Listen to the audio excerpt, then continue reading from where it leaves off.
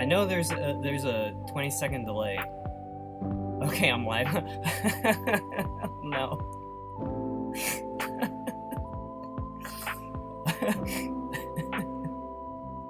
I was like, well, chat's just very quiet. You know, no worries. I mean, I was on all my socials last time, like, oh, it's gonna be my first stream ever. And I guess that was more exciting than second stream.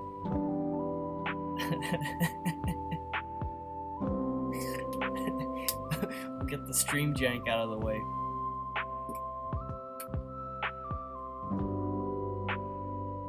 I'm gonna watch chat. Can I get confirmation that you can hear me?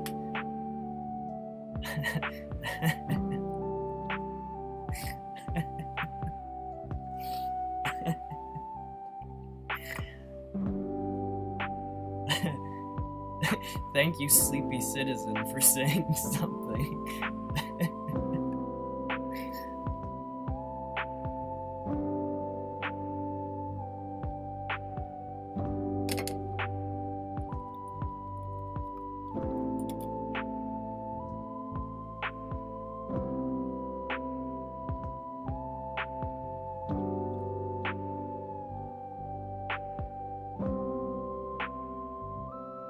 Oh, now you can't hear me?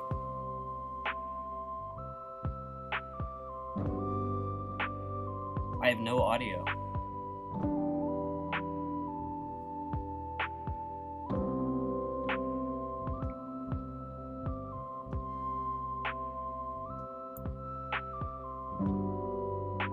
You can hear.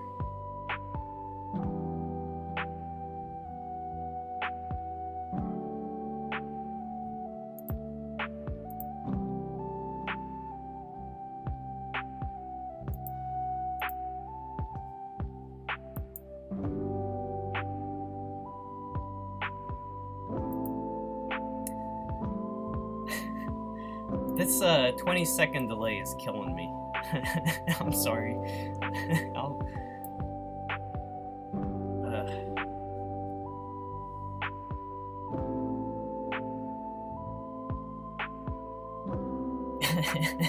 Oh, I get the joke now. Visible and audible. Alright.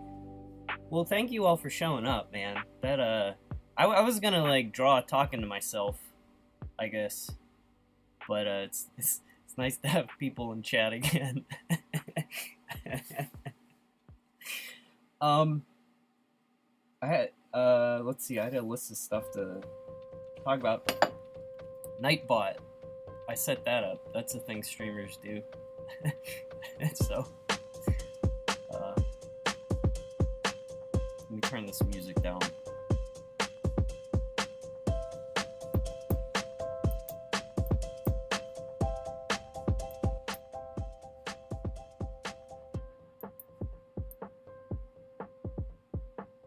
Hey, Destroyer Mangoes. What's up?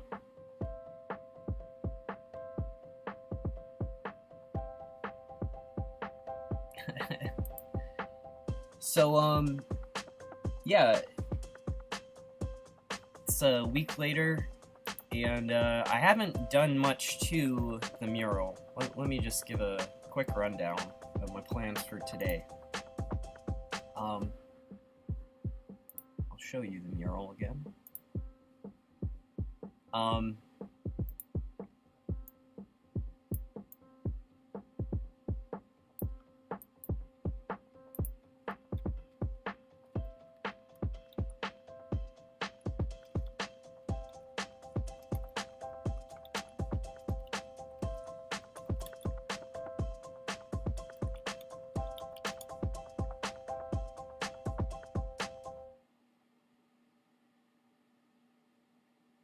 Hang on, Nightbot is warning people. This is... I'm gonna turn it off if it's doing that.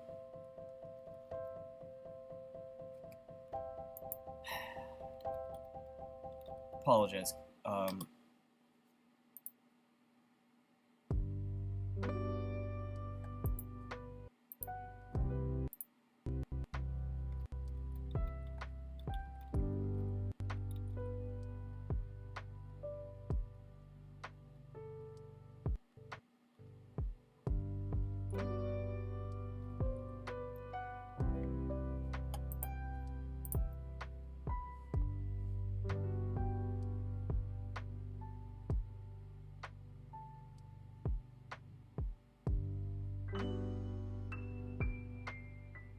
Nightbot, spam protection. Disable, disable, disable, disable, disable.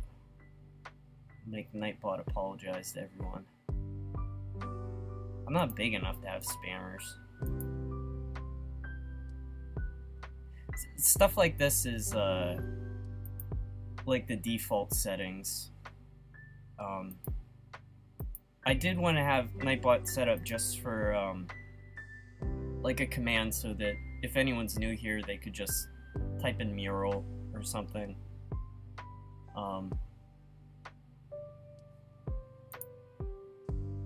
And I wouldn't have to explain it every time.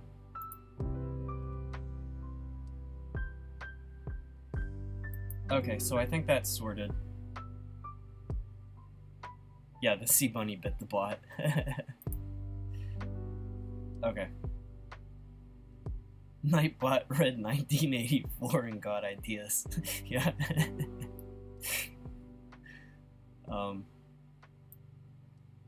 Nightbot is just offended by emojis.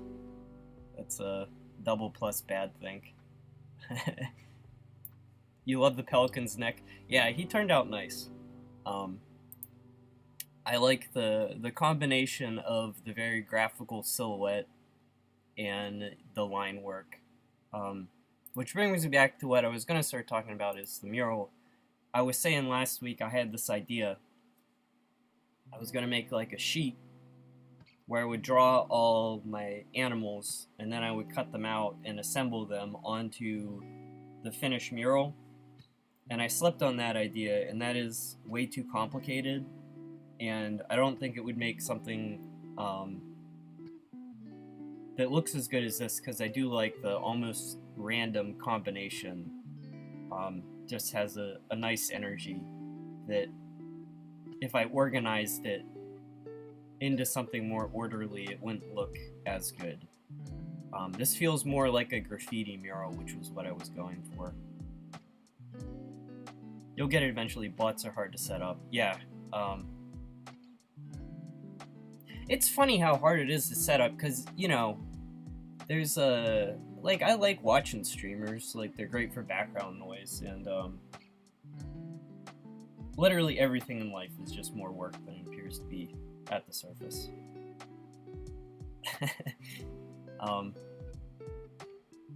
But yeah, so this is the final mural. The other thing is, if I'm drawing on stream, I shouldn't be drawing materials for the finished mural. I should be making the mural itself. But, so that introduced the question that I tried to spend some time on Sunday of where the names go for this. And I think the solution I made that I liked the most was to do like little orange labels. I think that this color is bright enough that it doesn't compete with the black and white, but it's still legible over white. And I would stripe a little label and then write in white over top that. And then I think it could kind of look pretty, you know. It'll end up like from, you know, zoomed out, it'll be like flecked with, I don't know, orange color all over. And maybe there's something else I can do with the coloring of the orange, like have a gradient on it, but that might just be overcomplicating it. So I like that solution. That might change, but that is my current idea.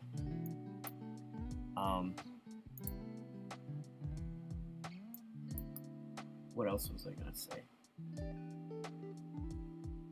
Oh, just I do like the idea of streaming the entirety of this, making this entire mural. I might not do Saturday again, because I also, if I work my part-time job, it's most likely going to be Friday, Saturday, Sunday are going to be the days that they need me the most, so I might switch to shorter streams on Tuesday, Thursday evening. Tuesday or Thursday, maybe both, depending on how much I want to work on this. But I'd like to set up a regular schedule.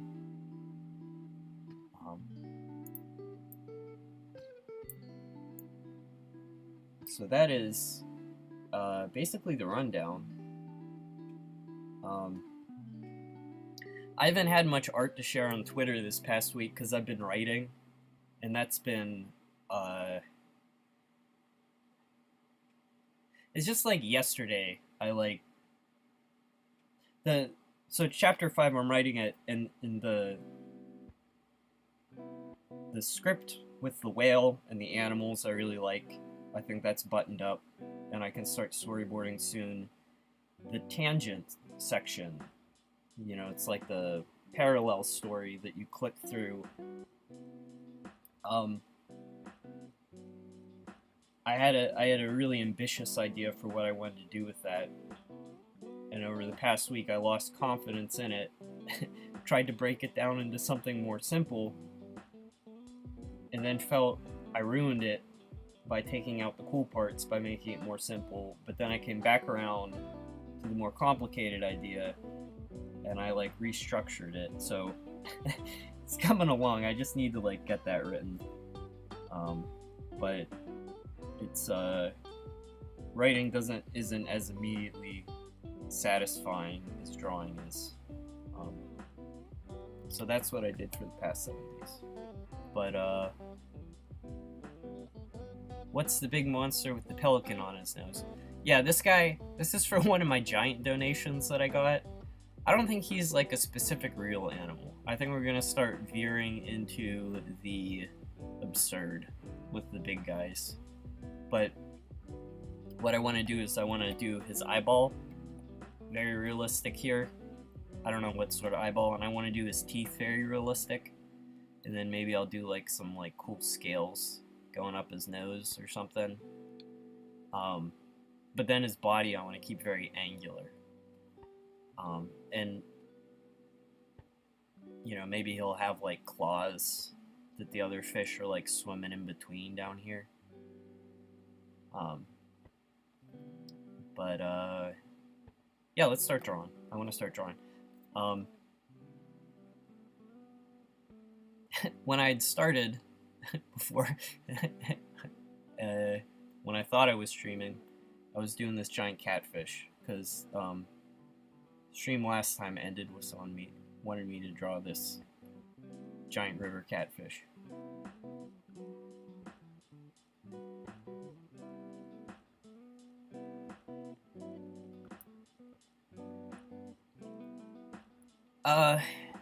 He's turning out. I was just saying that I'm still warming up. There are like little bits of his anatomy that look cool and I'm trying to include, but I'm not sure I'm fully getting what I'm looking at.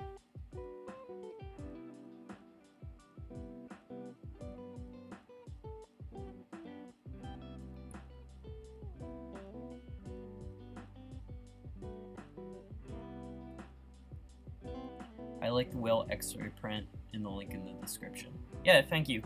So, the prints at Imprint, I think they're good quality. I just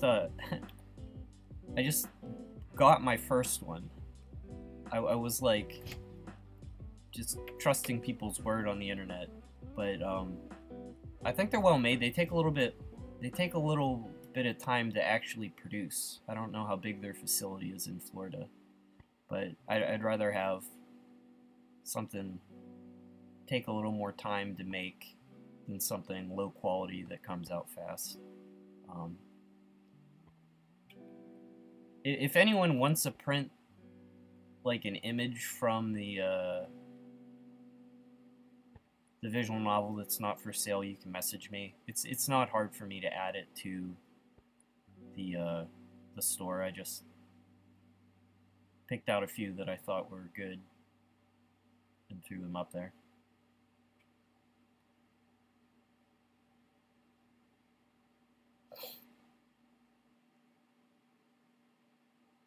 When I'm doing these guys, I love this guy's face. That face. Got his nose in there too.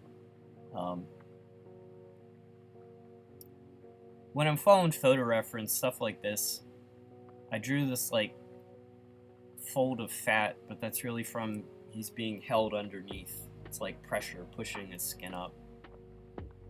I don't think it matters, but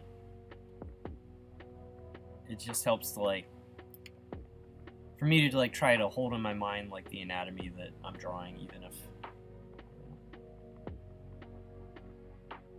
it helps you feel what you're drawing.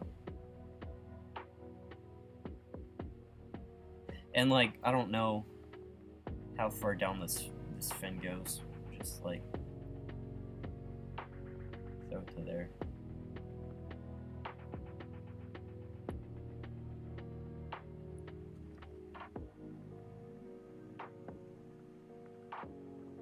It's not, like, accuracy that I'm caring about. It's just, like, just want things that feel, like, anatomically complete.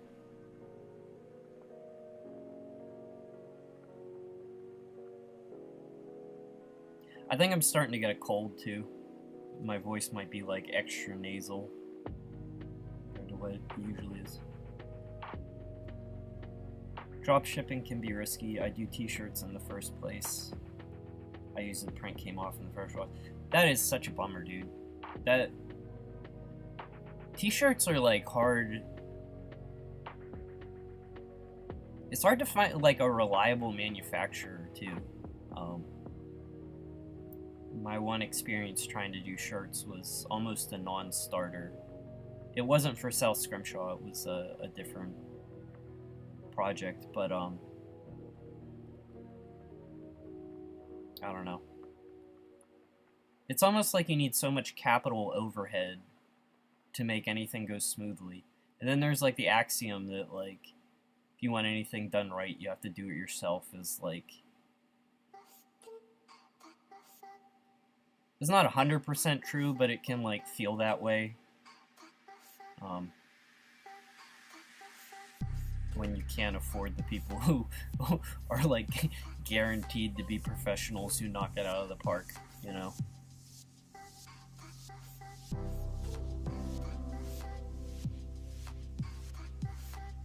Man. Oh, I think I've already mentioned it, where what was Siban and Monaco puppet show based off of? Oh, yeah, the puppets,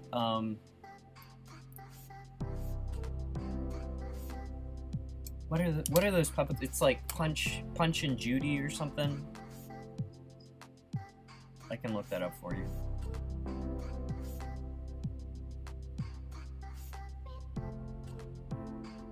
Yeah, Punch and Judy, the little puppets, like.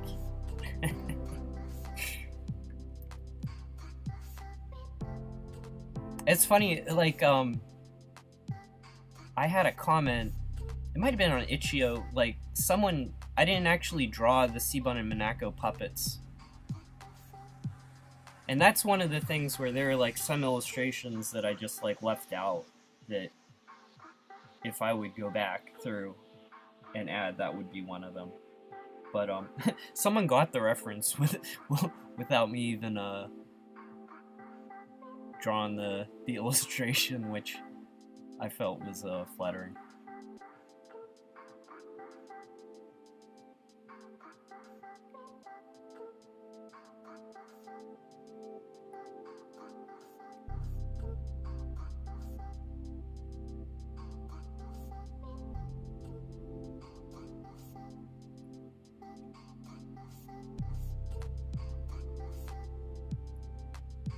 Give this guy a shiny back.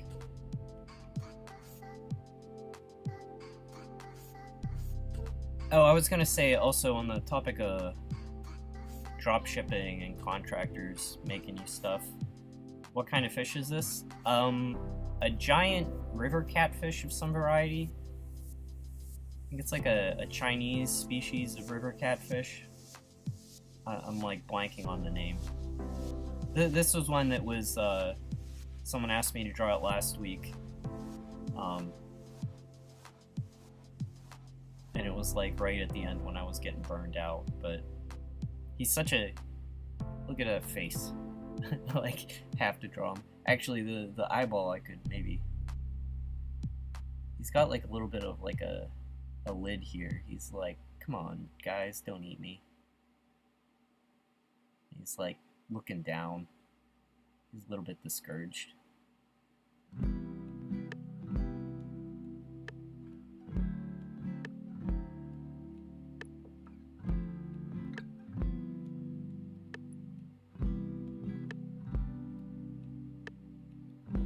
I don't like that reflection.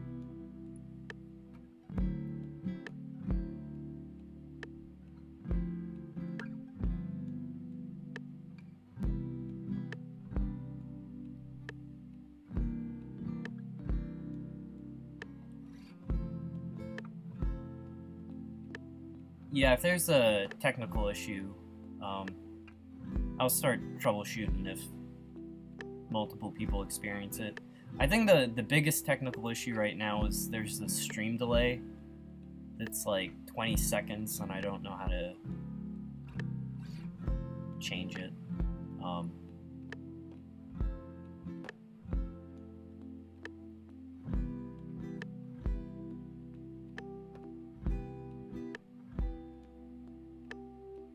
Pectoral fin is more of an arrow or a knife.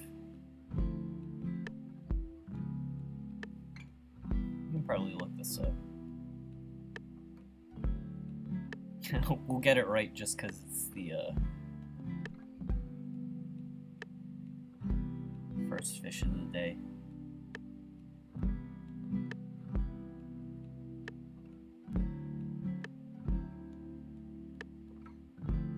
Big fish, giant fish, really.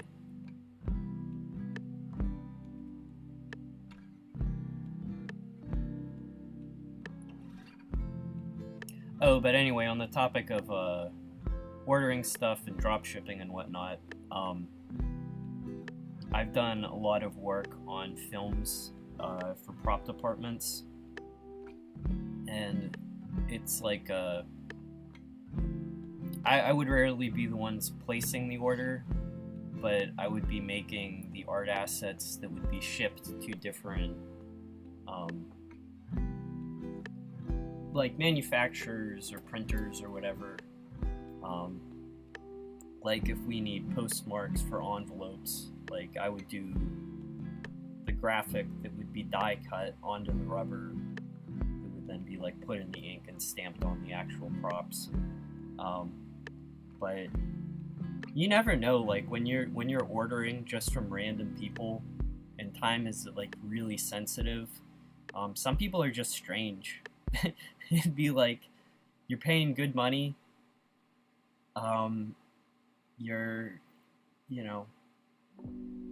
just trying to get everything lined up and give them work, and you get run around the bush and like I don't know. So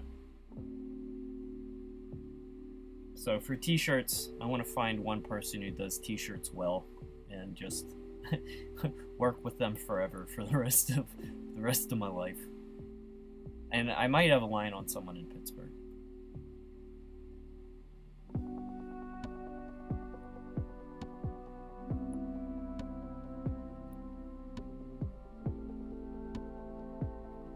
All right. Good enough. Fish 1. Should do like tally marks this time. So when people ask me how many fish I drew, that can be like this many.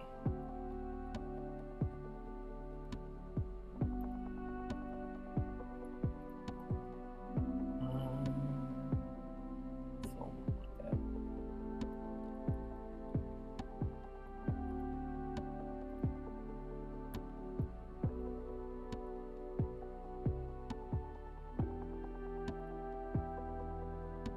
A little bit wonky. We're getting there.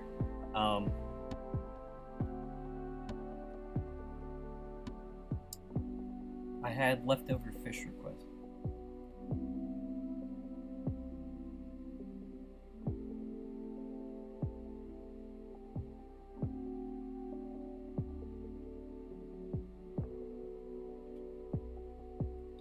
What were the cut images of the calf biting the first whale referred to as an old timer at the start of chapter 4?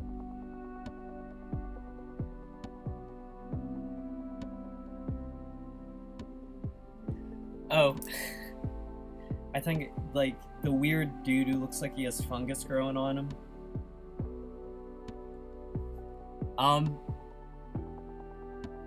It was just this, let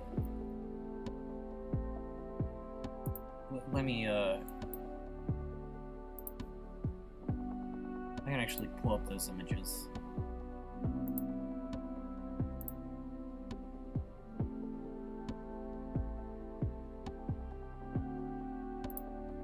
Applications.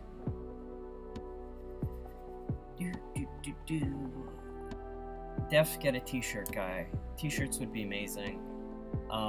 Yeah. I appreciate the, I appreciate people wanting to get them. I'll make nice ones when I do. You know, it's one of those things I just want to make sure it's done correctly, but having people want to buy the t-shirts makes it worth investing in the t-shirts.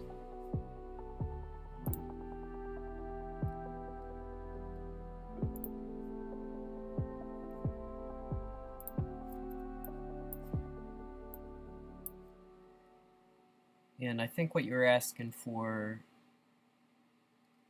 about where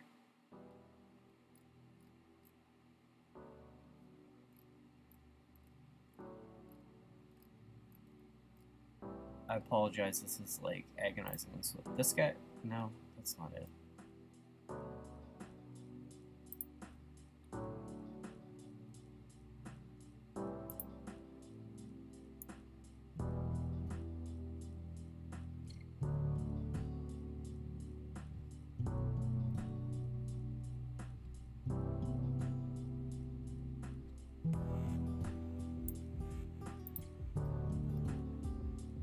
This guy?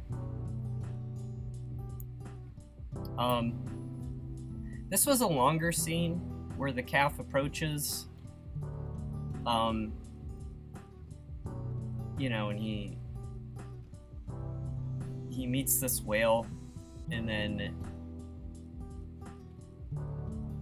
it's like these little worms come out of the whale, and they have to like squiggle into him, and you know, he bites it, and then the whale gets angry at him, and then he gets chased off by a bunch of the squiggly worms. It just, like, the scene, I thought just, it took too long and it broke the pace, and, you know, the only thing that sort of matters was, like, the dramatic experience, what the whale was going through, and it just didn't fit. Yeah, I probably should have taken that out of the visual novel, not put it in the project files, but there's also the other cut, I think.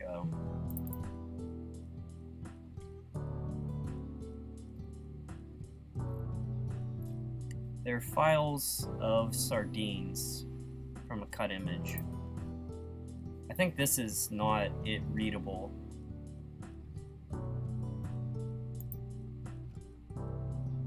It's like the Moonstone sardines had another aside that just broke the pace. Like, no one cares about the sardines. I mean, maybe you care after the fact, but like reading it just slowed it down. This is also like the type of extra work that I don't wasted effort that I'm not going to do again.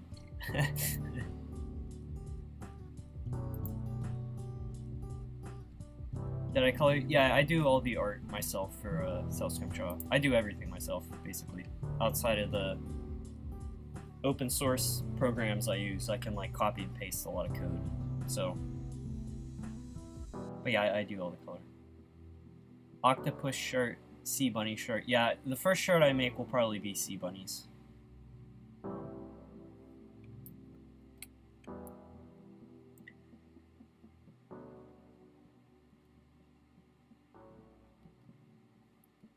Yeah, no problem. Enjoy tomorrow.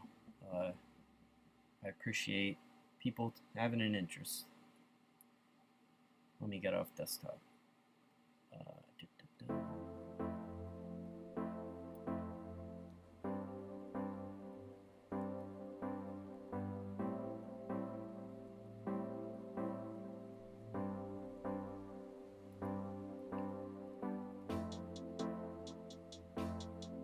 Alright.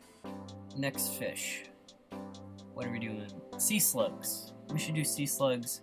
And what we need to do, this is kind of I believe, an important one.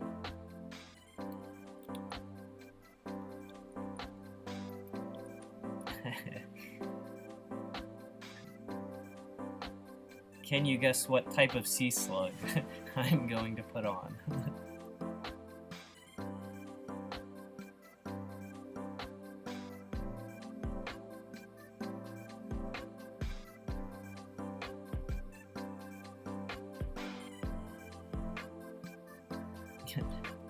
The real sea bunnies.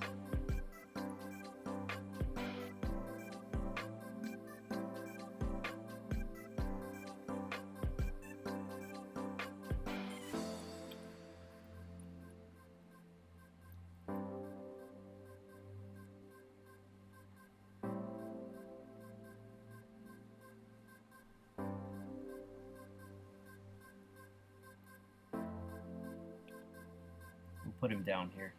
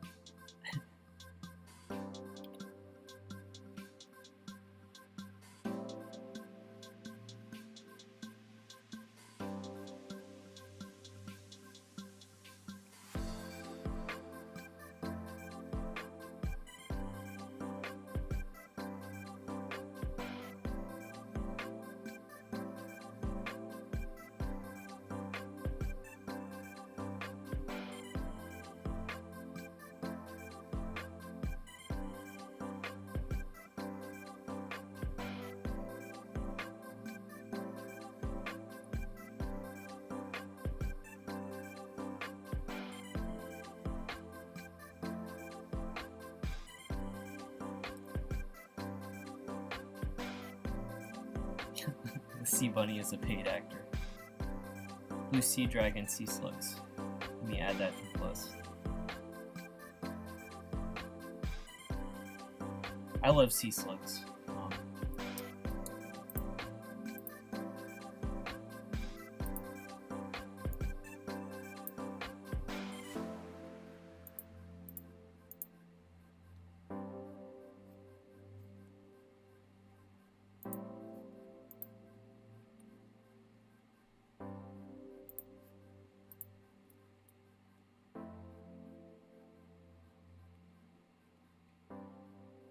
What would an otherworldly slug look like? You know, that's one of those things where you're in stiff competition to do something weirder than reality. You know?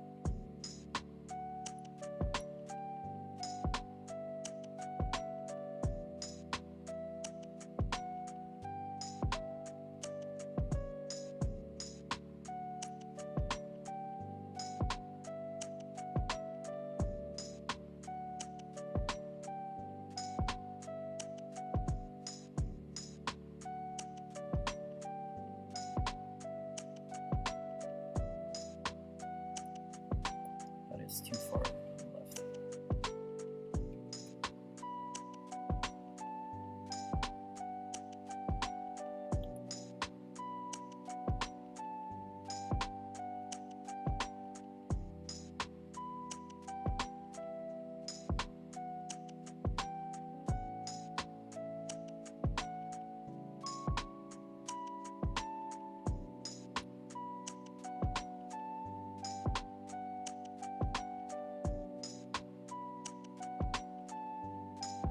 It helps if I draw in the shape first, in this case. Yeah, this isn't right.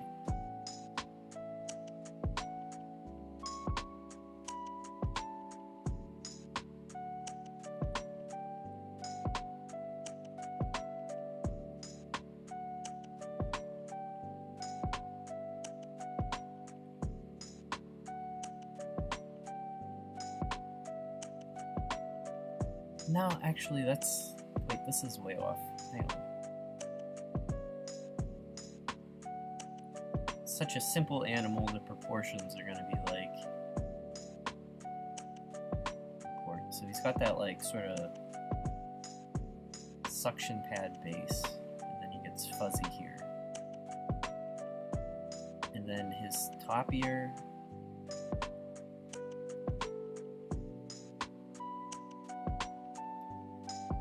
The ear on the left doesn't, like, go beyond his back. So I'll put that there.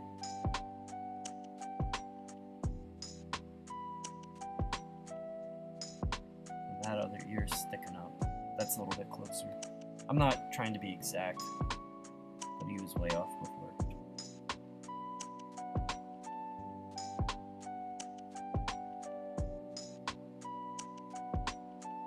I should have kept the previous drawing just to see how far off I was. And I like how it's not like solid black, but these like individual little lines. I don't know what they're called.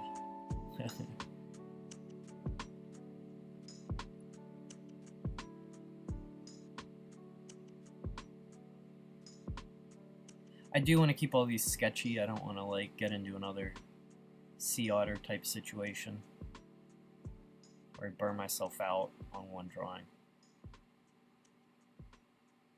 But see, that feels way better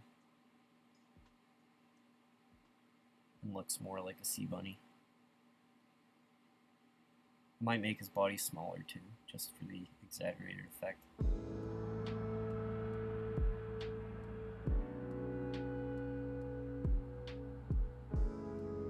Actually, doing drawings of sea slugs is probably going to be some of my most valuable study time I could spend, because they're pretty divergent from the usual anatomy I draw.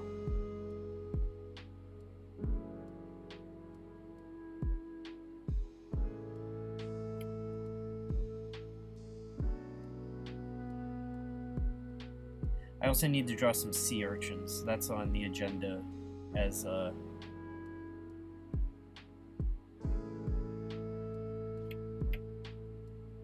preparation for chapter 5. I need some urchin stuff.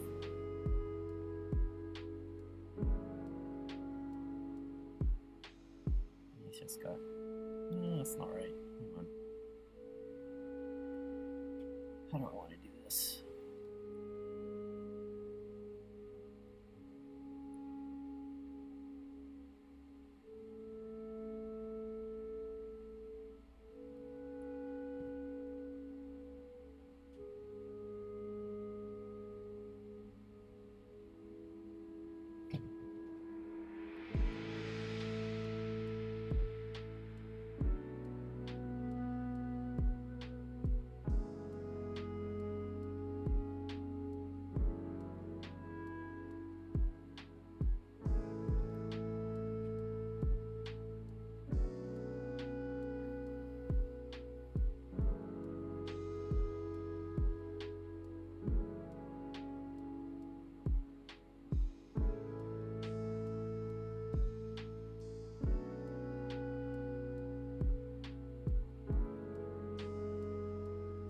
These guys would be much easier to draw if I was doing white on black, actually. Like, like there. Now he's fuzzy. I'm like drawing hair follicles and, you know, it's like white on black. You're just like, there. Done.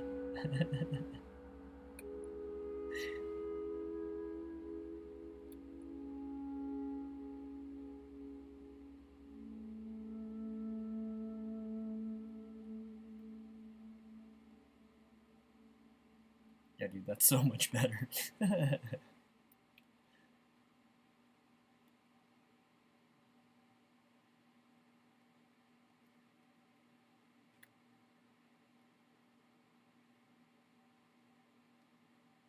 I hear Kitra's good. One day I'll try out, or I'll just like investigate other drawing softwares. And it's not even because I want to switch, I'm just curious. I kind of don't want to switch in the middle of South Scrimshaw just for like visual consistency, but to get paint to blend realistically in Photoshop requires like a separate plugin, and even then I don't think it does it live. So I think if you plan on doing full color painting, you'll want to look at other stuff as well as Photoshop. That's so much better.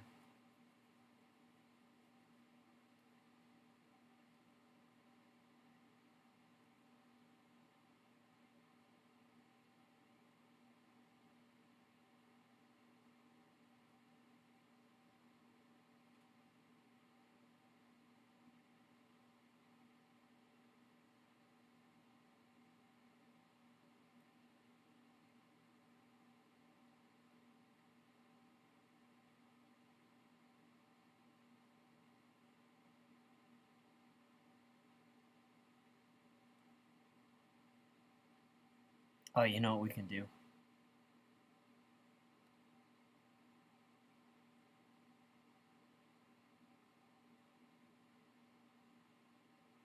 Give him a little bun nose. There we go.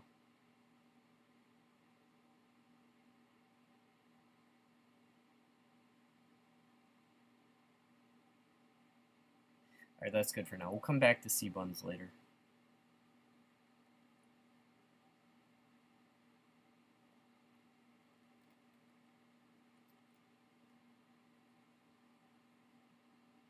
This is a little blob.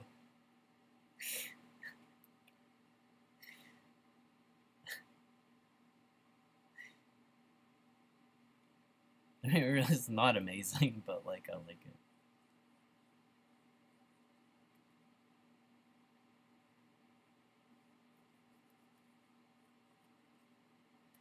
We'll add more. We'll resolve this black square into something later.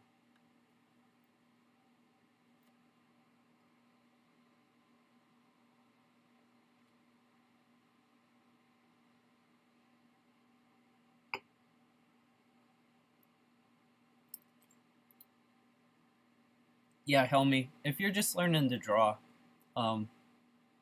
check out your free options. I will say that, you know, working as an illustrator or as a freelance artist,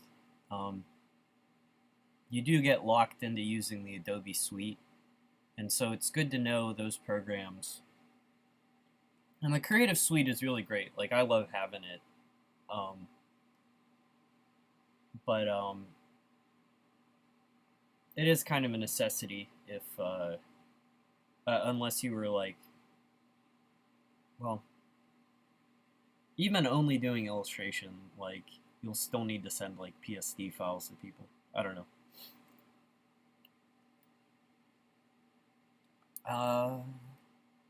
Did my music just shut off?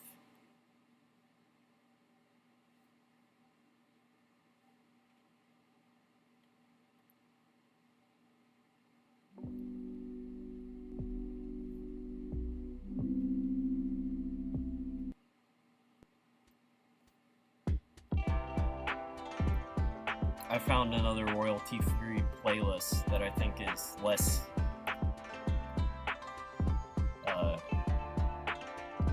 droning compared to last week's.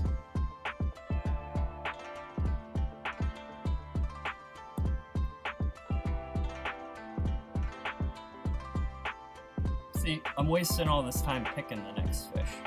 I'm being too choosy. Let's do a puffer fish.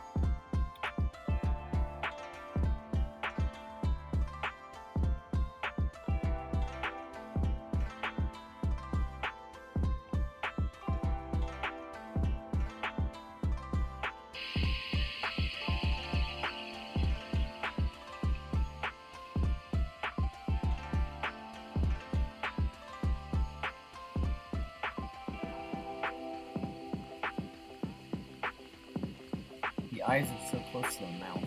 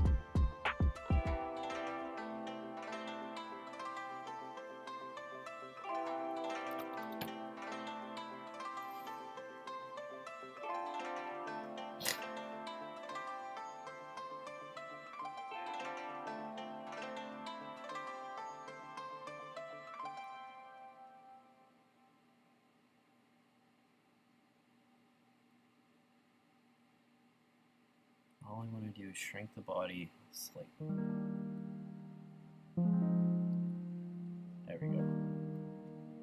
That's it.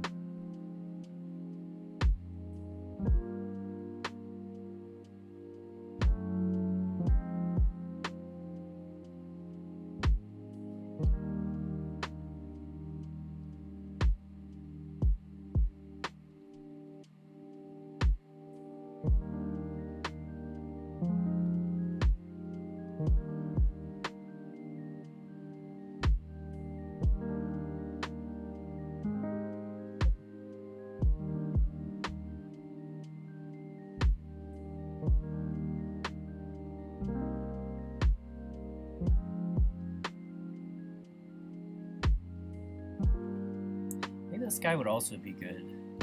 White on black. Maybe like white on black is just what I'm feeling today.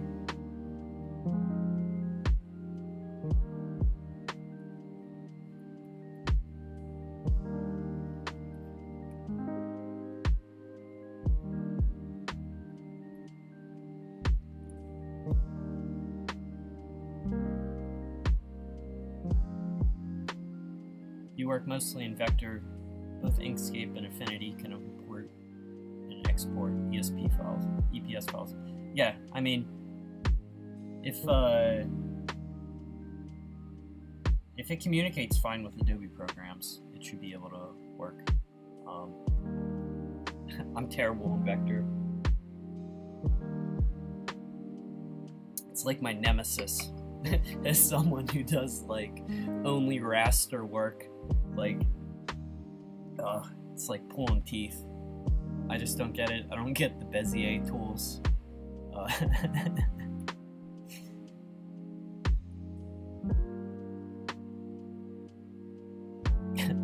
did this big animation once, and why is my brain not working? Holy crap.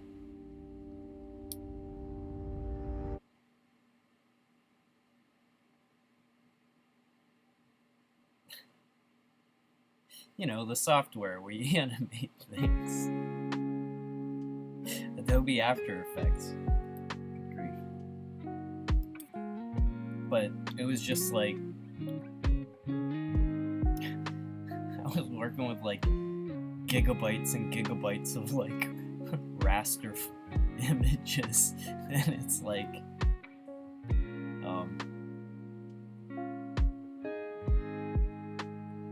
my computer like had a stroke trying to render it.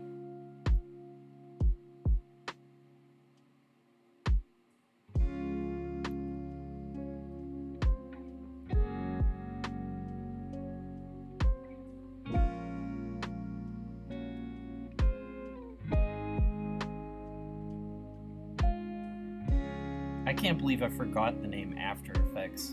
I am like... I'll just chalk it up to being tired, even though it's noon.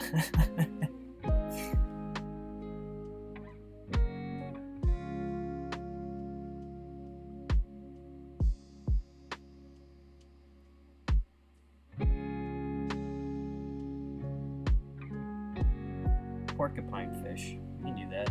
You can do spiky boys that are here.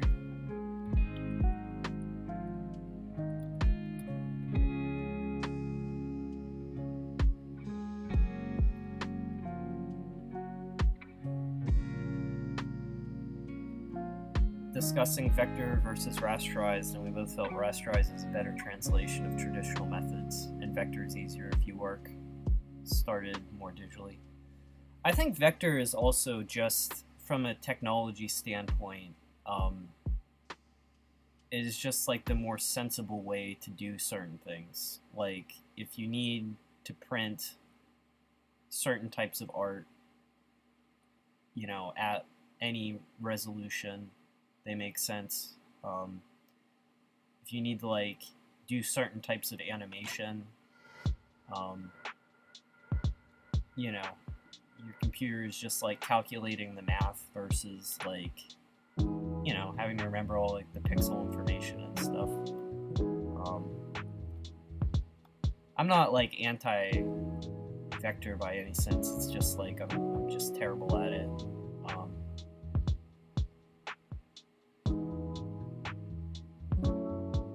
There's this dude,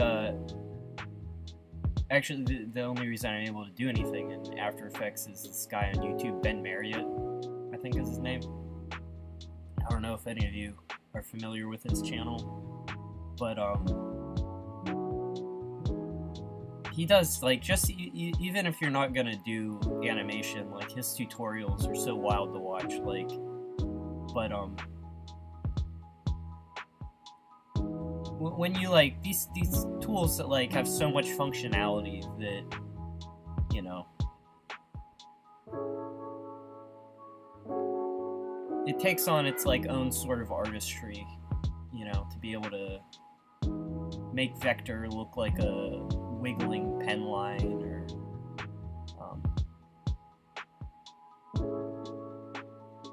you know,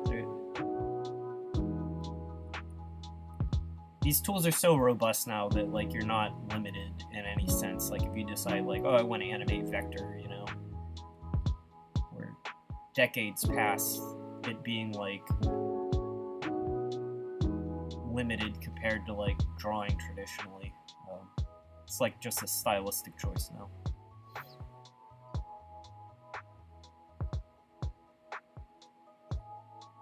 That said, my personal art is to do things by hand.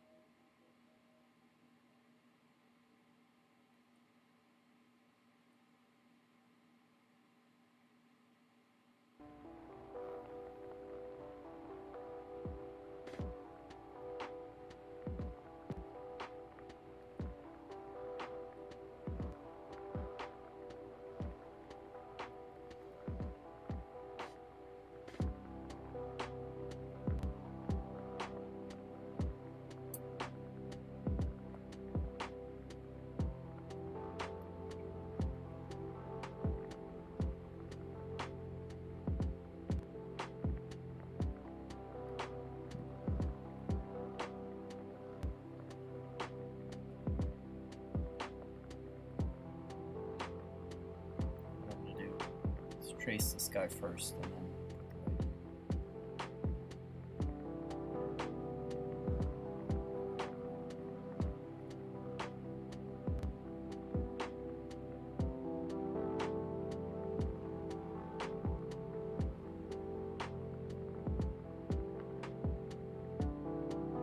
studying animation was my pathway to vector. I mean, it seems like most animation today is totally dependent on vector, yeah.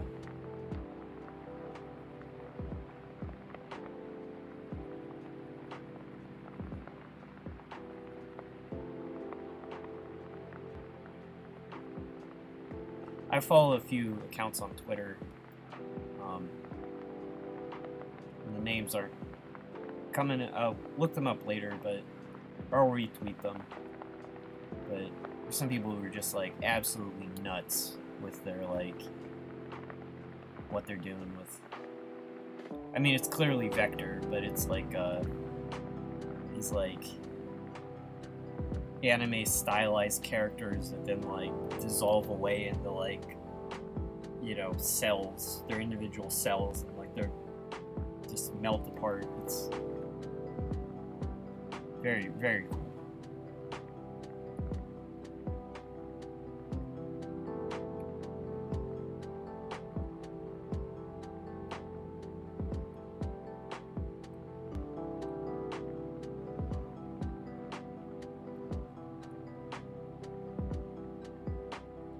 This guy's getting a little too detailed, so I'm gonna like kick him back down to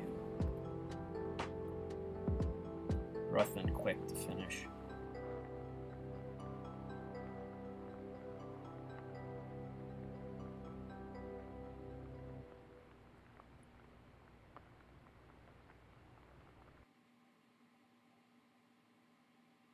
Yeah, animation's so much fun that like I can regret not doing more of it, but I like illustration more than anything else. But things like stop motion. I love stop motion too. Actually, that might be one of my favorites.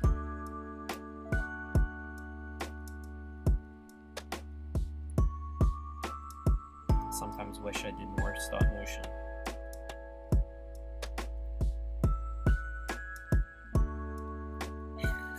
This guy.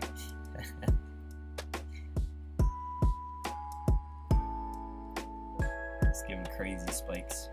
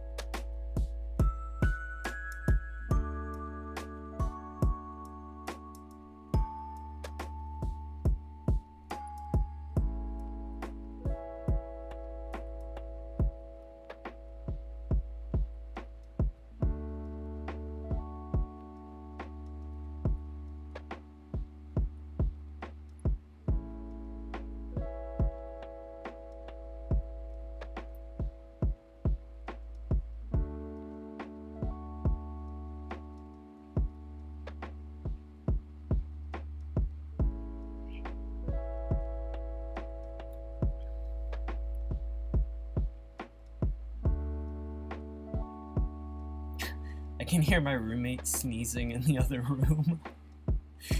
It's like I think his cold is like a few days more advanced than the one I have. There we go. He's silly. Good enough.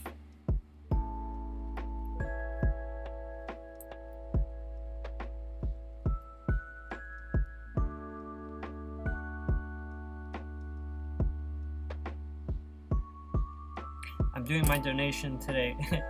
Hey, Sir Chandarius.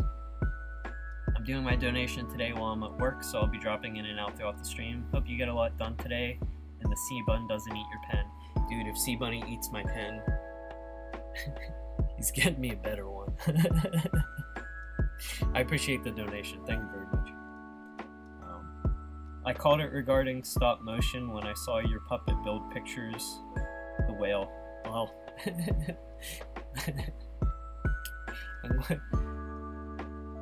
you too can spend crazy amounts of time building weird stuff.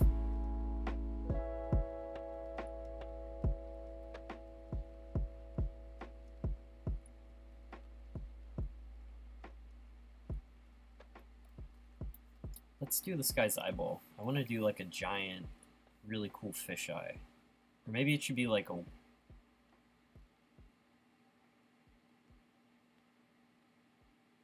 Let's do like a... It's so big, I might want to do a cetacean eyeball, like a mammal eye.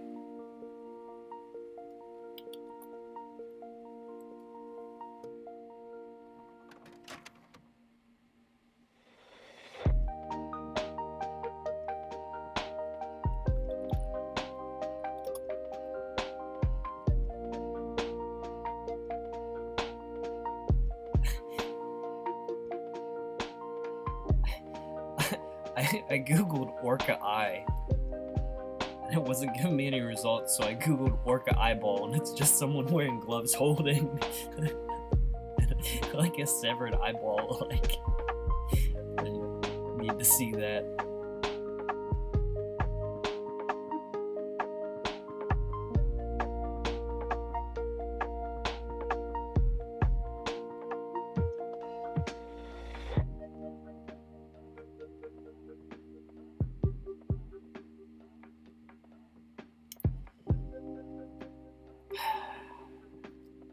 Fish eye types.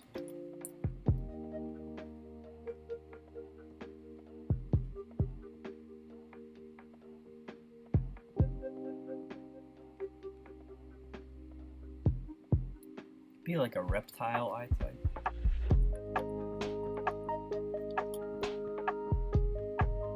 That's metal. I mean, I can show you guys. It's pretty gross. Yeah, maybe we give him like an iguana eye. Or like a monitor eye. Ooh.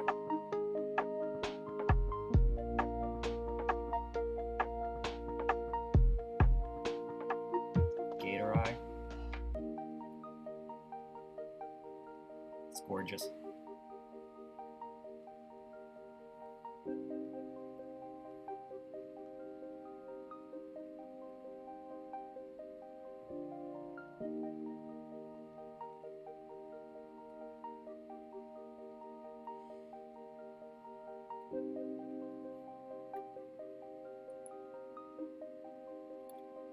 Something like that, maybe. My reference, like.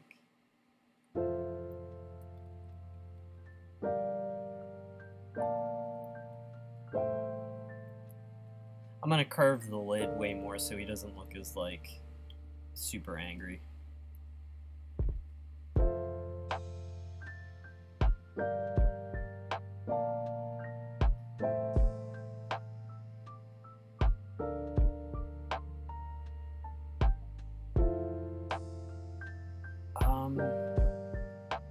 Yeah, let's just do this. I like that.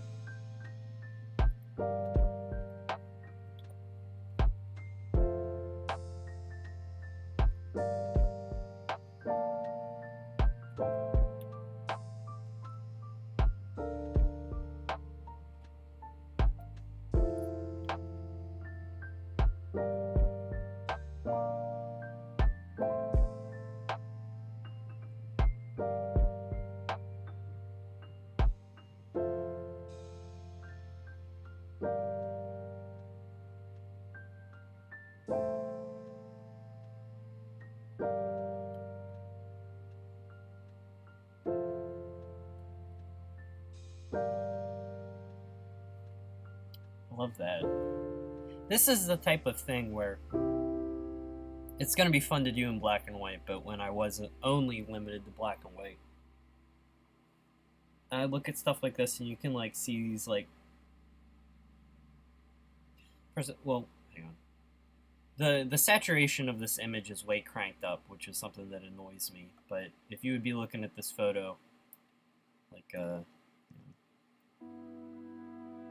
I hate when people take nature photos and they like crank the saturation to like 1,000,000%. I don't know. I can't even fix it, but like...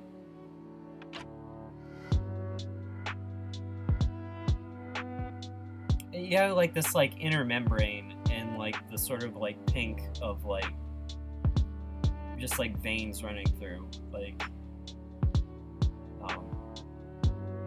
or even just like the colors of the iris, like stuff like that, or like the highlight, painting something like that. You know, you don't do like just like a solid white dot, like you do like a lighter colors, like you tint everything.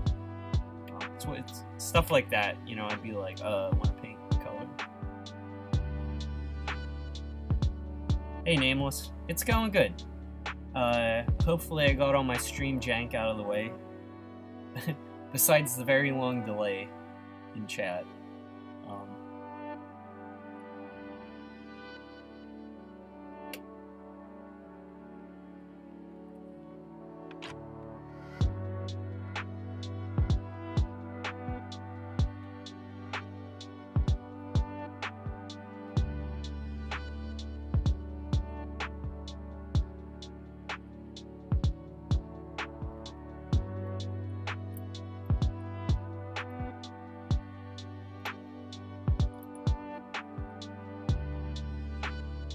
I appreciate the donation. It really does mean a lot. Especially on rent day. But also just showing up is like really huge. I really appreciate everyone being here. I'm not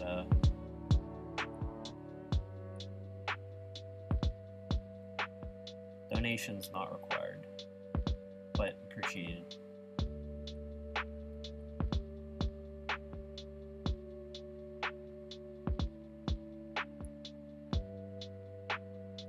Huh. I'm gonna have to cheat this a little bit.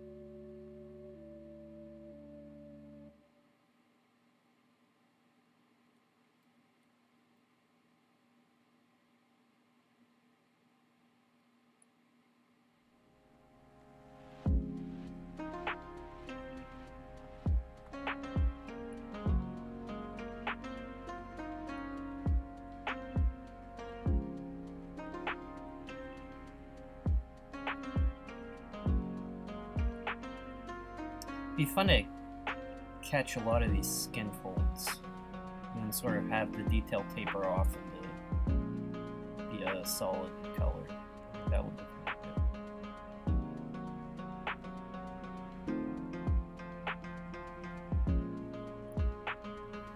good. Kind of the plan is like start at area of maximum importance and complexity, and then just sort of go out from there.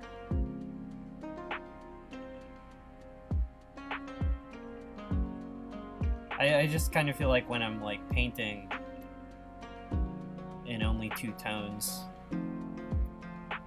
everything next to everything else, everything you draw like affects the thing next to it and how it reads. So it's like, excuse me, this helps to like start at one place and radiate out, I feel like.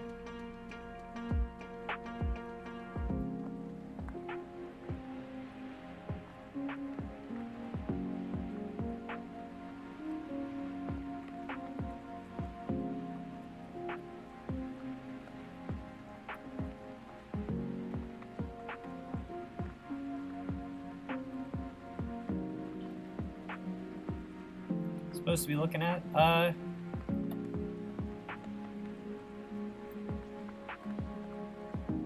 Maybe we'll like, these teeth will like give him something he's like caught in his teeth.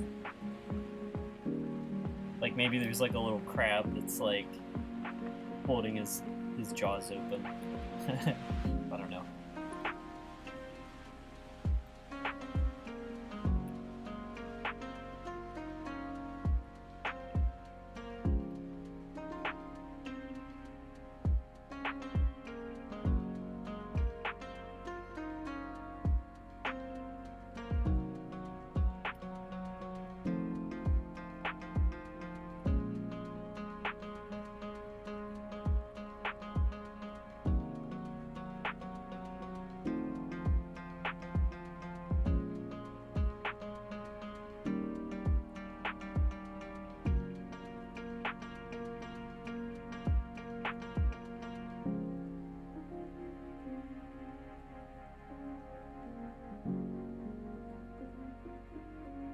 like that sweep down there.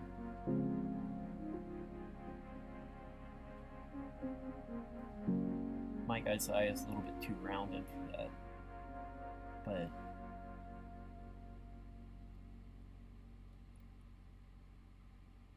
I just push the line in a little bit. Do a little bit of the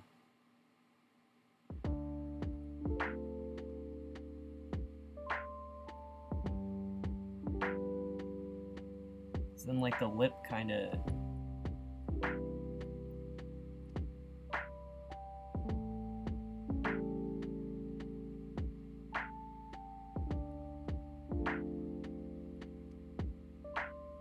it's wider at the bottom.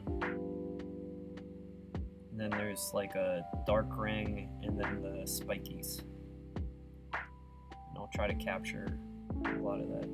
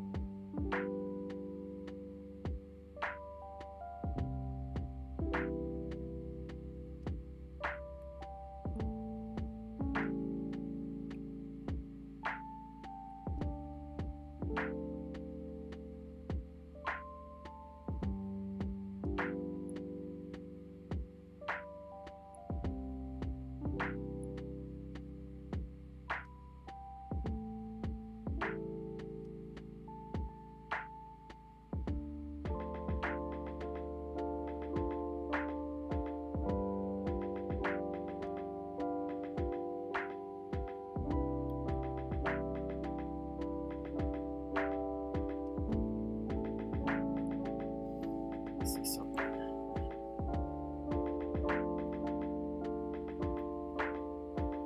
Yeah, highlight works there. I moved the I don't know what that's called, the skin membrane to the other side.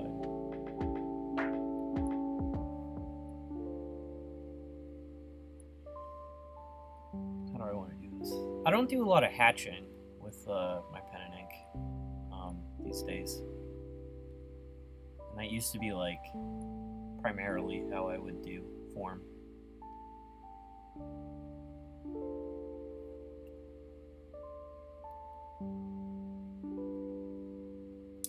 One of the creatures from South Scrimshaw? Yeah, I can do that.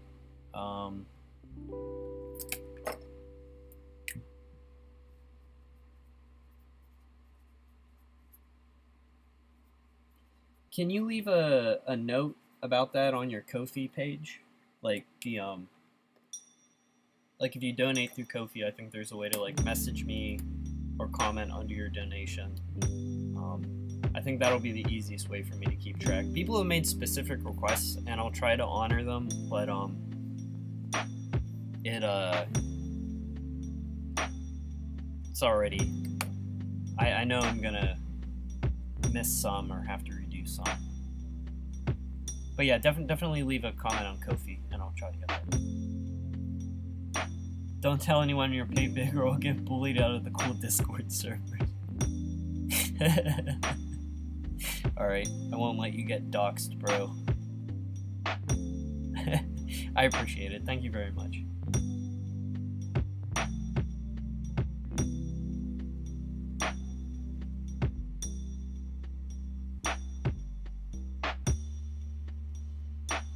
I'm gonna come back to the skin around the eyeball because it is not obvious to me right now how to do that. So here, this is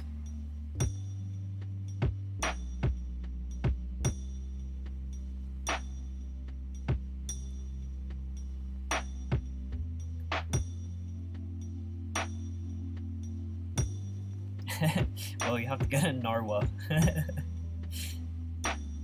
Thank you. Narwhals, definitely. That's like a must.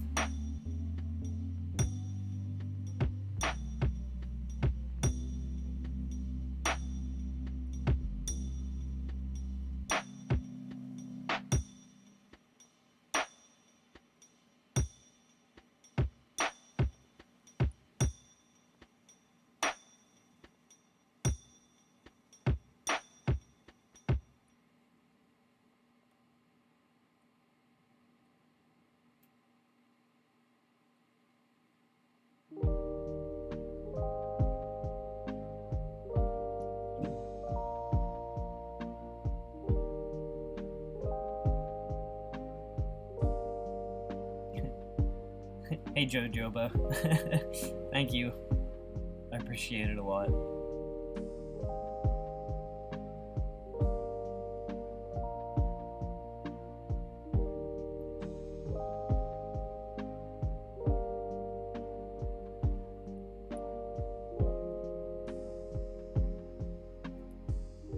Alright, so this like eye thing comes up.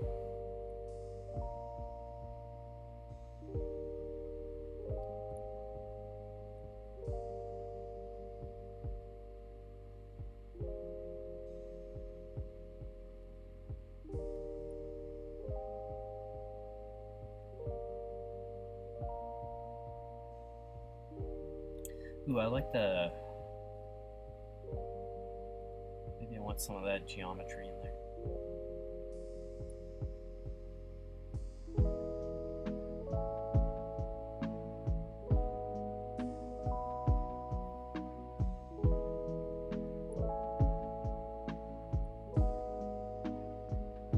If the lid comes in too steep, he like, you know, will look angry.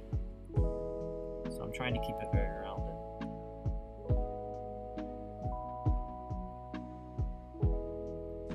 It's kind of got that light.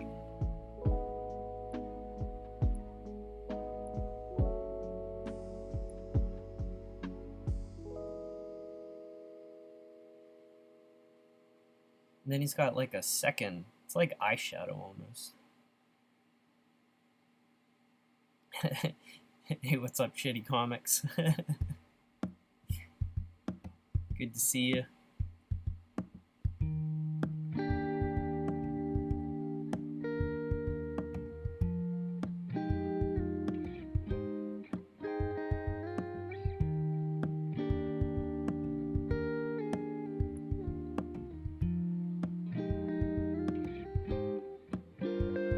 Seems right.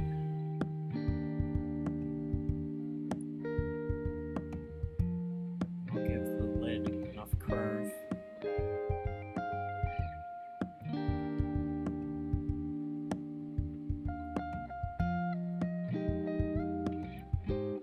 And his eyeshadow cuts off there.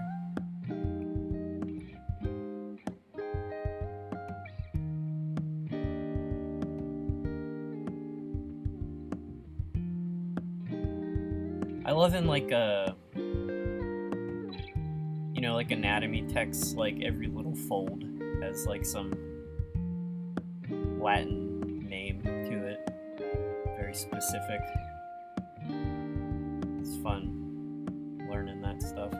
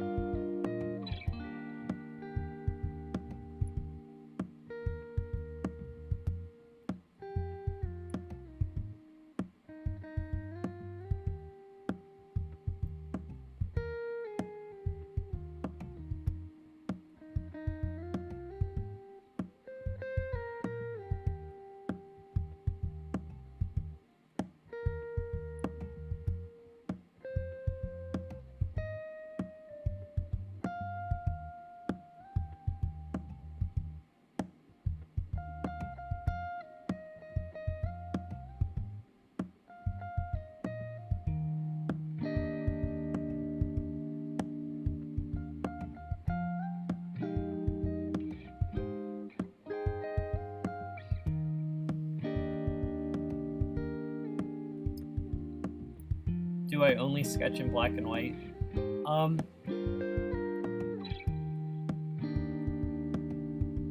For paintings, the planned paintings, I'll thumbnail in color sometimes, and I don't think I have them here, actually. I have a giant box of Copics markers of like every color that I got for free from a job a long time ago. I could bill it to the art department, and I was like, just bill them for several $100s in Copics markers. But in sketchbooks, physically sketchbooks, sometimes like when I don't know, not even necessarily when it's like a block, but sometimes I'll like be doing a sketching style similar to this, but with like 4 different types of color, just randomly picked out. And sometimes it's just gets different ideas coming out onto the page.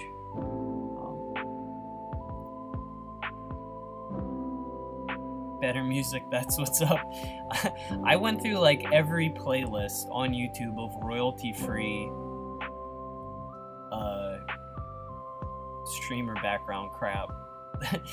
And this was the best I could find.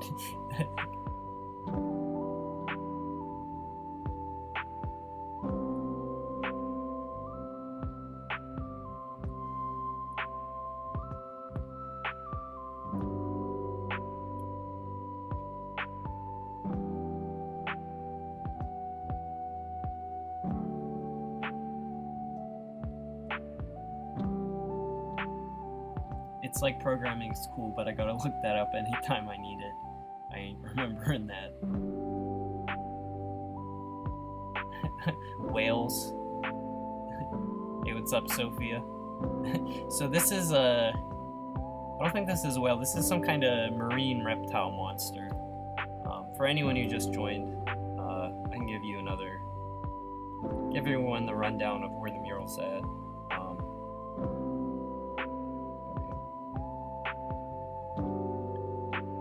So, a pufferfish looks a little weird, zoomed out.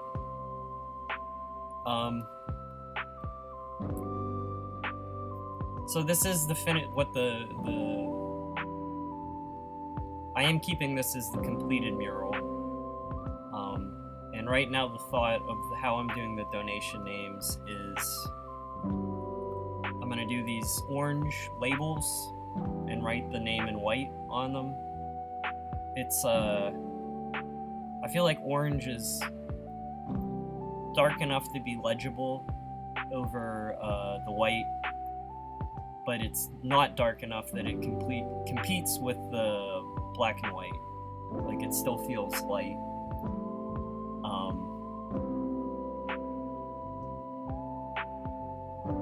Yeah, I don't know. Because I was just... The day after I did all this work, I looked at it and I was like, I like the randomness more than if I would try to reorganize everything. It feels more like a graffiti wall.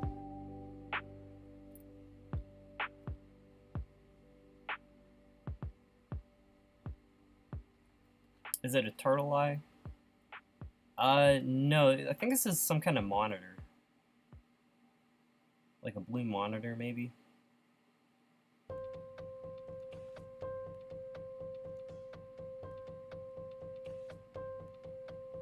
Yeah, real sea bunnies are here.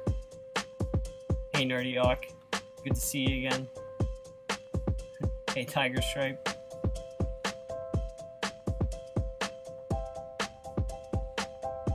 Yeah, I like the body of this big guy. He's gonna stay geometric, and I do want a contrast between very like geometric looking guys and the more realistic ones. Green iguana. Yeah, actually, that might be a green iguana.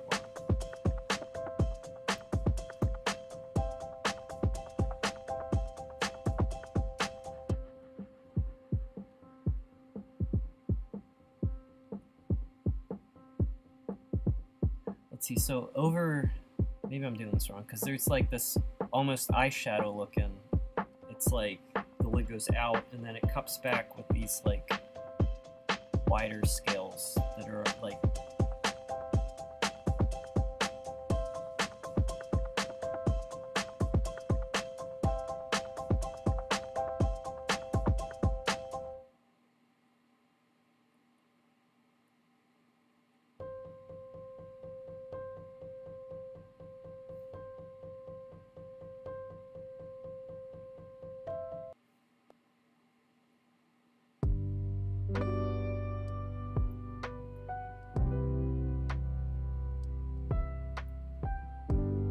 that iguana is clearly purple. Well, this image is clearly saturation boosted. I was just saying, like, nature photos. This is a long time pet peeve. It would be like if you get like Reddit pictures, our pics, and it's like every image of like nature is taken into Photoshop and the saturation is cranked 100% and it looks awful. You know, it's like a maple tree and it's a nice photo and then the leaves are like puke green and it's like, that's not what a tree looks like. It's like hideous, you know, like, I mean, you could like use colors that bright in a painting and make it look fine because it's stylized, but I just hate where it's like, I don't know, I hate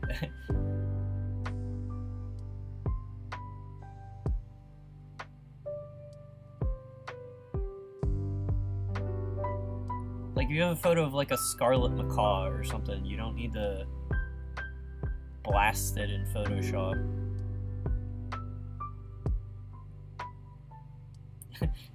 They added ray tracing to it, makes it more real. Yeah, we got Parrot 2.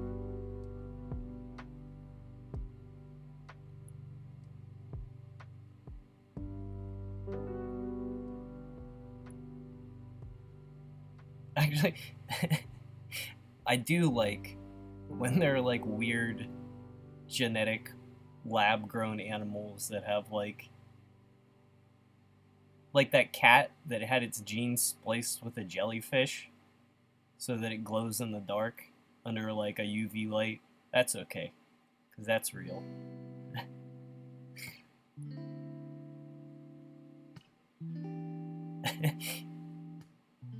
Totally ethical to do that to a cat.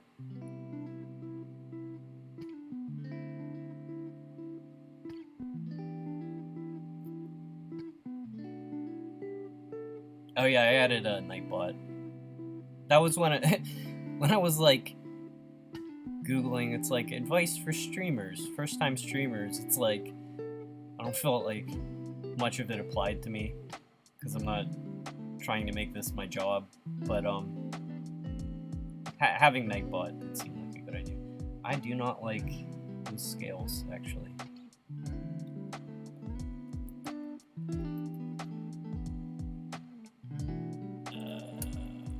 Let's try this.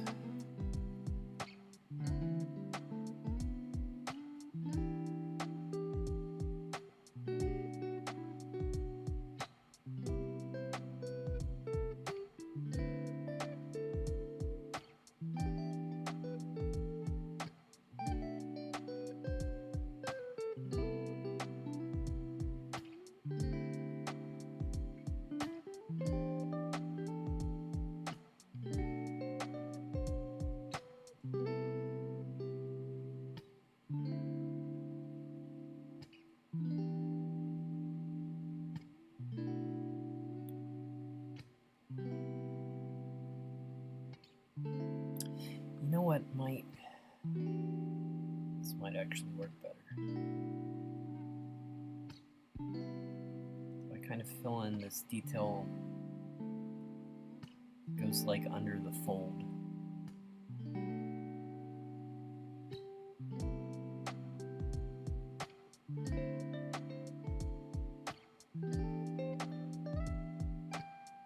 Just make me top mod. I'm addicted to power.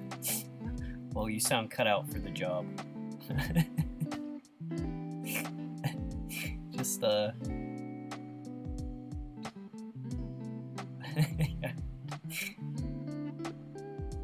make sure to alienate everyone in chat on your rise to power.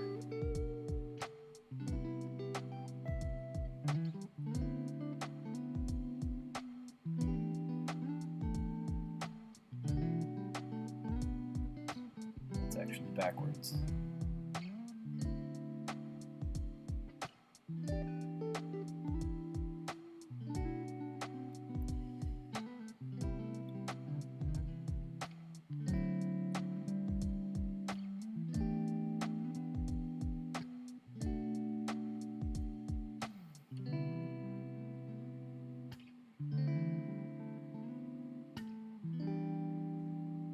I love the the cobblestone texture of the skin. It's just like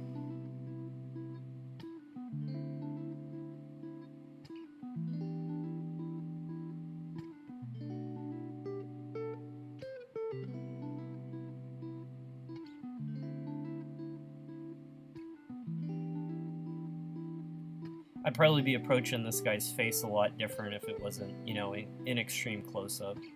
You know, I wouldn't be drawing individual scales, but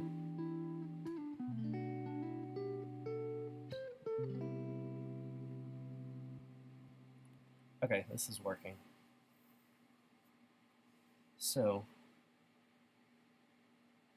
Photoshop just froze. Come on.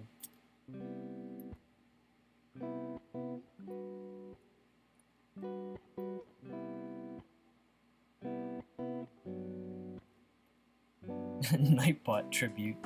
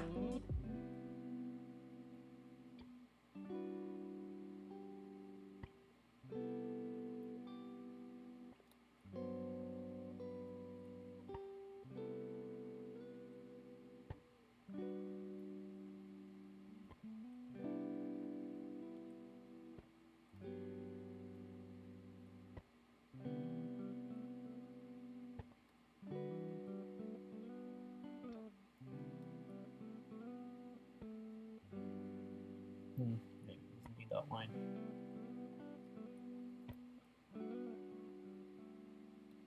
You ate swordfish at Snappy's for the first time. Swordfish can be really good. Very, steak-like fish.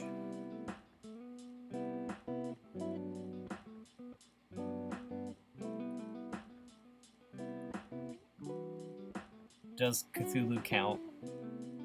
We can do like a Eldritch Squid, our own take on it.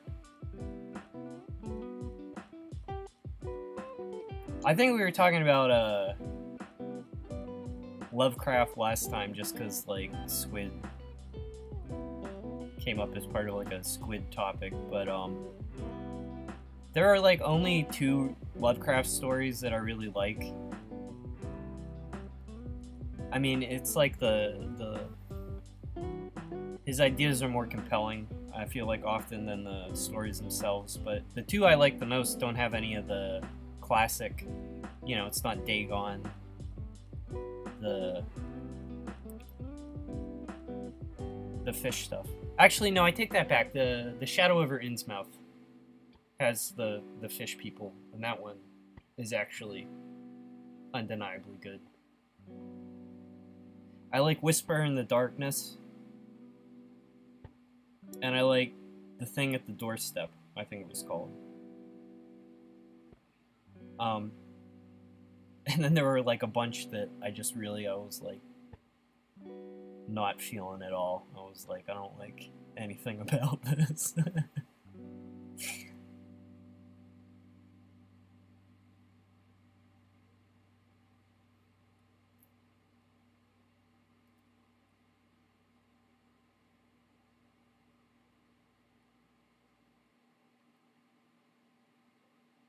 Whisper in the Dark is like, I think that one was scariest to me.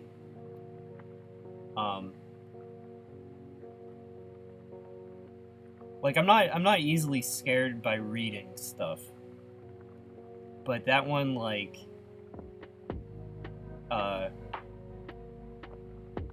think it had a lot to do with the pacing. If you haven't read that one, it's this guy, and he's a professor who got a reputation for debunking outlandish lore of the American New England area. And this oddly educated hermit in, I think, the New Hampshire area, there's very rural area, starts writing to him, expressing admiration for the guy's work, but saying that he wants to share some information that he's found. And there's this like extreme creeping paranoia that is really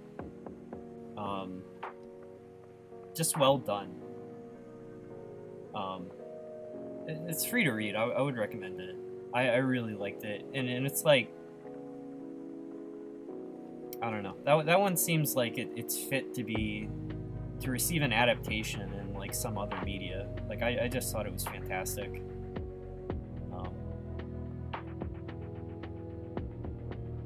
And it gets really weird. Like, it's like it sort of also captures some of the signature, just like, this is scary because it's just so not, like, inhuman, grossly inhuman type stuff.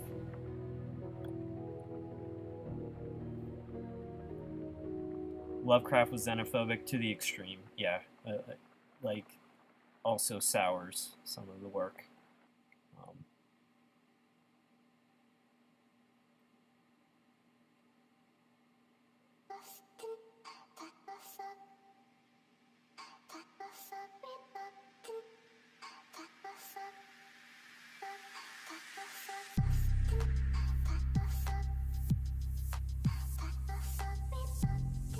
I don't know any Herbert West.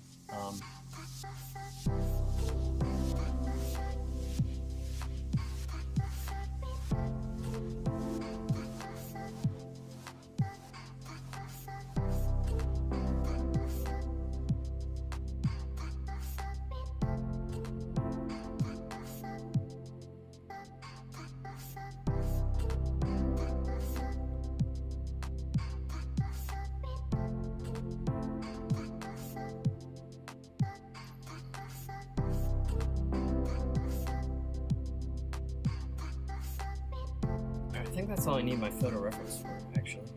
I think that's good.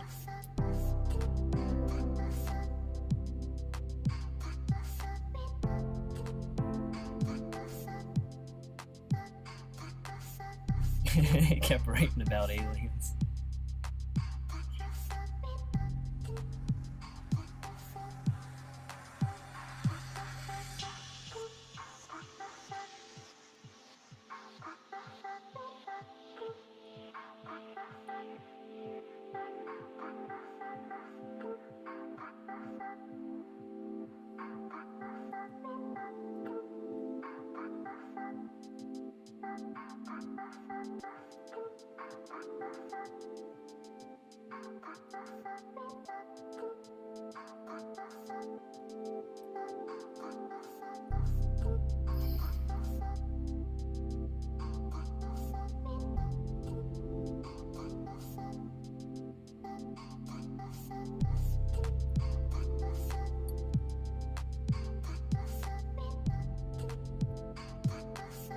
Let me see what this looks like with teeth put in.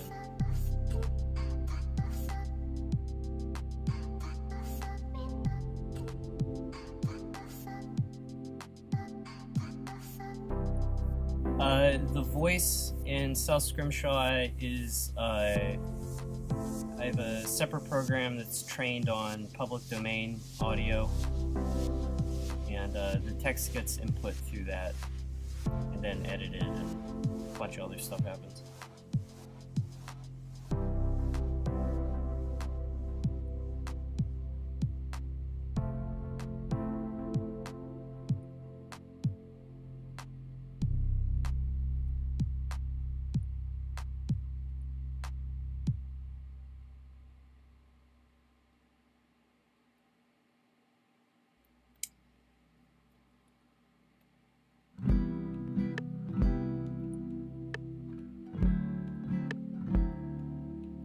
This might not come together until I add the teeth in.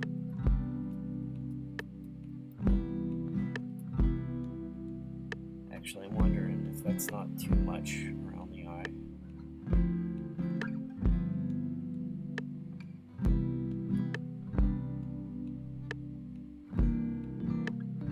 Uh-oh. Is that better?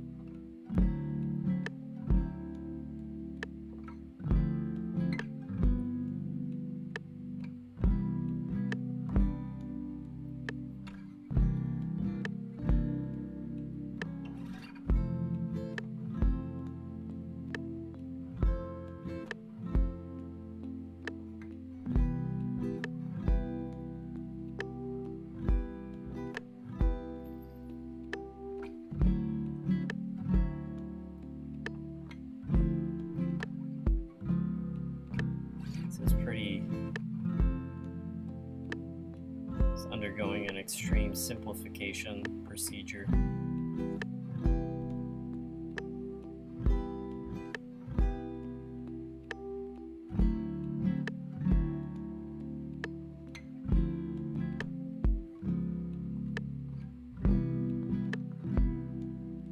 I like that way more, actually.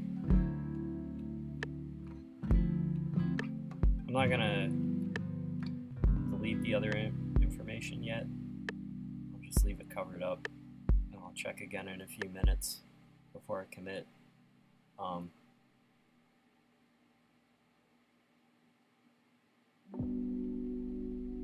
This is tough.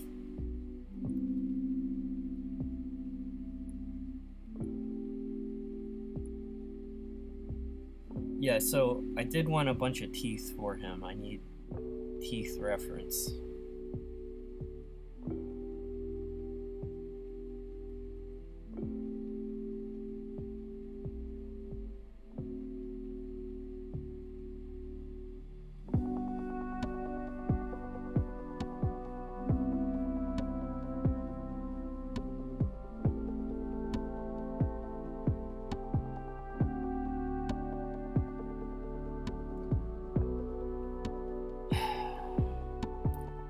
Shark teeth types.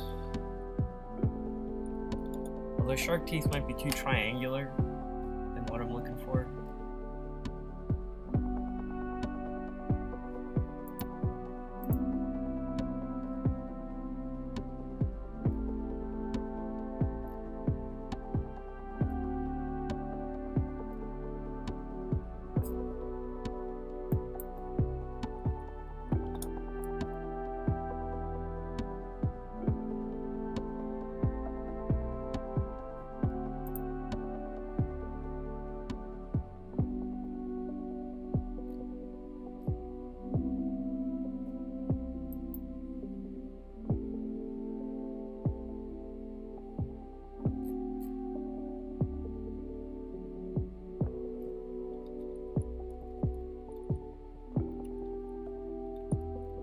I should do shark teeth. Teeth of varying size. Yeah, like maybe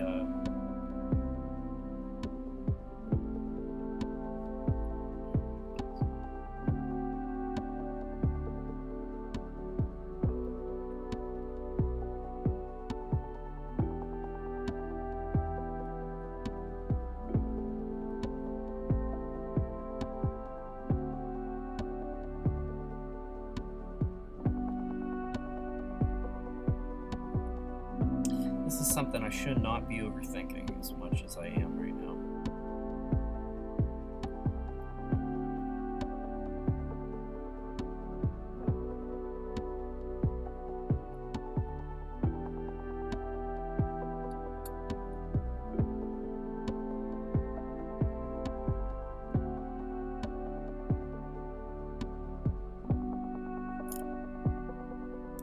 Oh, the Mimic Mother's appearance?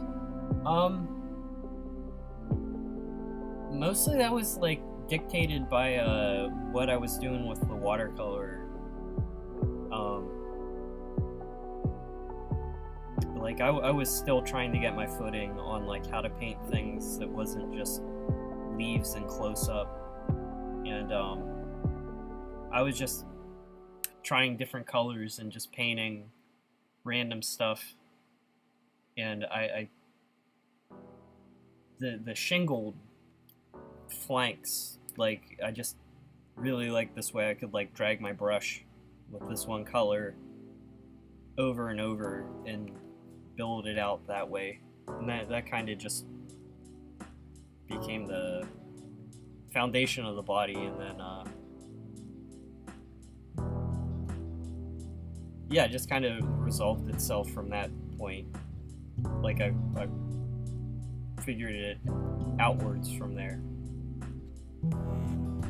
And then narratively, after it like had a big face on the end, you know, it became I sort of came up with the cause of why it looked like that.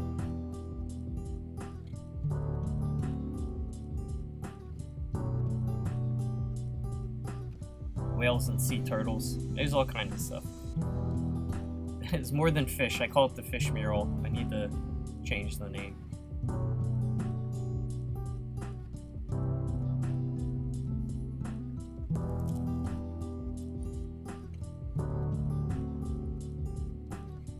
Maybe he has like tiny lizard teeth. Like if he's got a lizard eye, why does he need like shark teeth? Don't lizards have like really tiny teeth? Lizard teeth.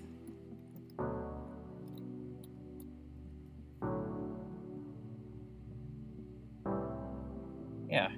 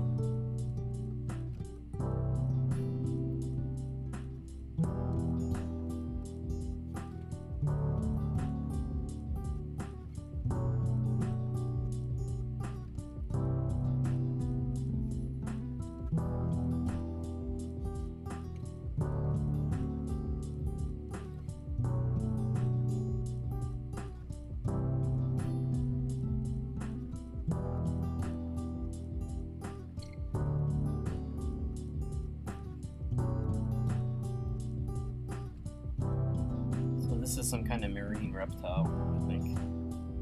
It's been decided.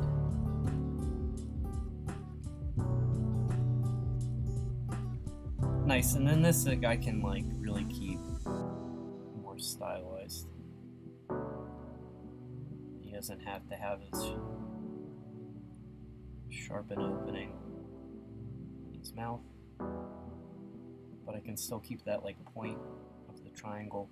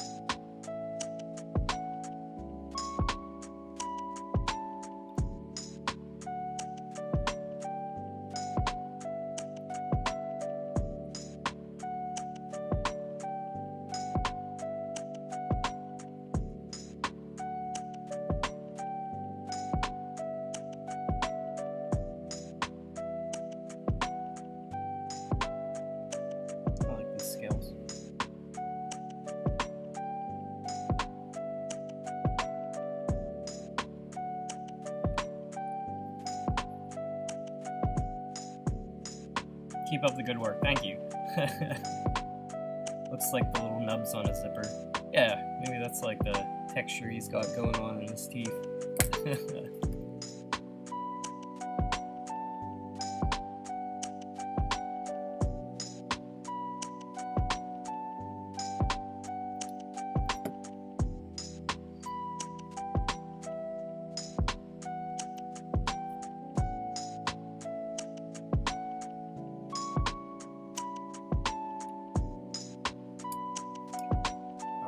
I'm gonna save another copy and flatten it.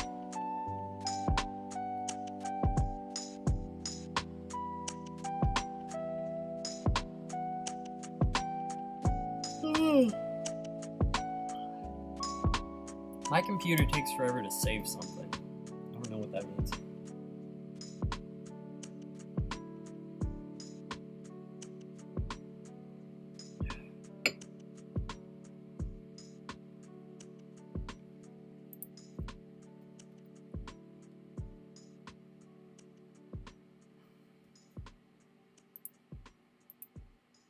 Dude.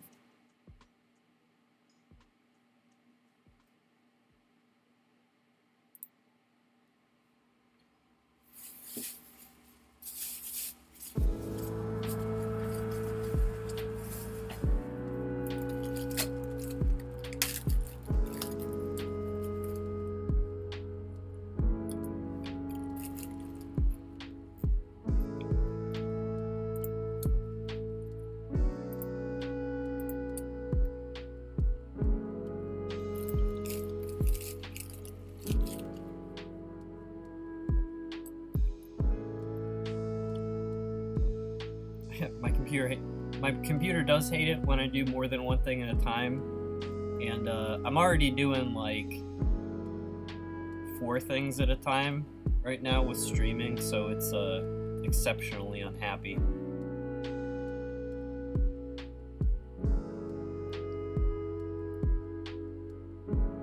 You know, I'm lucky enough that I do have a backup machine now, in case something catastrophic is looming. I've been doing my best recently to keep everything backed up, to like have redundancy with all my files.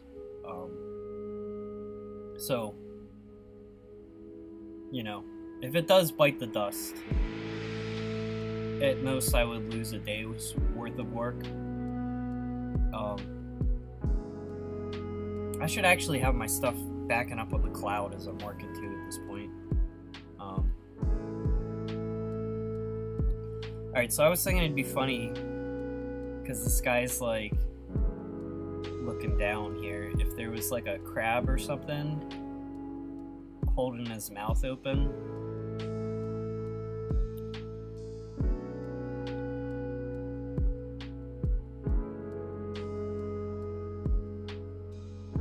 Like, I'm just trying to eat.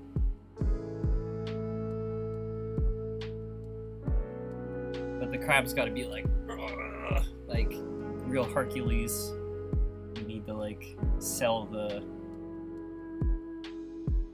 motion somehow.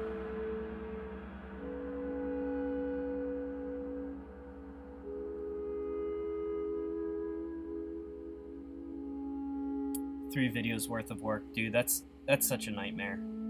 I'm sorry that happened to you. It's like,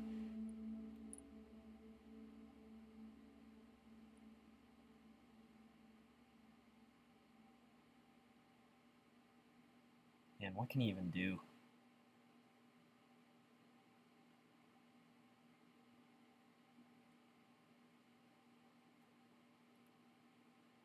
You were able to rip the files out. That's huge. That's like,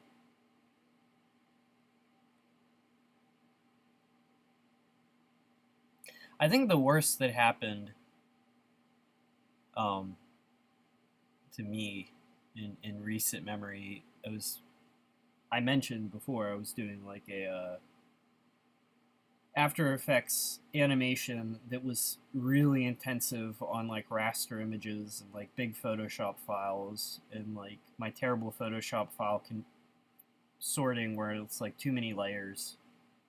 And it was like the render failed somehow, and I ended up with like a corrupt project file. Um, and it was like down to the wire too, where like I didn't. It's like there was still time for me to like get a finished project, you know, done. But what a nightmare, dude. It's like it's just not healthy to feel that kind of stress.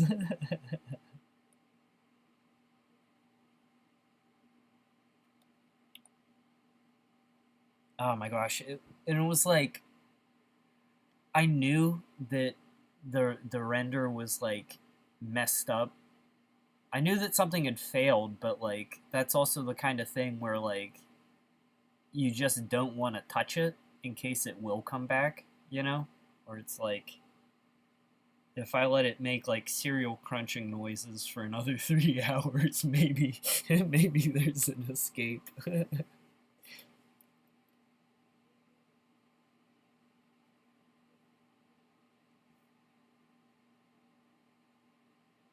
I mean, at the end of the day, it's like rendering errors are awful. Yeah, and it's like you just need a machine that can handle it at a certain point. Like this, you know, this computer I have has been great for me for 10 years, but it has its limits. You know, um,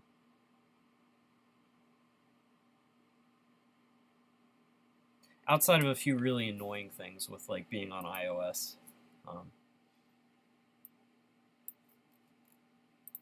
hang on, my music stopped again. I'm gonna take a quick break. And by break, I mean just like not drawing for a second.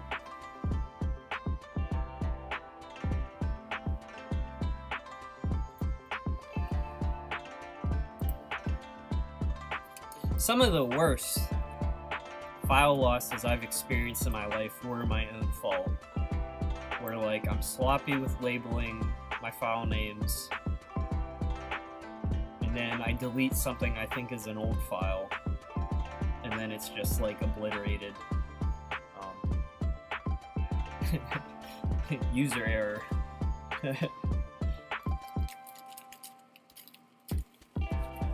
X failures. My little brother showed me your game, and I got to play through it together. High quality sci-fi. Love the fictive evolution stuff. Really looking forward to future releases. Thank you very much. I'm happy that you could find it, and also thank you for showing up here. I appreciate it.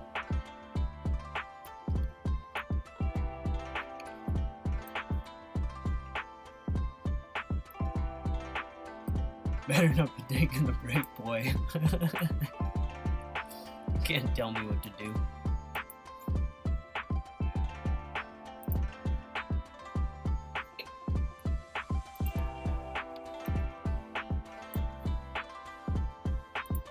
Actually, I'm just gonna go use the restroom. I'll be right back. But I made this. This is another thing I got from the How to Be a Streamer thing. See, it's a slideshow. It's a montage, so you don't have to be looking at nothing.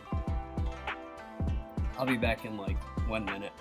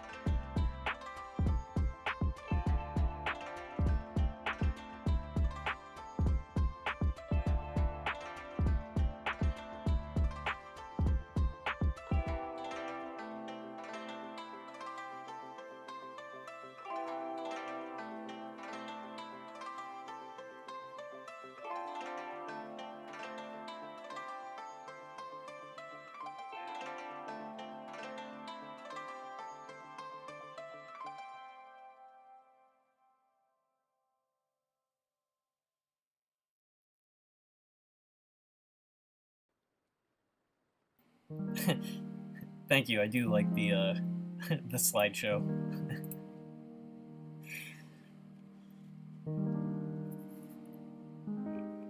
Also, there's that overlay on the left. That's another thing that I added. Yes.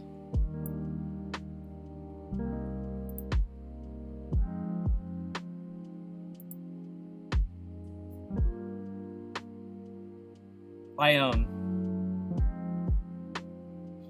really feel like it's worth cutting the stream themselves into pieces. That's the other thing. People who like stream to be streamers, they stream with the intention to dice it up and put it on YouTube. I don't know. Thank you. Yeah, it's also like a lot of this stuff, like it is nice to see just, you know, illustrations. You just want to look at illustrations,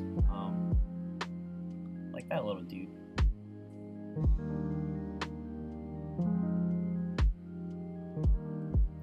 Also, when we're done today, I'll save a full res version of this and put it on Twitter.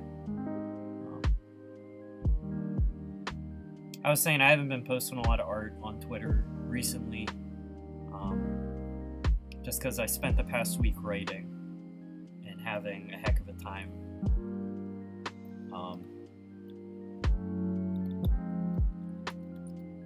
Trying to figure out what I'm doing.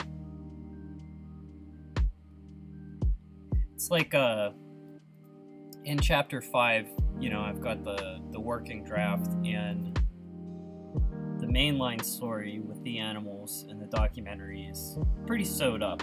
Like, I'm very happy with it, and I can probably start boarding soon. But there's the tangent, additional stuff that it's taken a little bit to solve.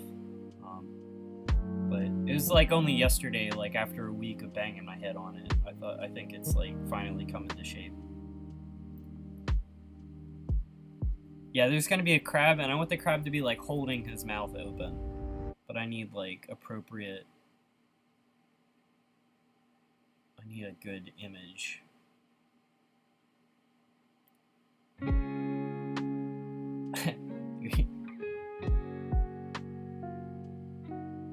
Oh, this is perfect. Hang on.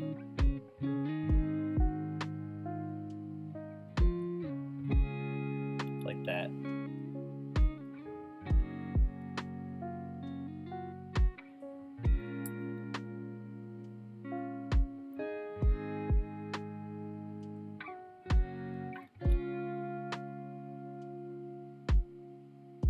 So it's like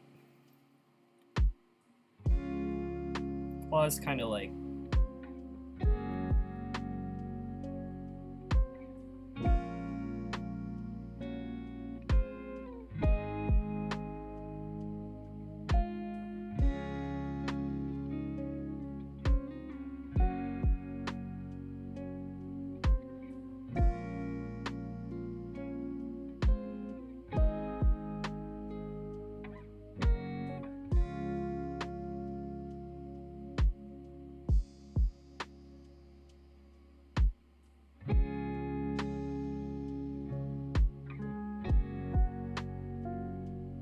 actually reversing.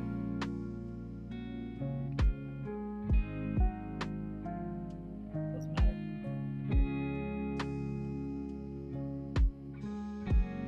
He's just gotta look like a strong crab.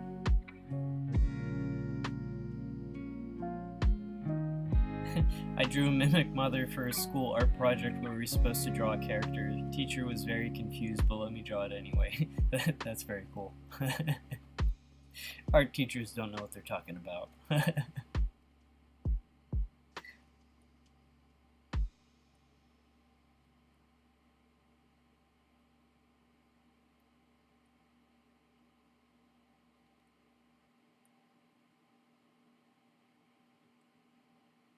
The Mimic Mother, I think, is like my favorite image from Part 1.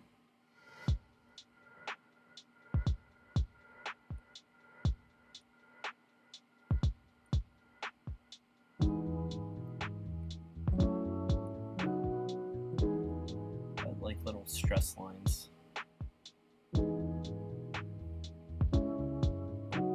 Nothing confusing about it. It's just a whale disguised as a flesh monster. I see nothing wrong with it.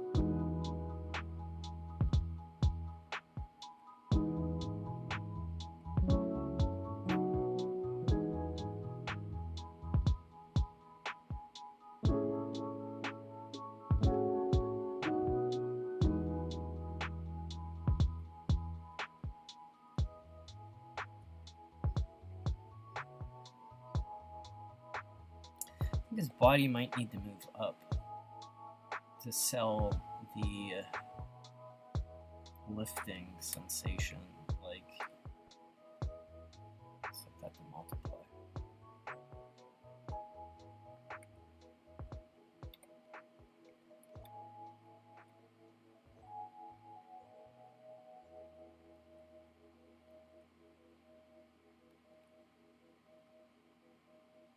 Because like the weight of the upper jaw would still have him like compressed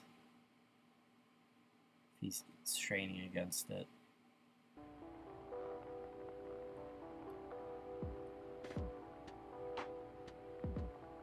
Probably exaggerate that with the legs too.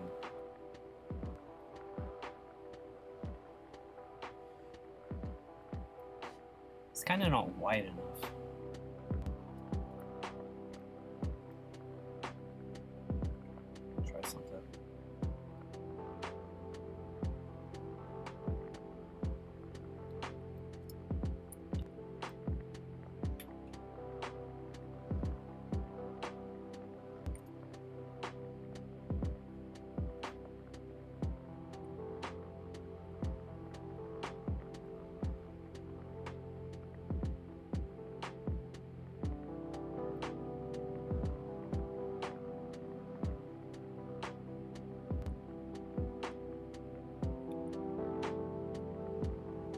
Like, just to explain my thinking, it'd be like you have a force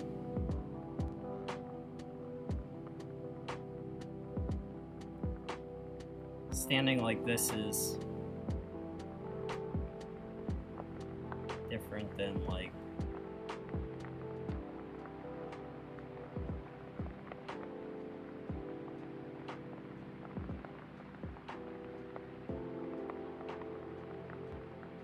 you know, this is like he's in a state of compression, pushing out, and this is he's extended. I don't know if that over explains it, but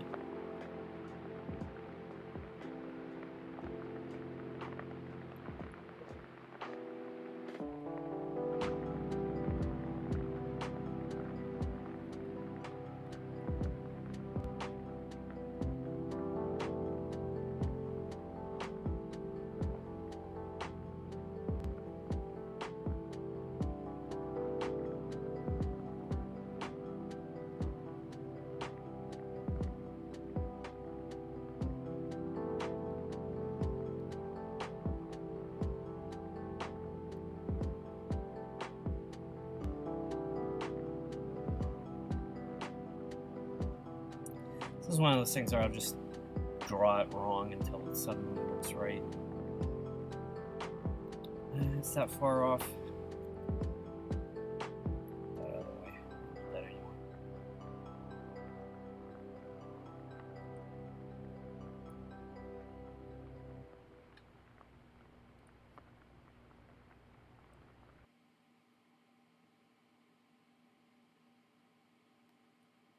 like give him his little belly to indicate he's like looking up. Like this is his underside, maybe that helps out.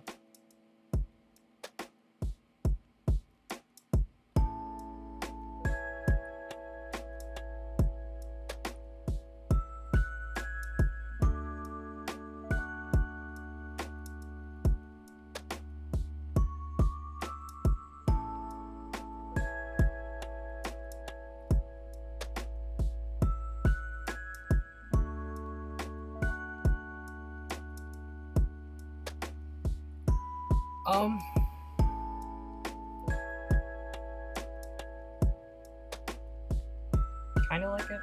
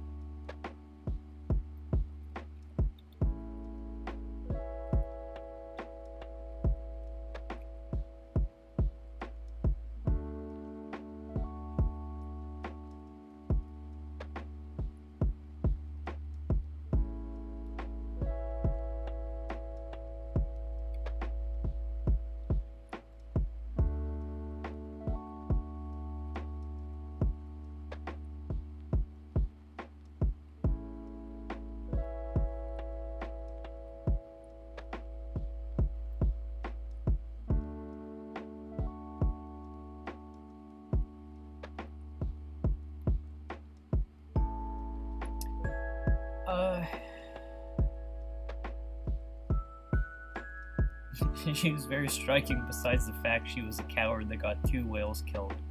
Well, she saved her own.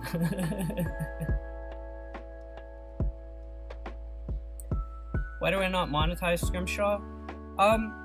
You know, I'd like to monetize it in the sense that I can sell prints, and, you know, crowdfunding is a form of monetization.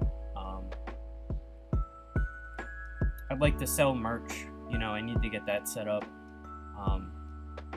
It's just as a project, especially as a project, if I let people upload it to YouTube in its entirety, I think it benefits it.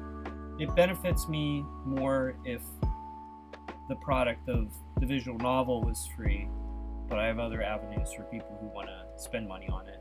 Because I think that the amount of money I can make just selling a ticket to sell Scrimshaw is pretty limited,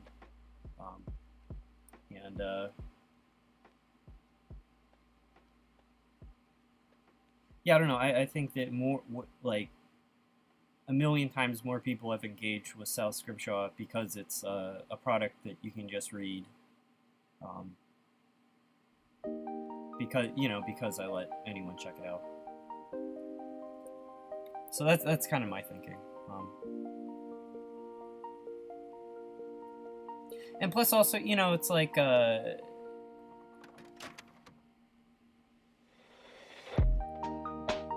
stuff like what I'm doing today, like a mural that if you donate, you know, eventually, like, people will have their names listed here, I think is a more fun thing in the end.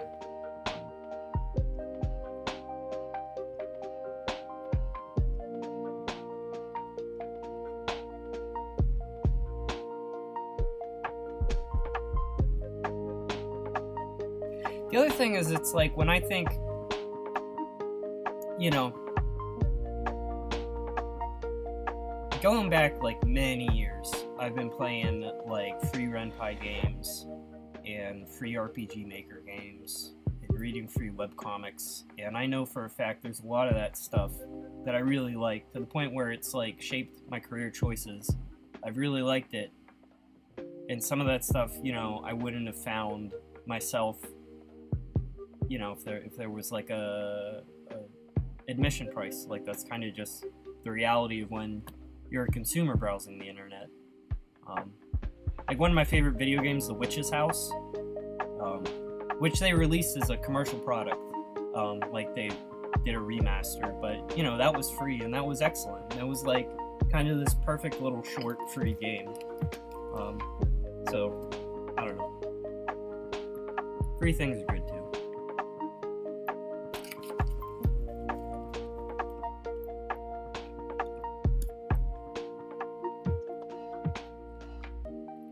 I do appreciate the sentiment, like when people ask me that question, you know, I think sometimes they feel like they're ripping me off, and I don't think that's the case.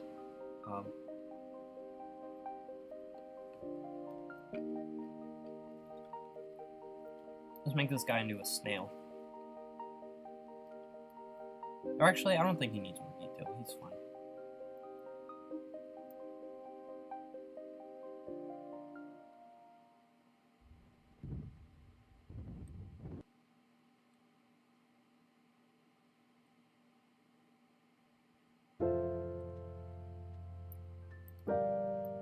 Fear and Hunger? I don't know that one, actually.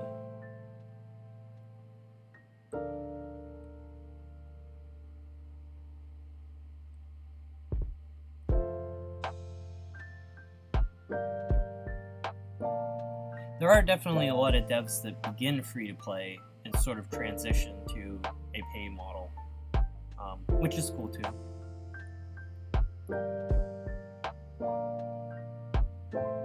I'm totally not against devs like selling stuff for profit too. It's not like some weird ethical hang-up, because I much prefer buying a game outright than, you know, the microtransaction model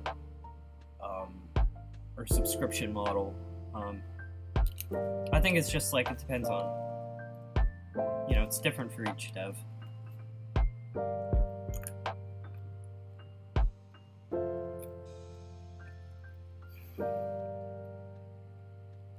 Alright. Oh, wait.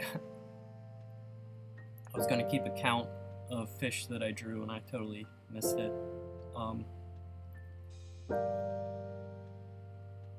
Alright. Let's try to get a few more done quickly, because... Oh, wait, where are these guys?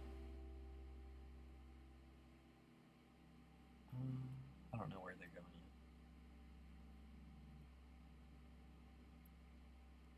yet. A Scrimshaw creature? Yeah, I'll put Scrimshaw creatures in this as well.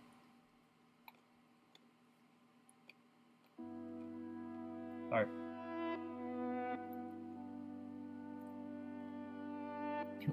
Canonically, Earth creatures are also Scrimshaw creatures. And, you know, Ares and Earth have the same gene pool.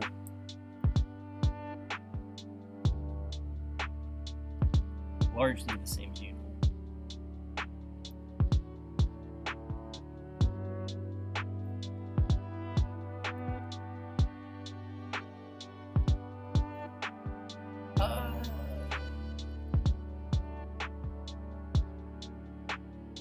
RPG favorites? Yeah, man, that's such like a broad genre these days, but growing up, you know, there were like obvious ones like Final Fantasy 6 and 7. I think everyone played and loved. Right now, I loved Persona 5 Royale. Like, that, such a well-made game. That might be my favorite JRPG at the moment. I really liked Morrowind. I don't know if like immersive sims count as RPGs, but like Deus Ex and System Shock 2 were like some of my favorites growing up. Let's see what else. Planescape Torment. CRPGs are great. Like if Disco Elysium also counts, that one's up there. That is such a fantastically written game.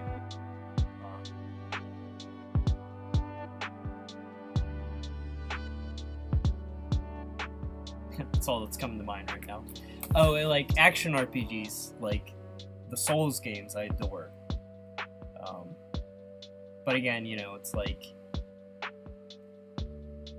I play them pretty straightforward as action games, where I just give myself a lot of health and dex. You know, I never really got into like the character building aspects. Pathologic 2, man, I haven't played that one yet. I own it.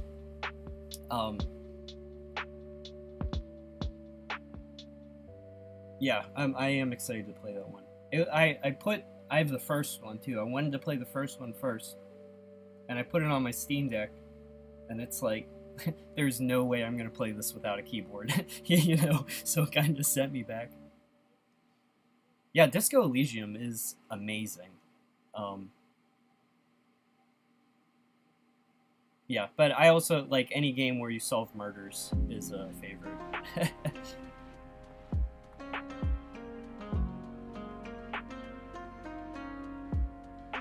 Canonically, land creatures on Earth originated in the water, so they are technically ocean animals.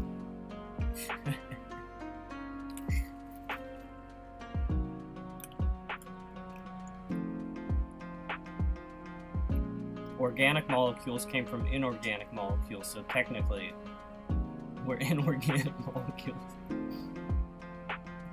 Pick up the mug with the Chinese stereotype on it.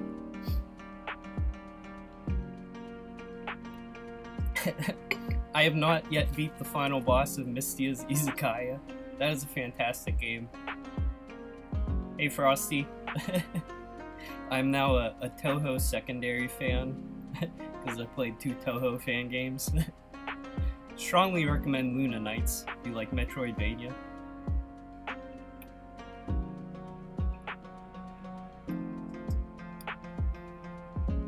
Alright, guys, help me pick a fish. I'm slacking. I can do more cuttlefish. Someone asked for a blue sea dragon earlier. I'll do that.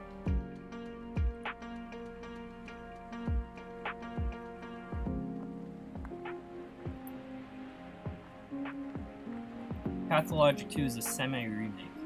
Huh, interesting. I do know... Yeah, Pathologic 1 was like old school levels of impenetrable. Which is like appealing at first, but then like... This is gonna sound terrible, but I've like my brain is so tired when it comes time that I feel like I can play video games, that memorizing like complicated control schemes is like a challenge for me now.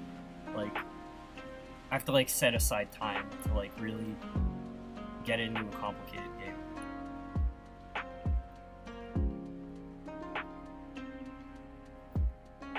Yeah, Merrick, there are endless spots if you want to donate. I will just continue adding. Hopefully it will continue growing. Yeah, maybe I'll just skip the Pathologic 2.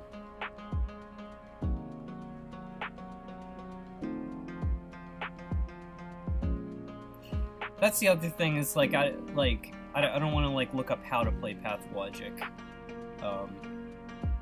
Because it's kind of like not fun to min-max something.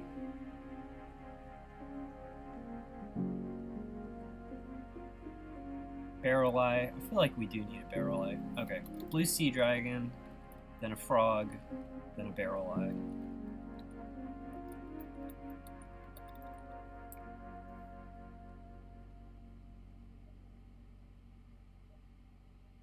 The Hobo Economy.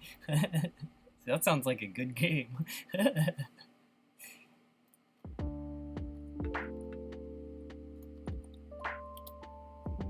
I got the Persona 3 remake, which is apparently Atlus's fastest selling game now, which is wild. But it definitely feels like a work that was, you know, just this way like the story unfolds. Feels like they learned a lot that went into Persona 5. And Catherine. Also a fantastic game.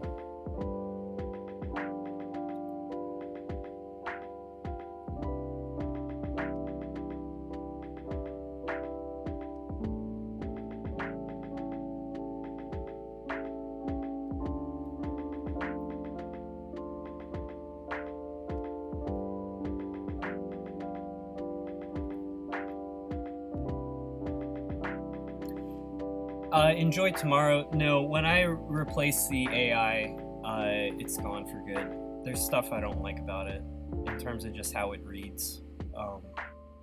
And when I do get it, it'll also be like kind of insulting to, because I plan on using like real actors for that. Like that's something I itch. Also, it's like you put something out on the internet, it's like there forever. If someone does want the old build, I'm sure there would be a purist.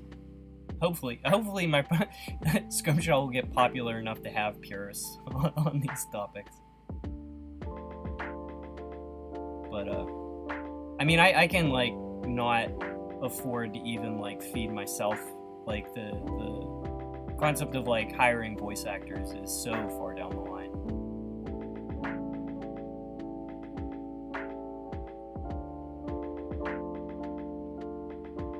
Also, I mean, I feel like I've been getting asked multiple times this stream, like, I wouldn't be using it if I didn't personally train the model, and I didn't, like, I know that it is only working on the public domain audio that I give it. Like,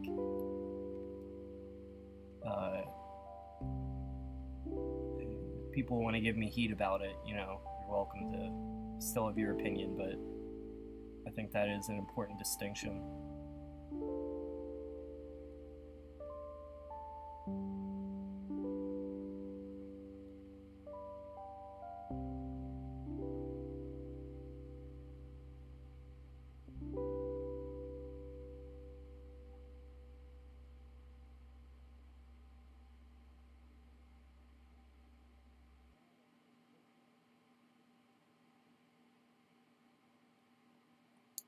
Yeah, if you sellscrimshaw.com, I believe has one of my email addresses, or you can message me on Twitter. Like, if you have a reel, people have been sending them to me, and like, I save it. It's just, again, being real, it's not gonna be anytime soon, unfortunately.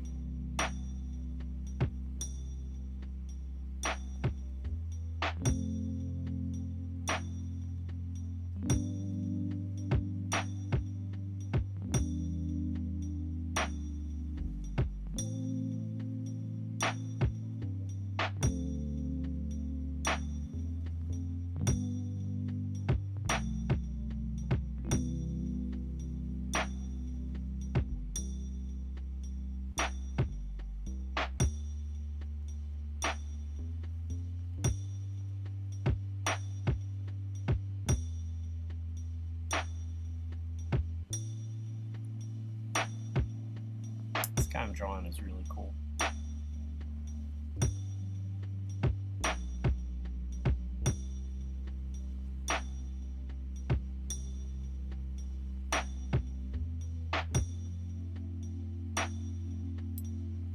Snap my fingers.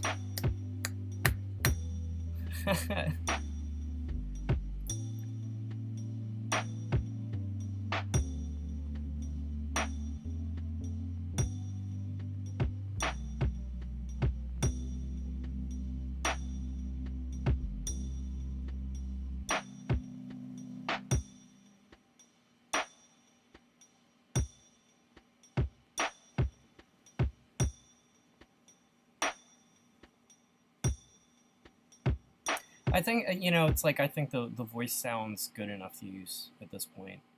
It just takes a lot of,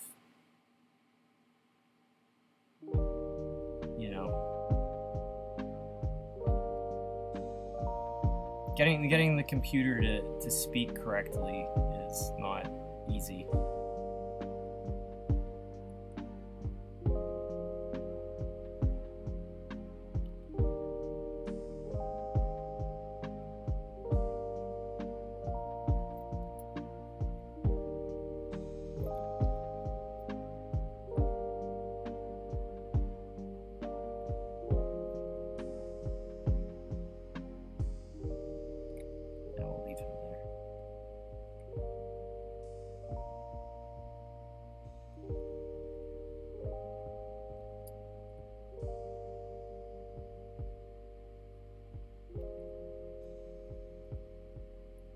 What's this?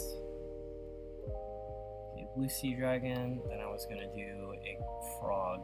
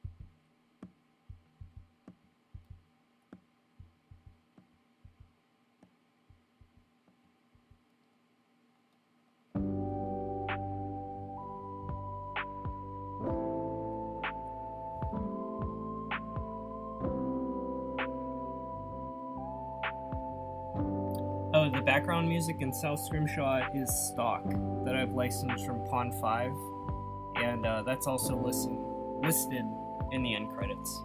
You can find the individual artists from Pond 5 that did the work. It's not a cheap solution. I'm like, I've just bought the first tracks for the next chapter, and it's like, it's hurting my wallet. And that's why, you know, it's like when people ask that, you know, I make a playlist or something, it's like I literally only have the rights to put it in the game.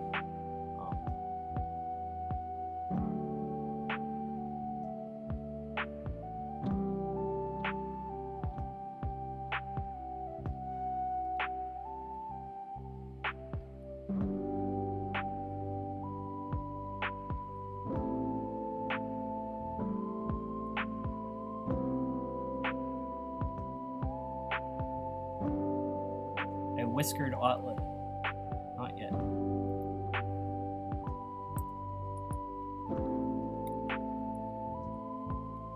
I'll add that to the list. Gamma-chan. Nice.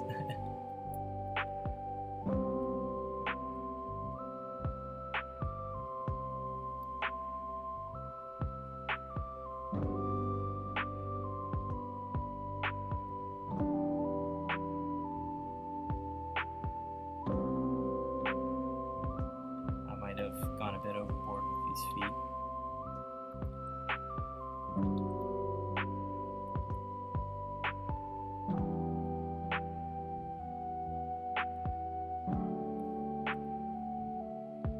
Ex-Fellier's brother. Oh, hey, how's it going?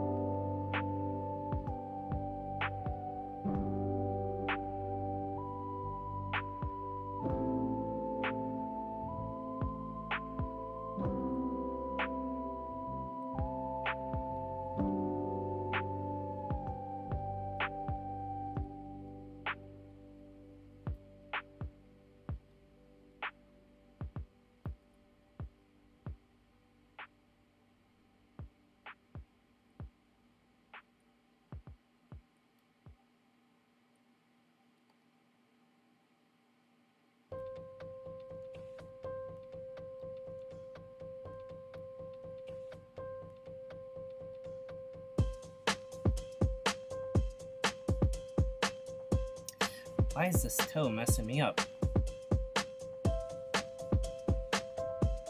There.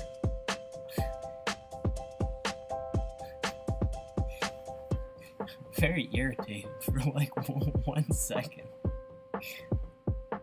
It's like, go where I need you, line.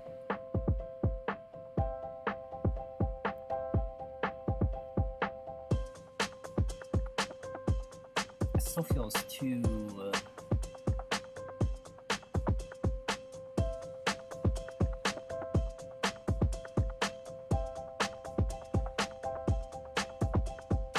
ooh, interesting. This guy's foot, I just noticed, actually does this. It's like the bottom pad there. The web would be like that.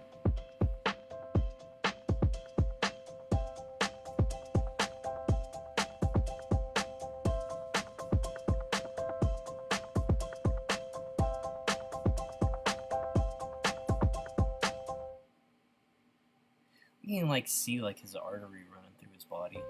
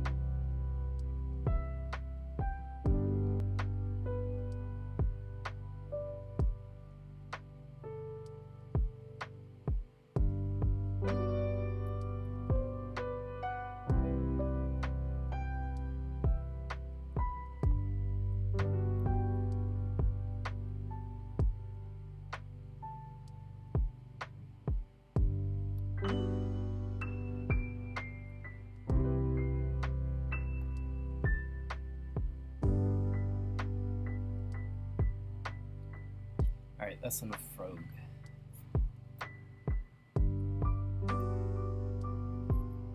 What was next on the list that I say? A barrel eye. Yeah.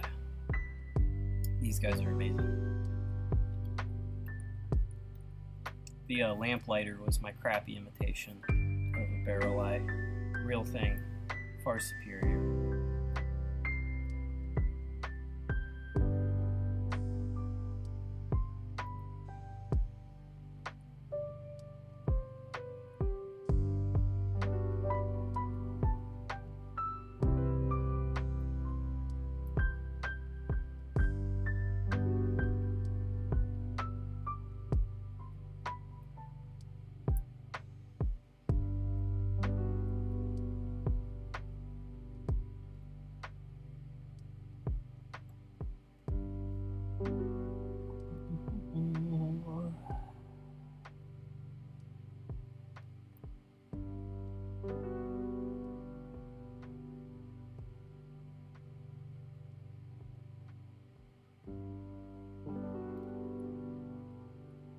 Spaceship looking dude.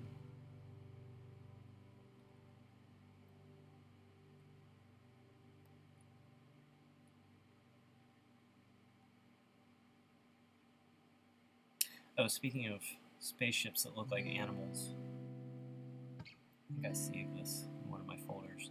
There's a there's some Twitter thread where someone posted old concept art of Dune,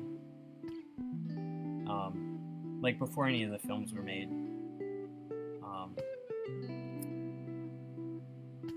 Let's see if I saved it.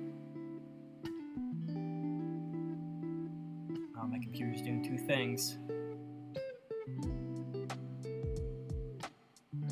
It's just one of the paintings was super cool because it was like this very like animal-like.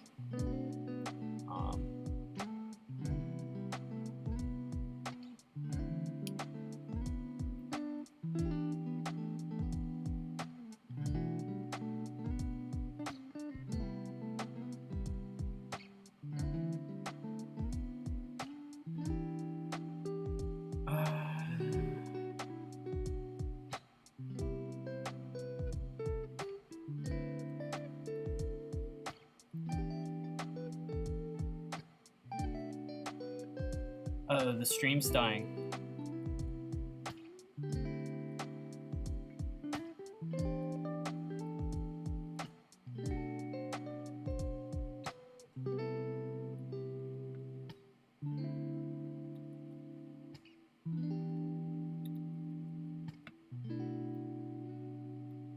Oh yeah, here it is. Wait, that's not it. Yeah, look at this.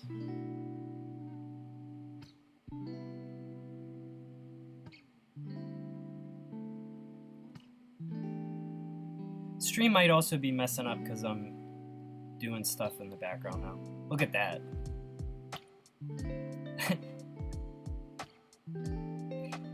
Like the bird talons, and it's got this like medieval heraldic painting style to it, which I feel like really fits Dune. Like when I read Dune, I don't know, just their politics are so feudal, you know, it felt like they would be dressed up in like livery like that.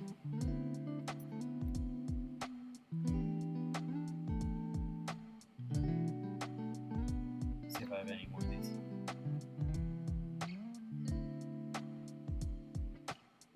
I have yet to see the new Dune. It just takes me forever to see movies. I love that.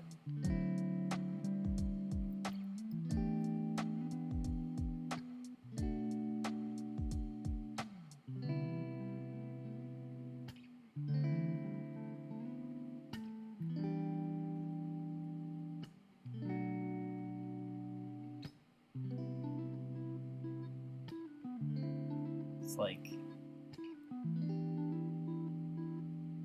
I didn't know what you would call that.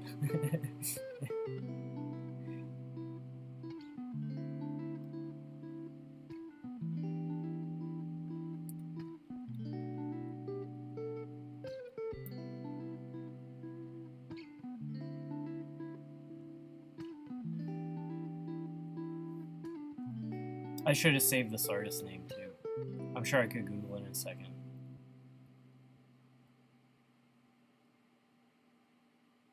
All that stuff pouring out. I don't know. I just found those very inspiring.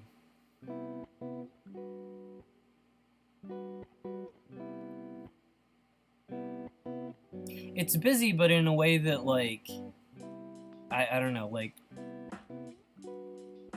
is like really coherent with the story, you know, like that you know, like real military forces, you know, would wear really intense regalia like that to show off how important they were, and that's kind of like, I don't know, what I imagine Dune being like.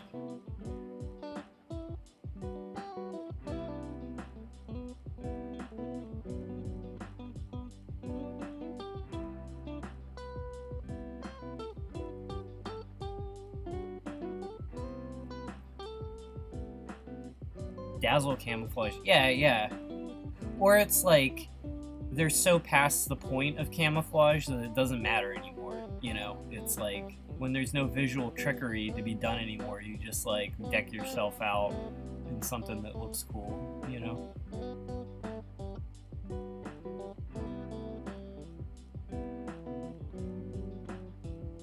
My favorite artist, I don't know. It's a good question. I think my top influences, if I had to list them, like I love Hieronymus Bosch. He's like top painter. I grew up tracing Bill Watterson comics, Calvin and Hobbes, huge influence.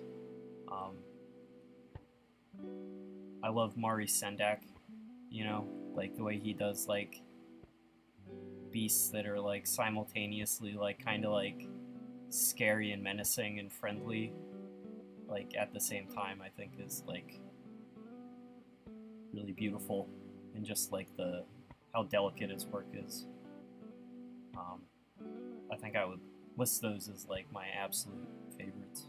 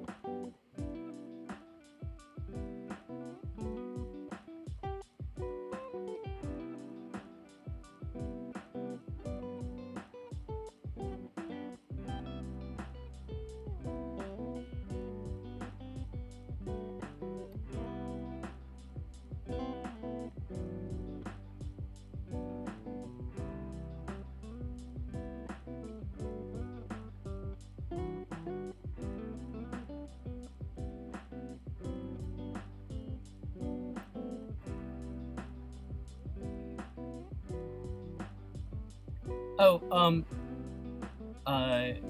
sorry, I can't pronounce your name, Majorpuck.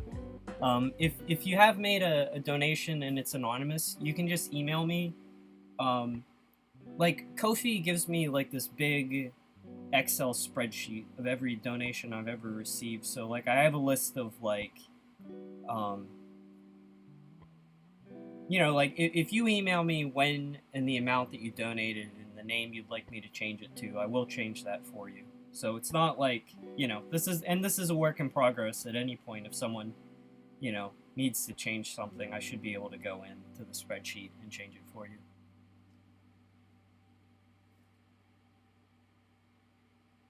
Canis, thank you so much. Yeah, Whale Pal, he'll be back this year with at least, you know, one more chapter before the year ends. I'm hoping sometime in the summer, Chapter 5 will update. I wrote it very long. The chapters in Part 2 are going to be longer. But yeah, I am working on it. Thank you for stopping by, dude.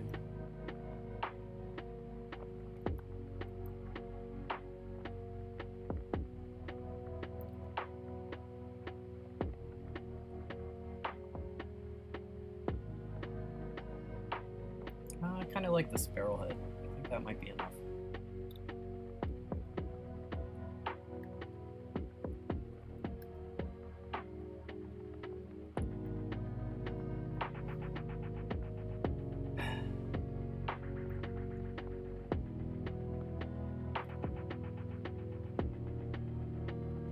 What's next?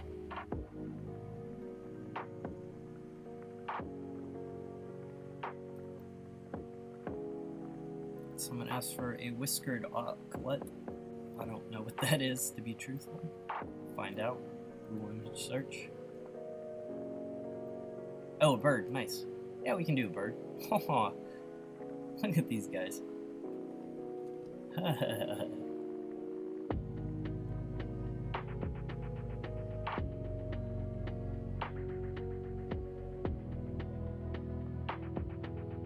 Yeah, let's do like we did the penguins yesterday and the puffins.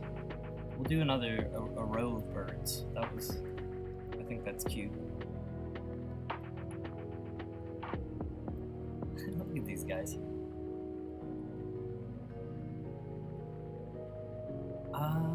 Do them down at the bottom.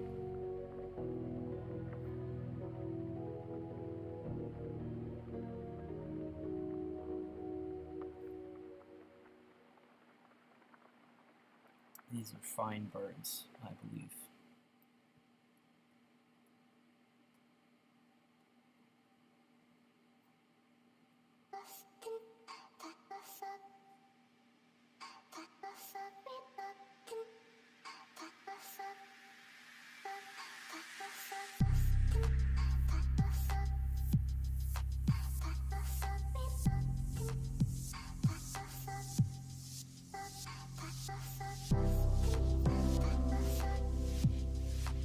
Mantis shrimp is a good one.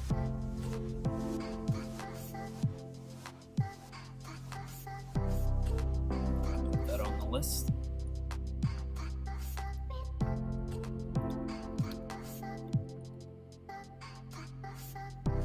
Where did they get their hair done?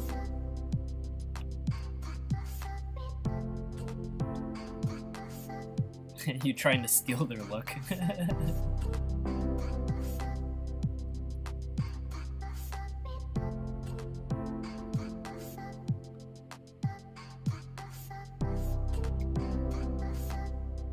They look like eccentric scholars.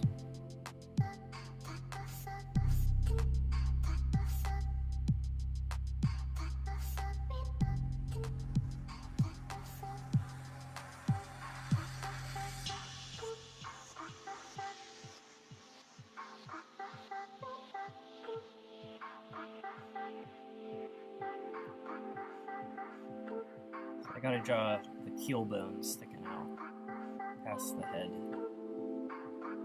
They're like strong seabirds. That kinda comes in from there.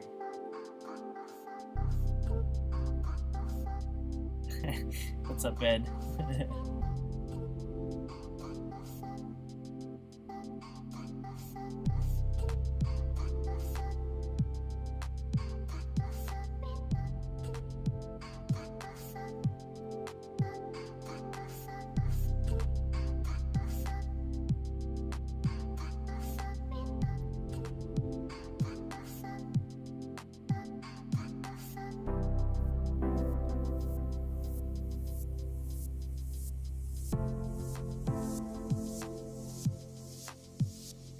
Head is turned just too much.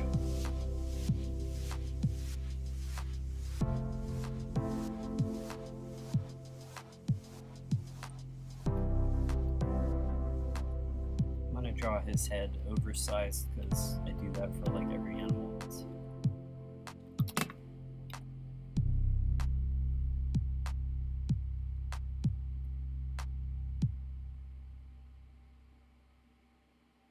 Stream's going good. I think I got all my stream jank out of the way at the beginning. I spent like the,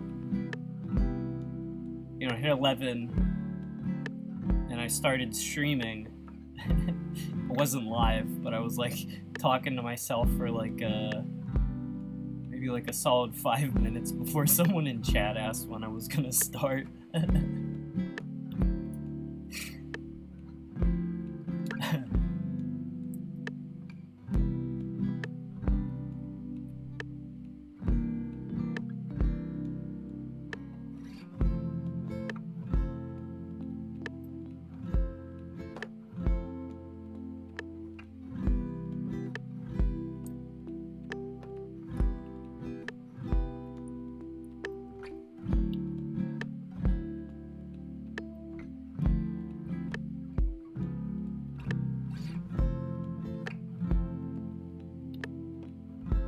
And I was like, well, chat's just being very quiet today, you know.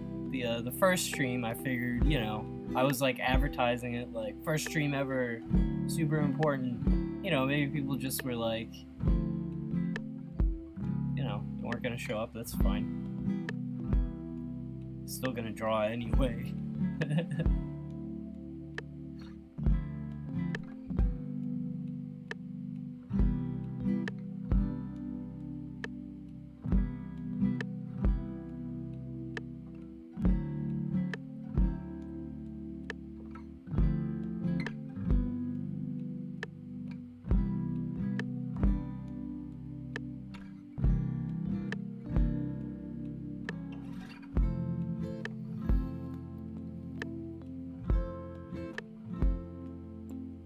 These are whiskered auklets.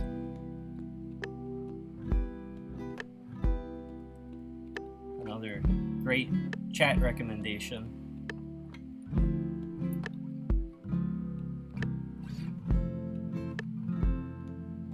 I'm getting like way more variety out of this by like asking people to help come up with animals.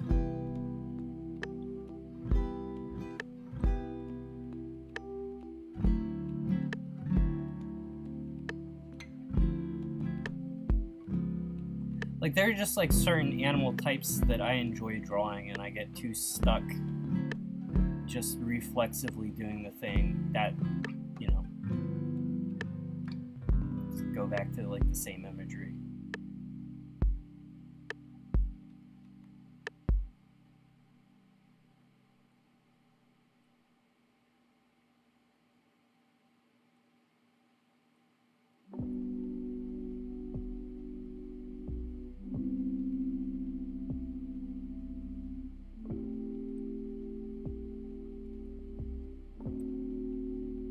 These guys are like Tex Avery creations.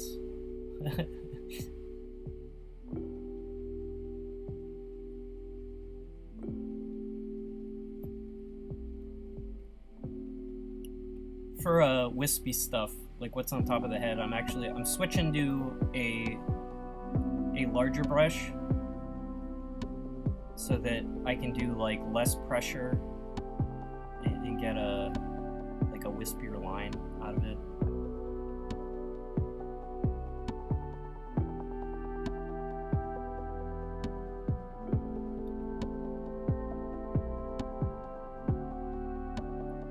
Like, for anyone who doesn't, you know Photoshop stuff, these brushes like work on pressure, so that would be like the stroke from minimum to maximum to minimum diameter.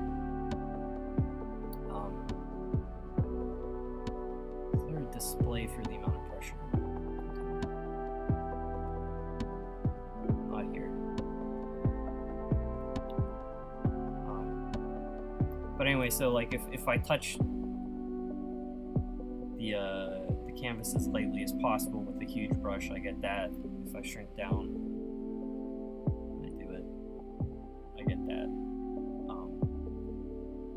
For brushes, digital brushes, you know, there's a set resolution to like what they're able to do, so even going this large is like really pushing it, because, you know, that's low res stamp that's repeating there, but I don't really care.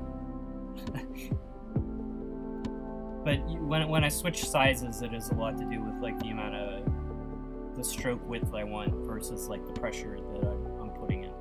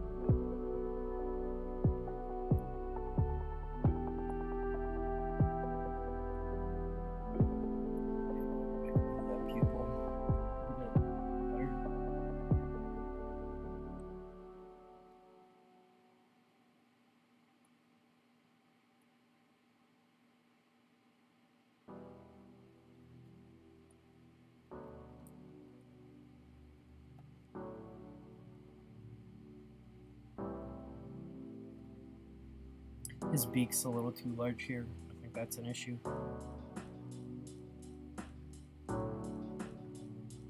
It's a little too far up also.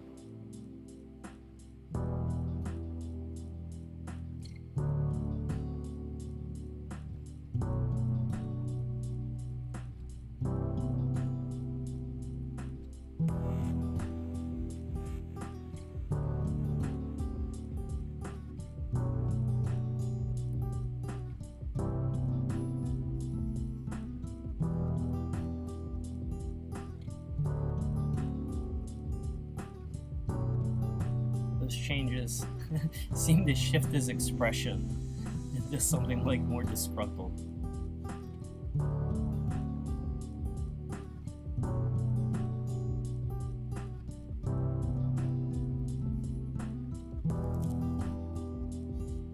Because those majestic eyebrows are just like cutting down and making a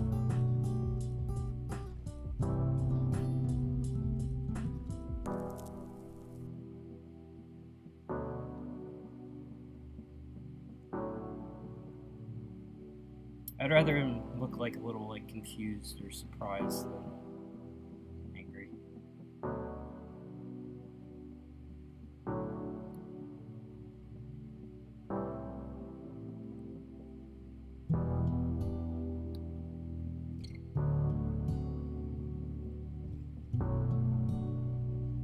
Yeah, having that defined kill bone I think helps.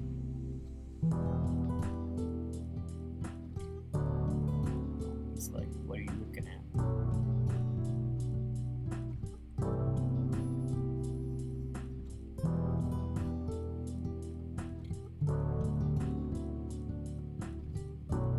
They got regular beaks from that angle, but looks like goofy punk ones from the right. Yeah.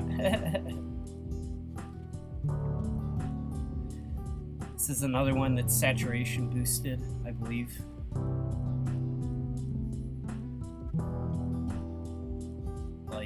Rocks don't need to be neon.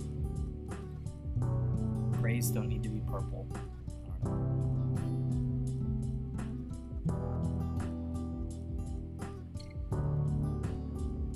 You forgot to flip the closed sign to open.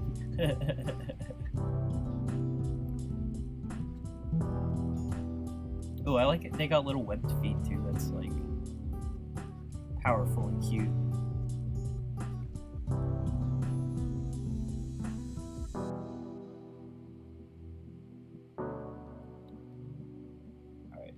One whiskered auklet. Oh wait, no, I'm not done. He's got more head feathers. Shrink this a little more.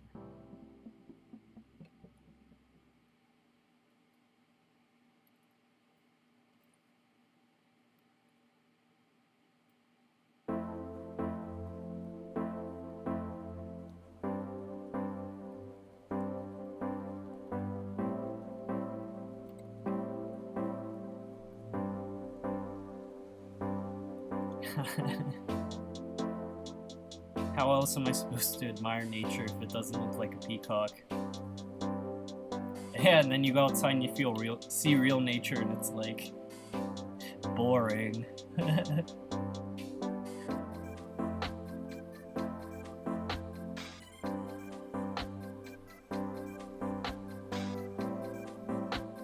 Alright, so here we have a conundrum. White feathers, single lines. We confront a limitation of the medium.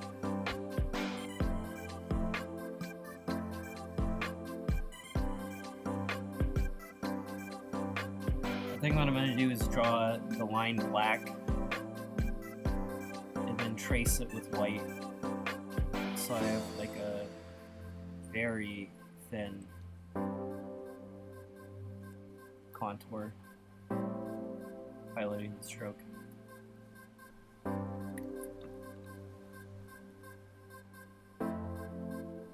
think I'm right off that. Jeez, this is tough.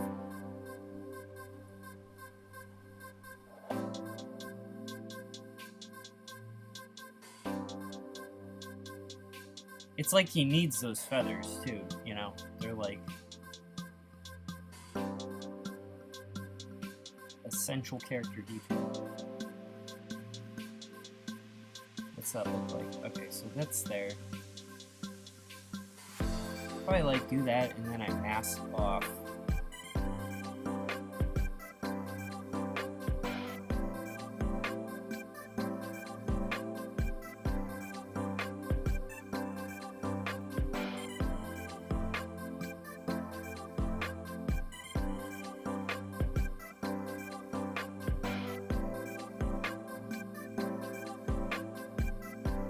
So this is gonna, like, it's as if, like, there's a shadow on, like, half the feather. And it doesn't matter if, like, you can't, you know, if you lose the other detail, it still can visually read.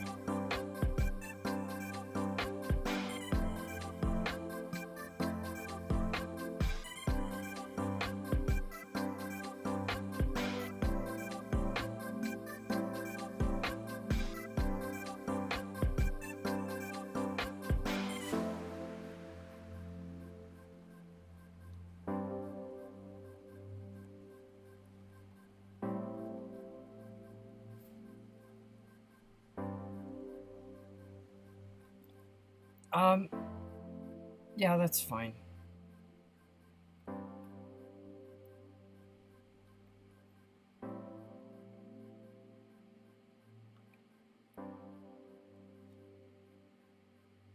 Stream's cutting out.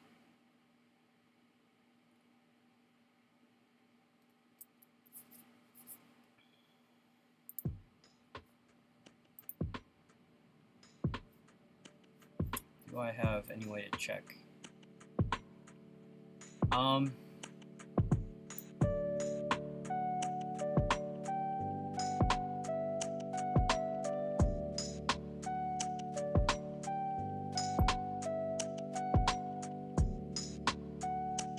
I'm seeing it says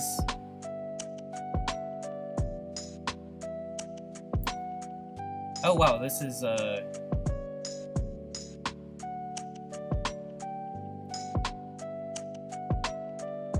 yeah, I had a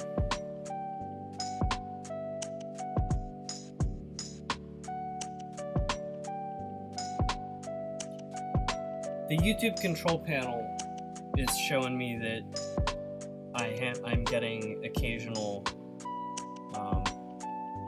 hiccups.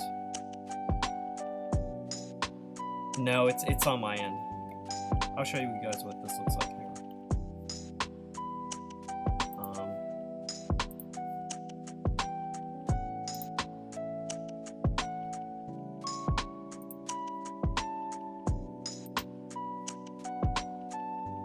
So, stream's healthy now, 205 error. It's got to be my computer just choking on all the processes I'm doing right now.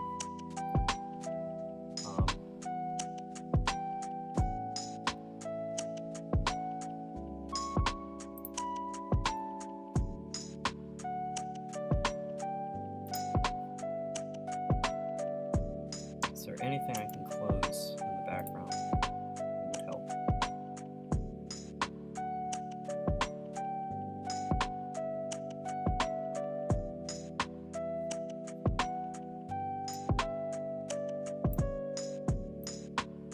I apologize if anyone's getting, like, stream cutting out.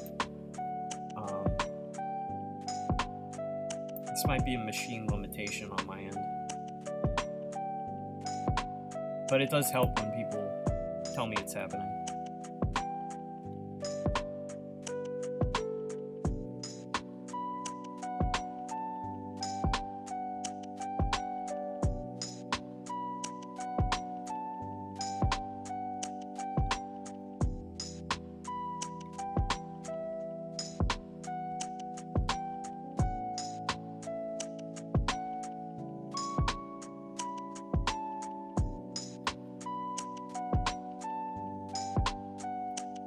Tired, but it may not rest.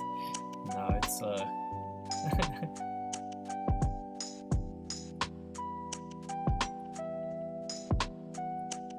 will be pressed into service. Forever.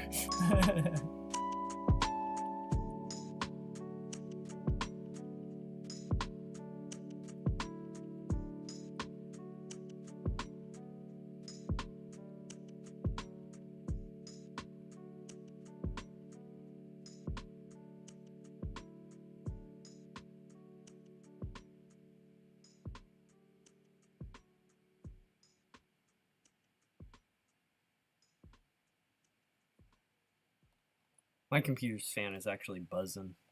It's never a good sign. Well, that took a while, but he looks fine. Hang on. I'm gonna stand up for a second.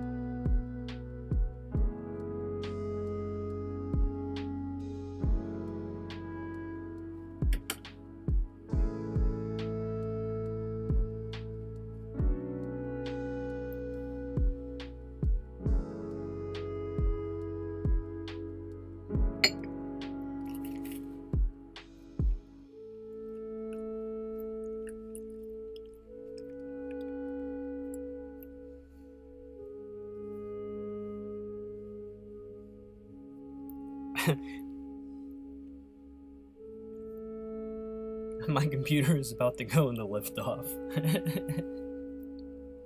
It's gonna transformer into a helicopter to escape me. Lo-fi Scrimshaw. When you look for a royalty-free music to stream, like 95% of it is lo-fi. I think that is just the culture, and you know, just kind of fits, I guess.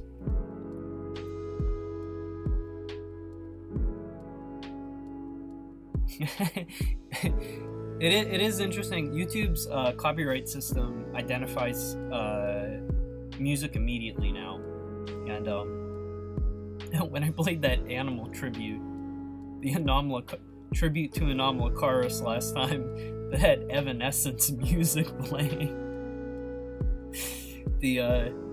When I look at like my stream control panel, the afterwards, it like definitely picked out the exact second timestamp that song played. You know, my channel isn't monetized, so I think that they just leave it up and it doesn't matter. But so I thought about just start playing whatever music, you know, copyrighted or not, but I don't want to push it.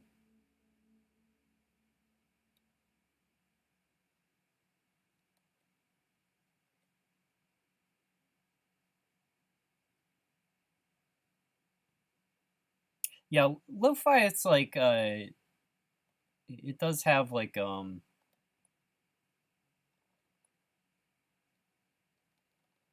don't know. It is like good background. It's like the vibe it sets is like studious. I say as the music quits.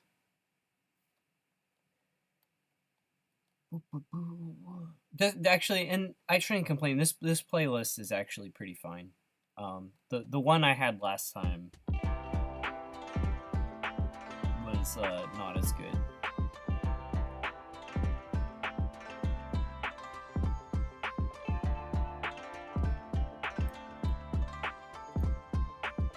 I like how their little beaks, like,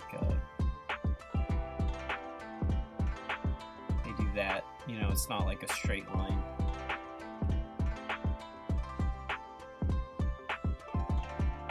They also have that very Finch-like, you know.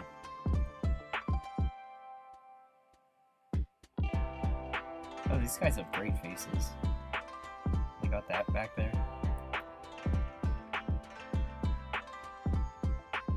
Alright. This guy's head is turned. He's not even in profile. Let's do this guy first. He's gonna be a lot easier. Or...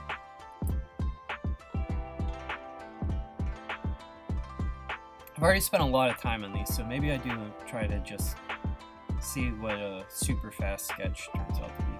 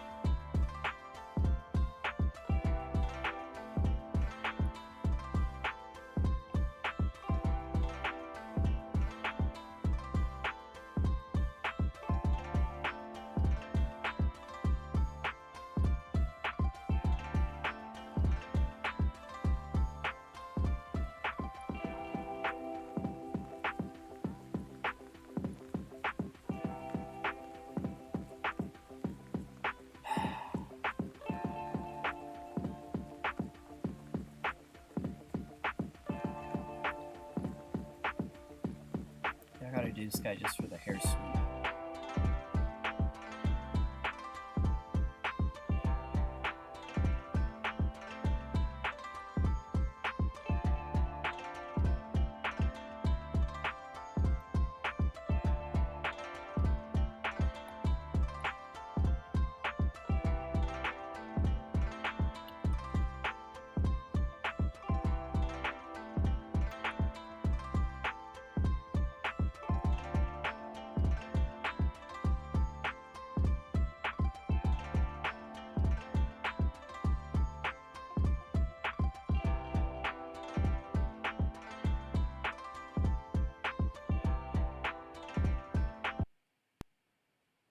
Oh shit. No.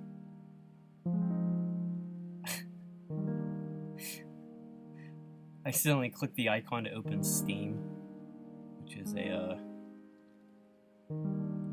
resource hog that I don't need open right now.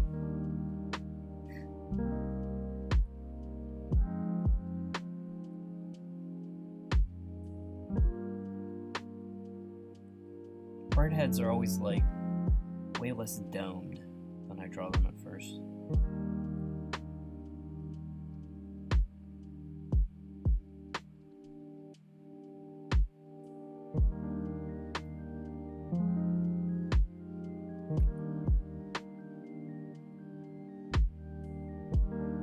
Scrimshaw Gaming Channel.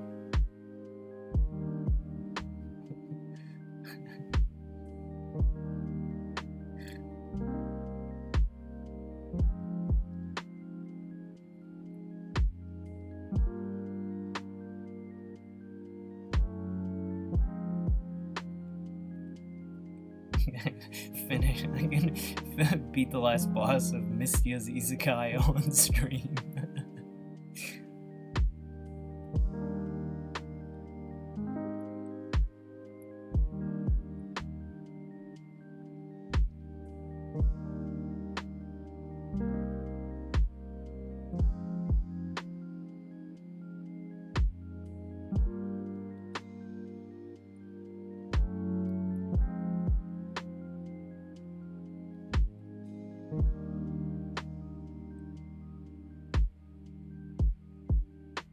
Said I was gonna do this fast, and then I started sweating details.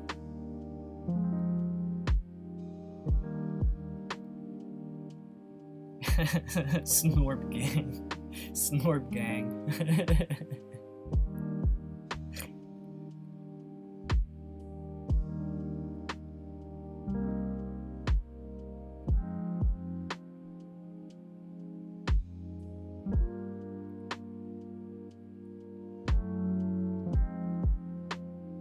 Custom CS Snorb skins.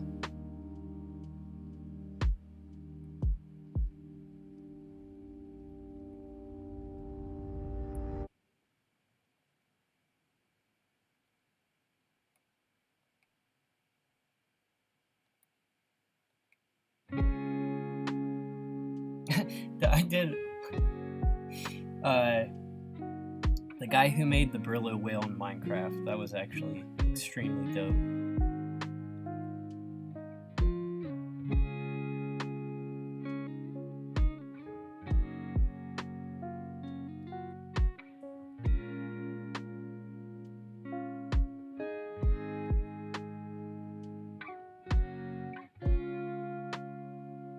I'd be so mad even though I haven't played in like a month. I'm gonna beat Misty's Izakaya when I get off stream. I'm gonna beat you to it. It's too late. I have all the extra food saved up that I need. All these 5-star recipes.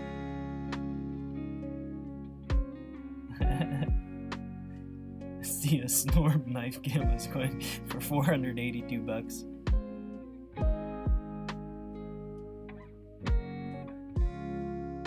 The size of the market, I haven't played CS since like 1.6, man, and like the size of the marketplace like is just shocking to me.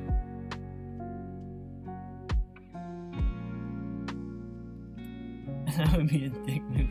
I'm allowed to beat the game. It's not like a story. I'm not watching episodes of Monster on my own.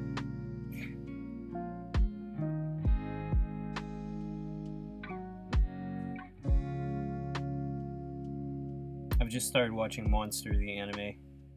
It's very good.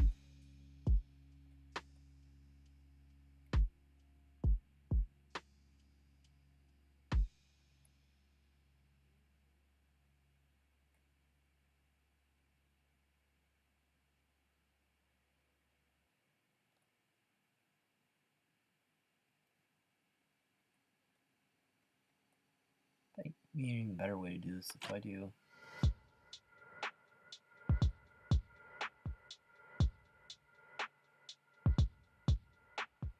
Just in black, and then do a masking layer or a clipping layer.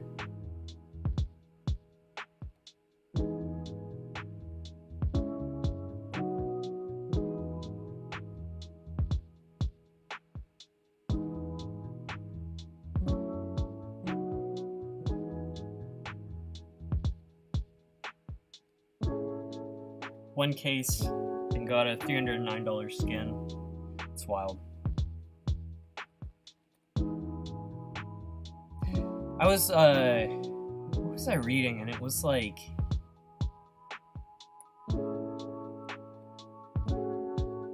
in the psychology of gambling, near wins release more dopamine than a win. So like when they like, man, his body's way too small. It's like the simulated gambling experience will always I don't know. It's like the aesthetics are built around getting that dopamine release, which involves like, you know, thinking you'll get an expensive. I don't know. It's whatever.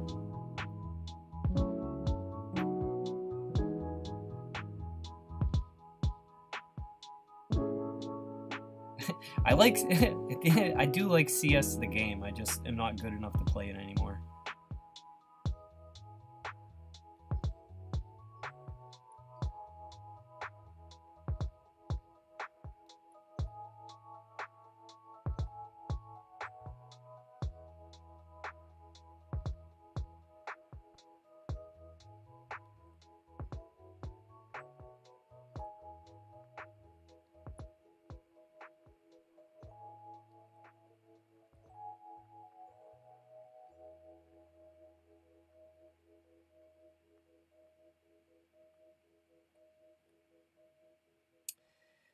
This dude's center of gravity is completely off kilter.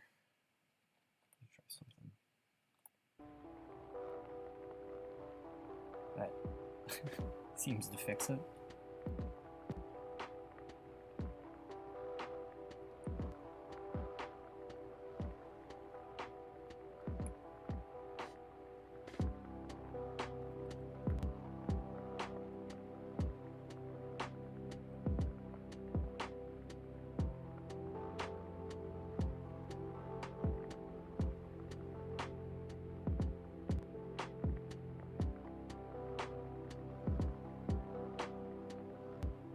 the way people memorize the spray patterns of the guns in Counter-Strike is like, you know, that it's gotten to that point. Yeah, it's like you've either been playing for years or you just get obliterated.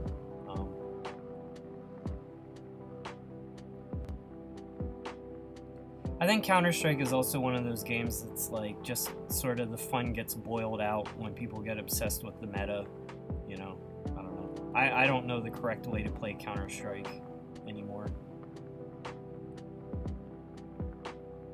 And then people worry about like their MMR and shit. It's like anti-fun.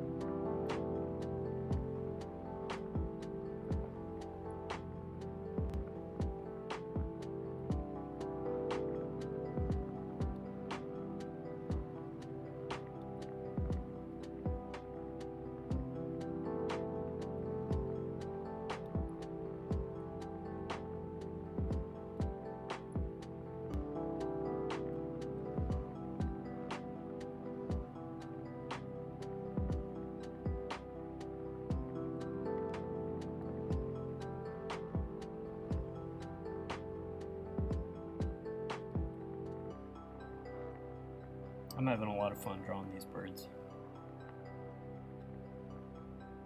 This guy's bigger than this guy. Is that an issue? Nah, I don't care. Him and...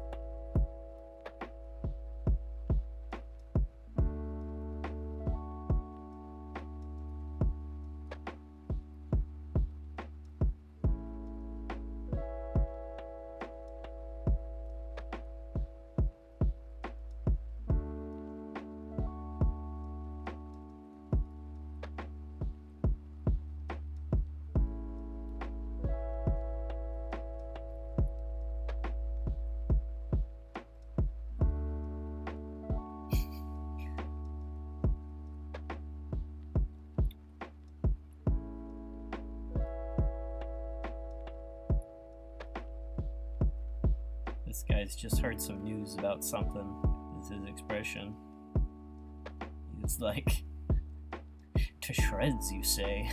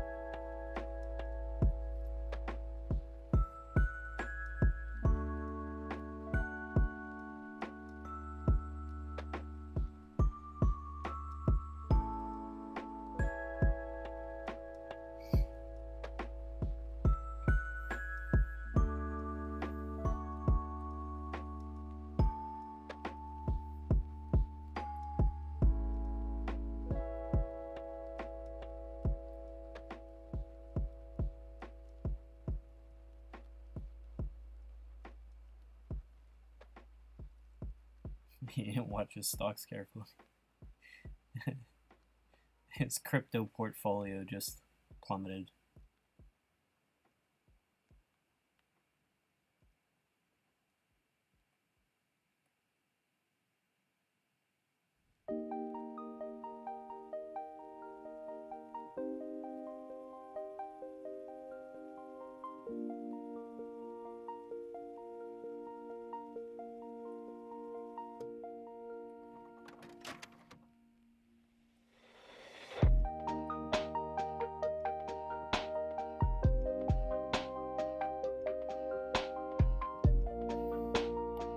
I can correct some of this by doing...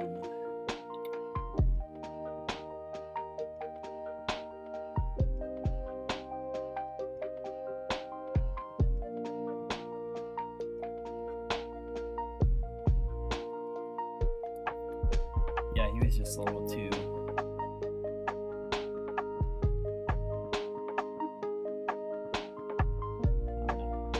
elongated.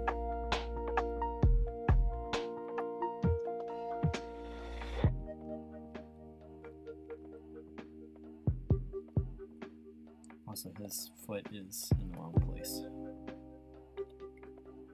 It's gotta be like spread far enough for him to balance.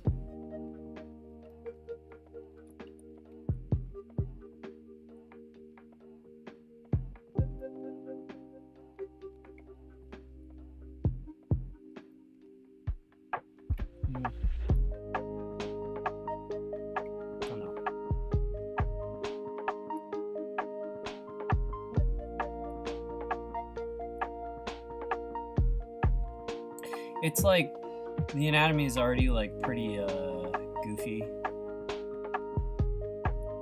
It's just like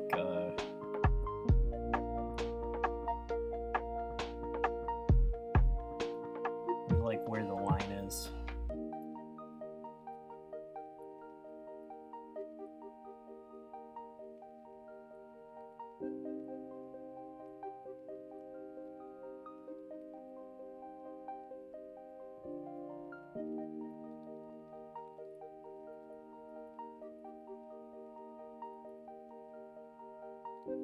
Like if I was gonna like purposefully stretch his neck, like for comedic effect, he'd be like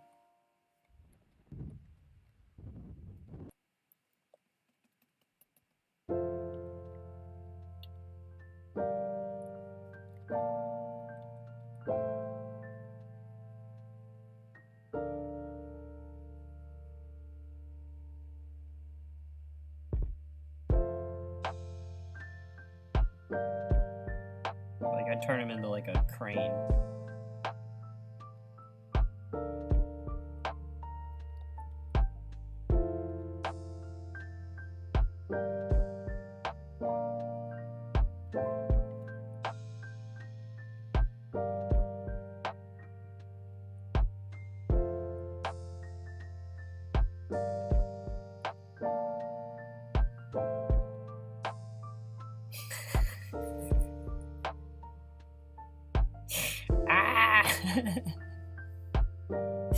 You know what? I bet there is some ugly way, some ugly, complicated way we can inject. Oh, actually, you know what I can do that'd be god awful?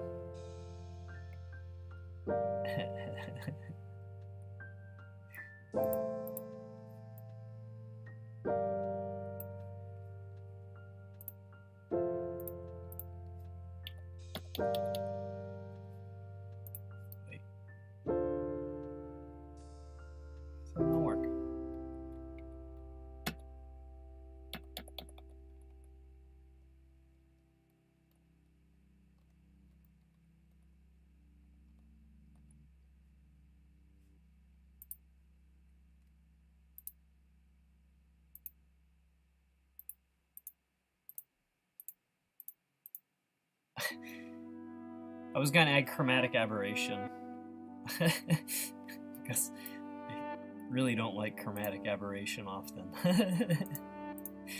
I don't know how to get it to work on black and white right now.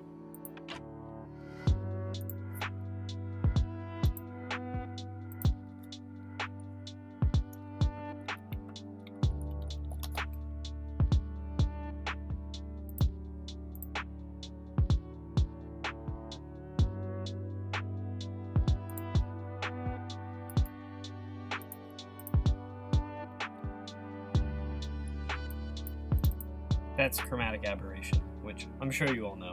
But it would have been a goof if I was able to turn that on. I did it, actually, for the VHS, or in South Scrimshaw, the pilot helicopter cameras, I imagine being recorded on like a cassette, and I actually did that effect there.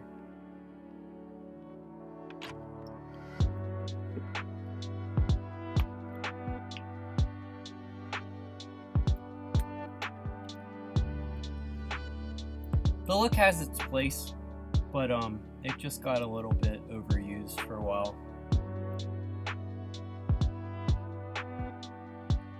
It's tough in video games because it's just hard to look at for a long time. Like Bloodborne is like a beautiful game, but it's so strong on that effect. And it's like, I get why they did it, but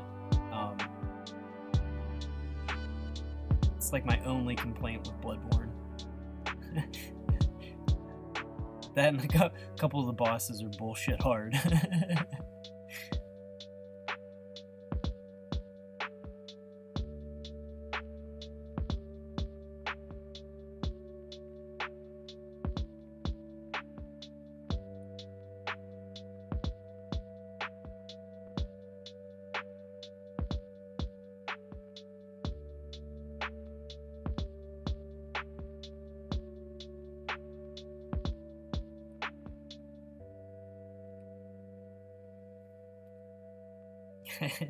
Hey, Dragon Roll.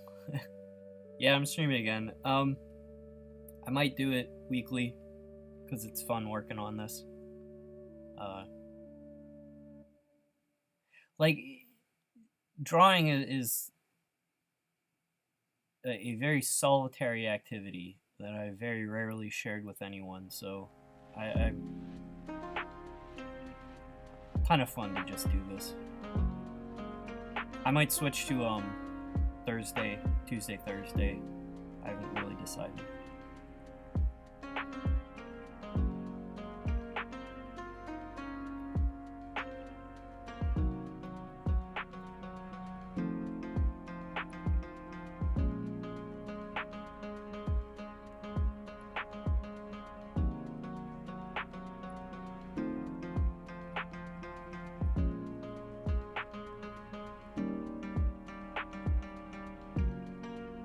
It really helps when drawing, like I was saying, these white feathers going in the white, you know, it's like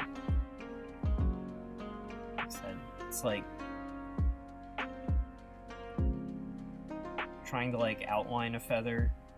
It's like hard for that to read, but if it starts in the black area, goes into the light, and then you outline it, it's like your brain can fill that in. You know.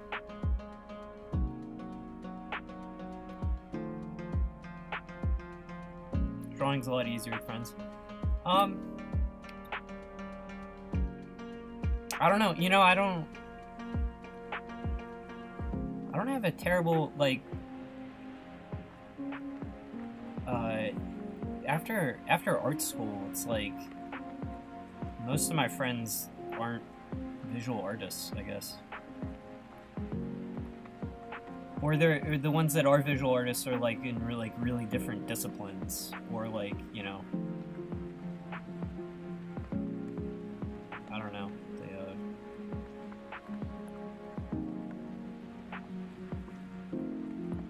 They're not doing anything similar to what I'm doing.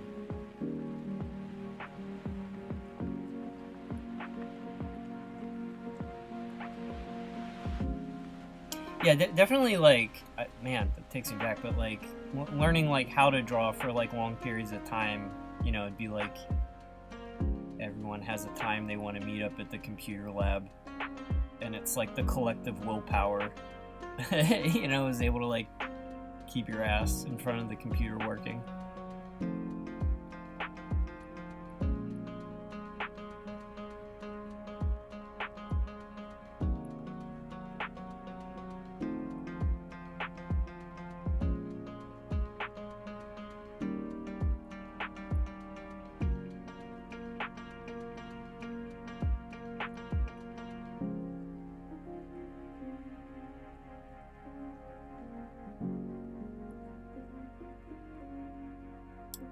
beak might be fine as is. I will say there's a lot of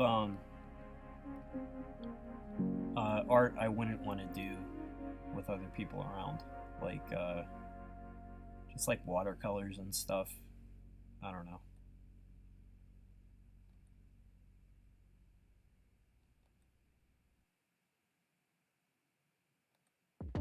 It's just messy and I screw up a lot, and like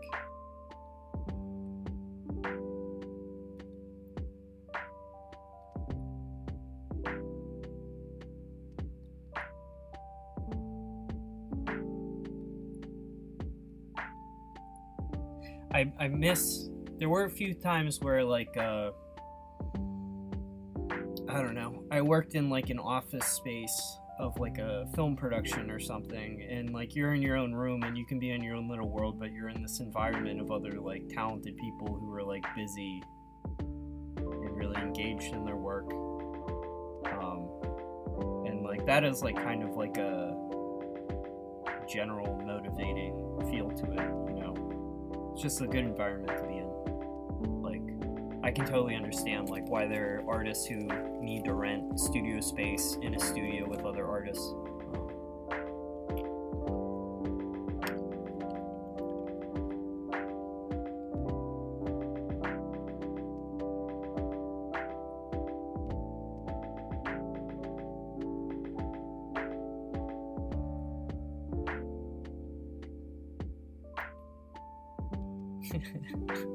Yeah, I think he's the best one so far.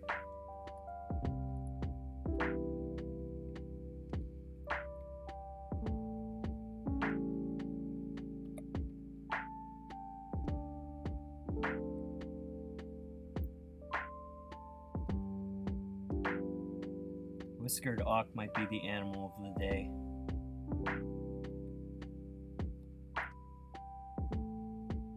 Look at how this dude's tuft is like comes off his head like that. This one's like tucked to the side.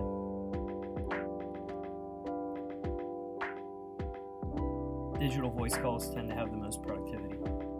Huh.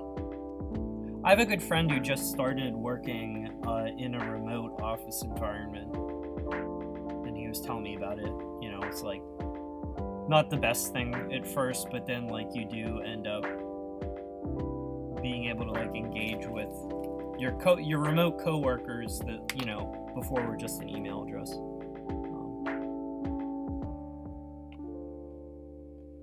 You haven't made anything in a super long time. You can fixate on aquariums now. You get too distracted when drawing on a call. Yeah, I mean, it's not a social activity for sure. We need a lens flare and a bunch of balloons.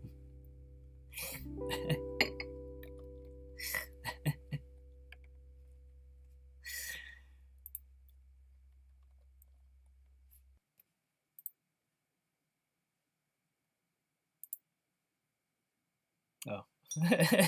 Photoshop's like, Nate, stop.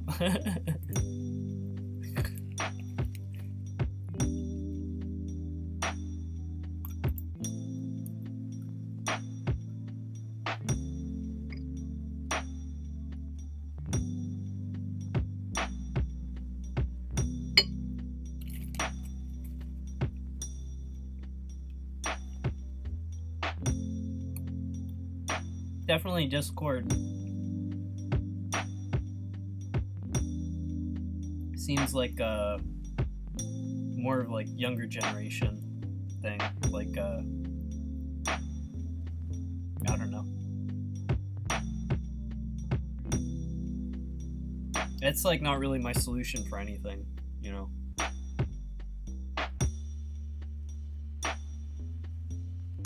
Yeah, that's what I figured. When I'm in a VC, it's usually with other artists and we don't really talk. We might stare at each other's streams for a bit, but we can go hours without saying more. Yeah, in that case, it is really like a virtual studio where like, you just, there is like, what would the word be for it? People take like emotional cues from other people, and it's a very real effect. The one example I always bring up is like I worked for a while as the host of like a super busy tourist trap restaurant, and because they never wanted to have an empty table, management would always like overbook every day. So around the same time of dinner, you'd always be behind schedule like 30 minutes, and you'd have a waiting room full of people, and like it'd be like, you know, my job, you know, to like seat people, but you also have to like manage them so they don't like get mad. But it would take one angry person and the whole room would realize that they should be angry, and the emotion of the room would stay negative. It wouldn't reset until you got it empty and new people came in, and they would mostly be neutral, and you would like get a fresh start. But so it's like preventing the first angry person would really stave off that tipping point for a long time. But like once, you know, you have a room full of angry people just become angry. But it's like, you know, if you're in a room full of people that are like working hard, it's like your brain is just like, oh, it's work hard time, you know? It's like not, you don't have to be like coming up with like ways to trick yourself to keep working. I don't know. The computer's crying for help. Can you hear my computer over the microphone? Aquascaping is an art.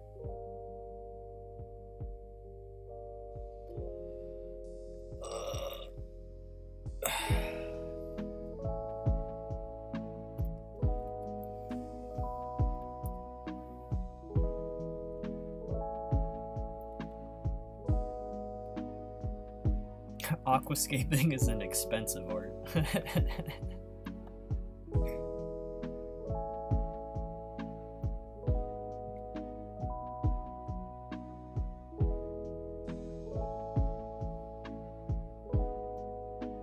A shoe bill. Yeah, I can do a shoe bill. Let's see. That's a bird, correct?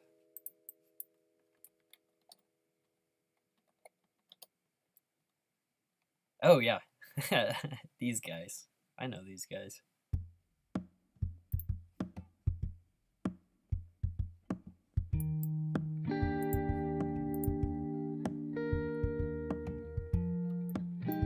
The shoe bill.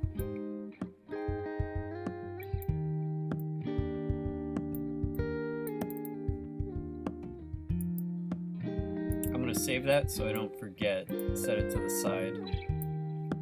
But I don't want to get like 2 bird dents in one area. We'll come back to the shoe bill.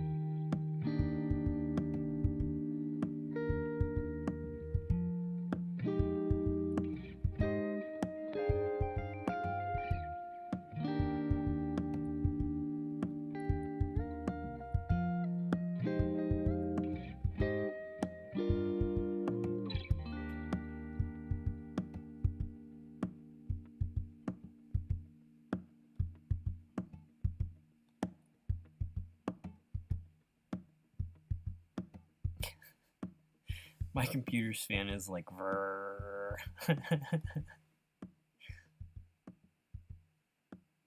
Just Photoshop, dude. Oh, no.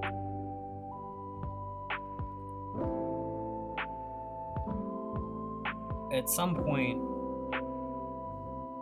I don't think I want to work on an image larger than this, so at some point I'll probably like chop it and keep working to the right.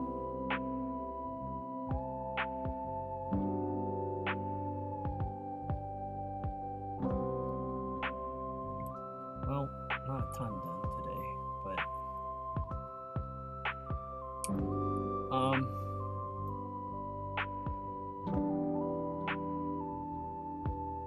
take a break to think about overall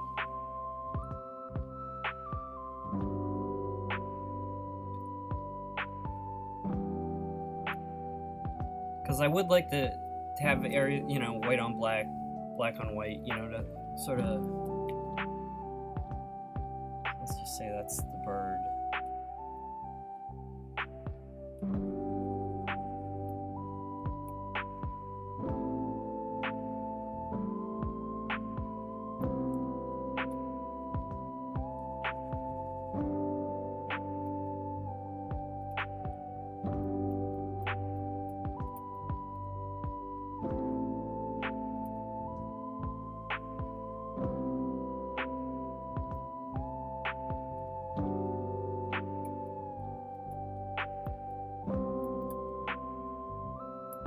Maybe these are like his, this beast has his like claws down here.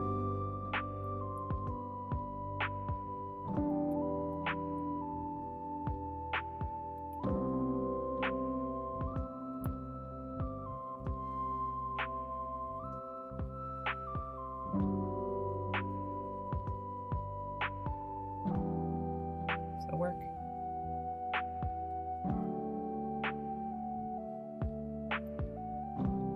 Like some reason there's like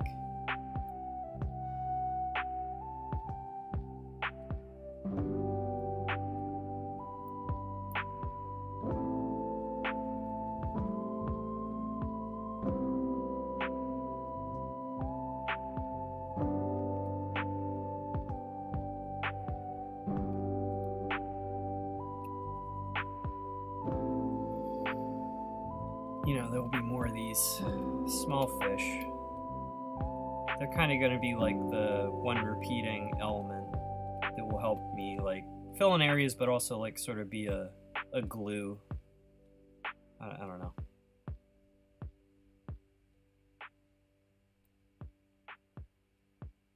Like one stylistic repetition.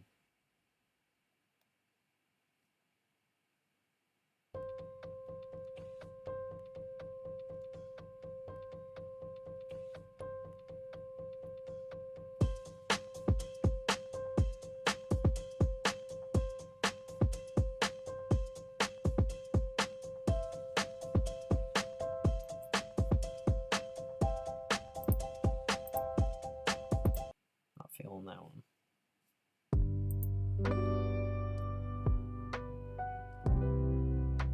This needs some kind of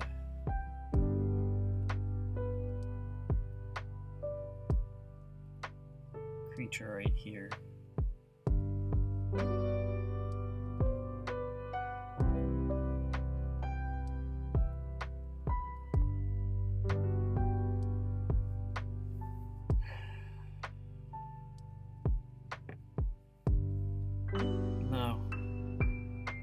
Better with the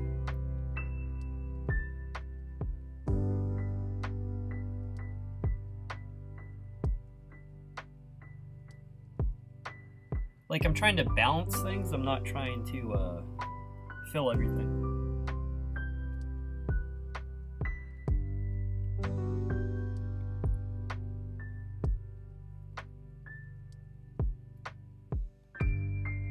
So I need stuff up here.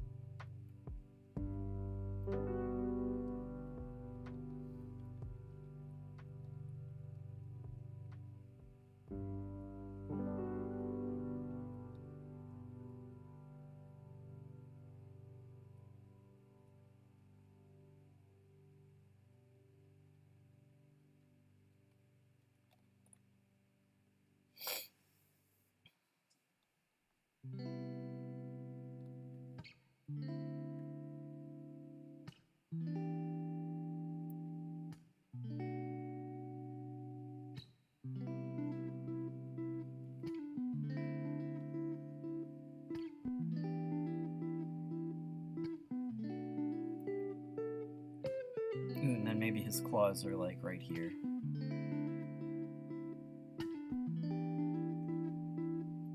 And then he can like have a tail.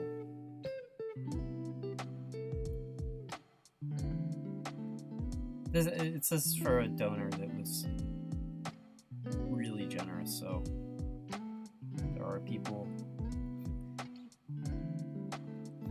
a few people it's like, I do want to give animals this large. Yeah, see, I'm feeling that. That looks... Oh man, then his other foot can be here.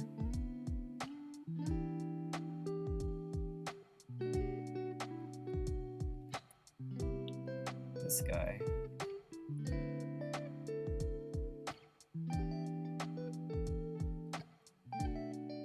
Needs to move back a little bit.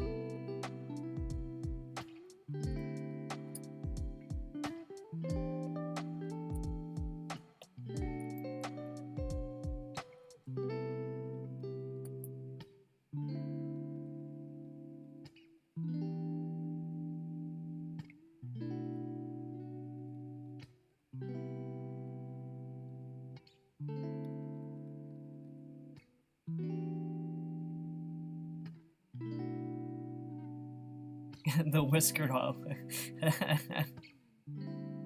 You got several. No, that's like the animal of the day. Thank you for the recommendation. They were super fun.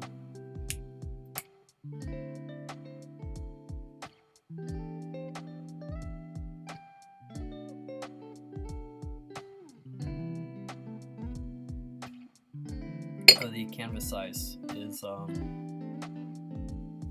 300 DPI, a little over 15 inches tall by right now 45 inches wide.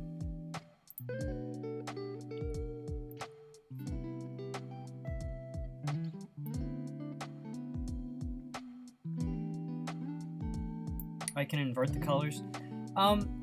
You know, I tend to draw things differently depending on if they're black or white and white or black. So,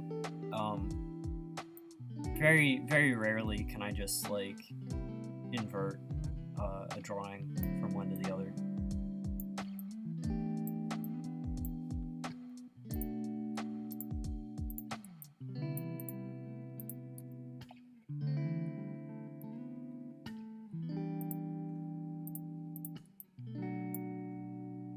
Like this though.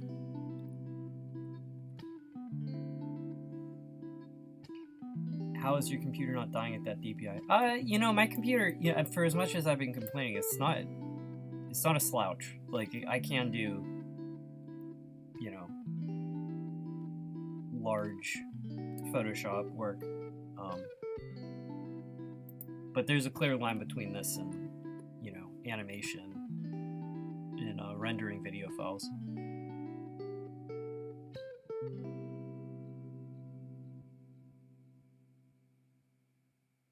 I'm saving, so the stream might cut out for a second, or might lag.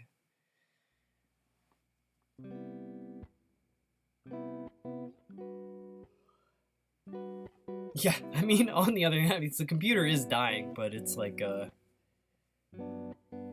it's not like, there is a point where, like, especially when I get into, like, compositing watercolor, which I scan at really high DPI with the line drawing, and then I'm coloring, and it's like, I've discovered that there actually is a file size limit for Photoshop files. It's 3 gigs. When you push P on that, you just get an error. Thank you, enjoy tomorrow. I appreciate it. I mean, I've been enjoying, you know, having people hang out.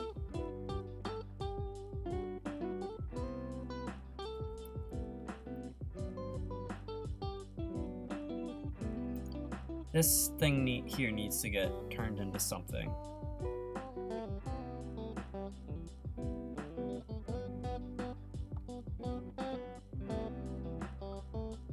Yeah, but this, I was going to...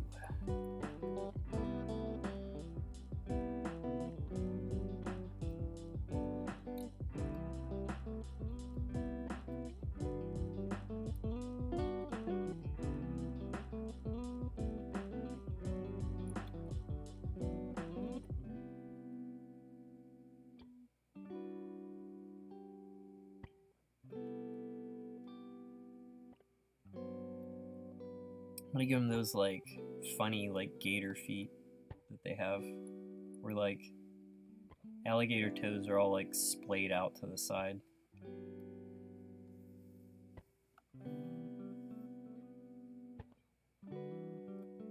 Cool. Well, that feels like a mural now. Like it gives like a lot of form.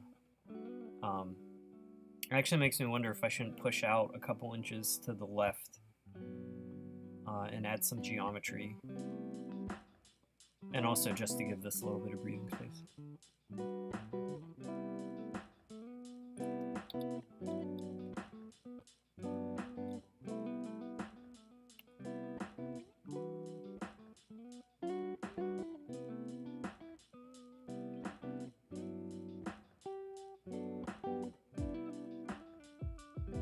Just a little bit like that.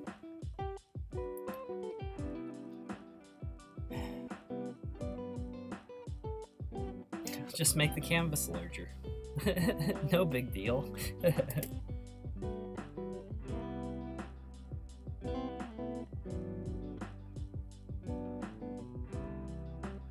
Yeah, 3 gigs. If you continue to add layers, and the other thing is, okay, so it's like inside the whale pod. This was like the one file that killed my computer. It's like the scene where it's like the close-up on our whale and it's night, and then he like looks up, and then the camera looks up, and then the camera goes back, and then he looks down. Like that was like one big piece of art that I was shifting around like the you know, like the canvas plane. So even, you know, it's like I've the art, which I think I had it like 4K, but then it's actually like, you know, like 6 frames worth of art additionally, and it saves all that data too, even if it's not displaying. And yeah, just like push it over the edge.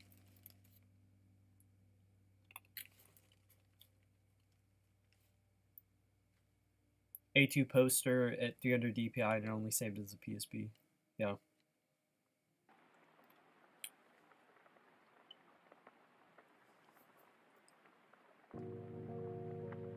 It's looking big and interesting. It's the kind of thing you want to zoom in on, see the details. Yeah, thank you. That's like very, very much like one of the things that I wanted to have happen with this, you know, because the names aren't going to be big, you know, but it doesn't matter, because like what I'm hoping is that, I don't know how I'll program this yet, but when you get to like the mural after the credits, it will be like a drag and zoom in type deal, you know, so viewers will be able to like explore it.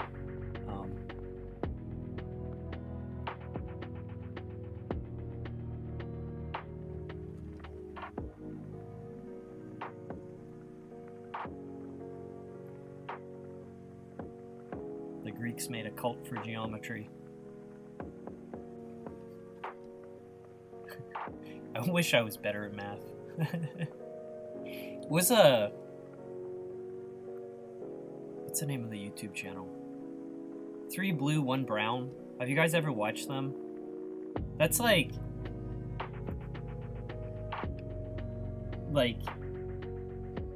the way they explain how like math is descriptive of reality is incredible. It's such a good channel. The fact that it can explain math to me is like a feat of education. Like, you should check them out. Sometimes they do like topical ones too, like I don't know, like when everyone was doing Wordle, like the dude was exploring the idea of like what's like the most mathematically efficient way to solve or to like ask the question. I don't know. It's a good channel.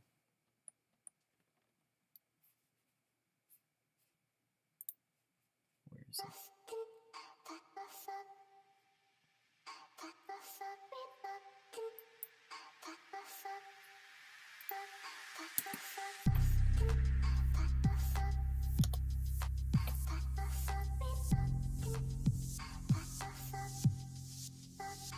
Numberphile. I'll check him out.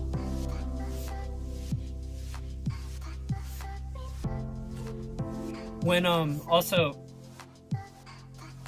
I need like dead silence when I'm writing, but when I'm like drawing stuff like this, things like audiobooks or like podcasts or YouTube documentaries, just I love having them on in the background.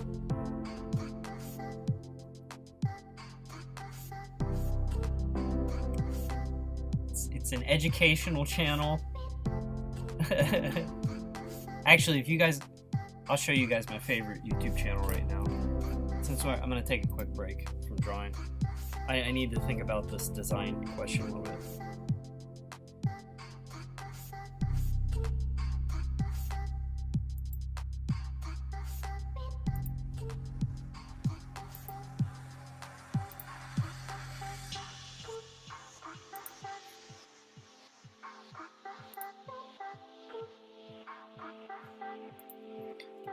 Also, I'm gonna stretch my legs.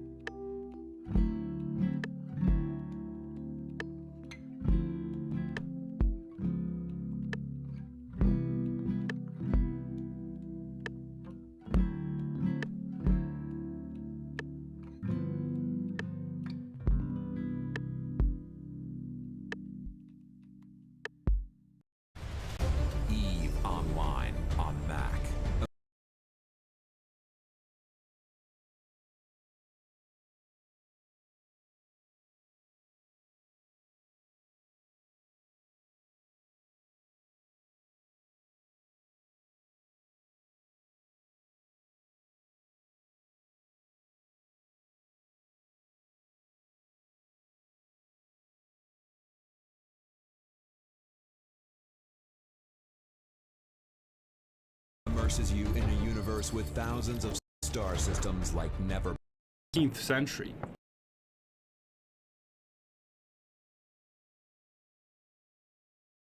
Siege warfare became ever more important in Central Europe. Engineers and tacticians developed fortresses that were more elaborate and more solid than ever before. As a result, siege warfare reached an immense level of complexity. Throughout the Middle Ages, high and relatively thin walls were enough to protect against storming ladders, siege equipment, and projectiles. But since the 14th century, ever more effective firearms and artillery challenged the defensive potential of fortresses. A to and fro of military innovation began. Improved fortifications countered improved gunpowder weapons and vice versa.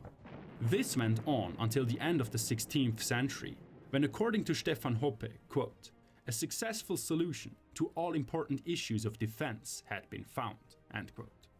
One famous type of stronghold that was crucial to this evolution was the Truss Italian.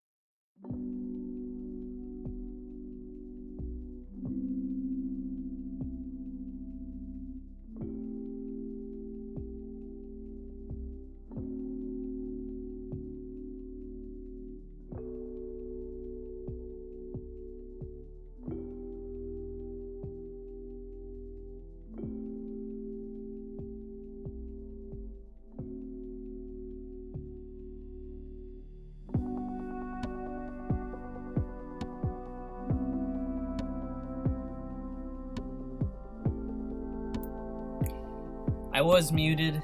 Thank you.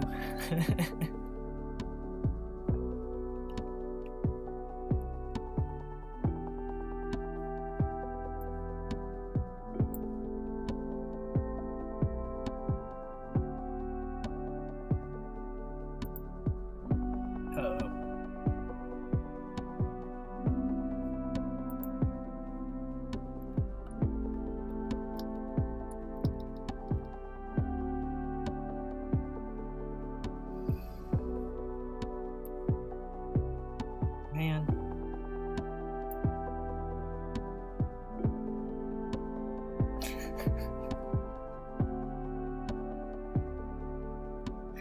I'm sorry.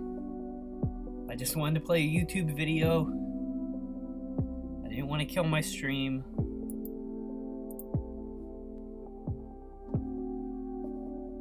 I was just saying, those YouTube content creators very talented at what they do.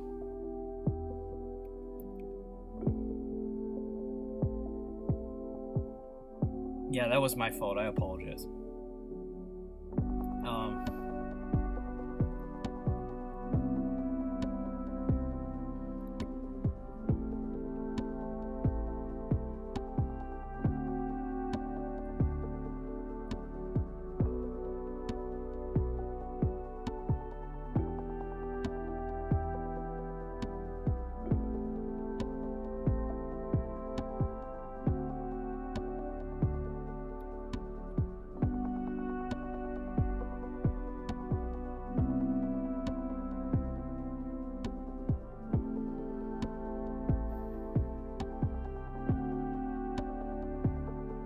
I don't think my computer liked that either. That's I think I'm streaming with like no extra headroom on my hardware, because opening up a YouTube video almost crashed the stream.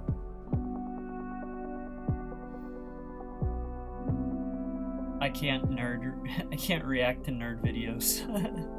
It's for the best.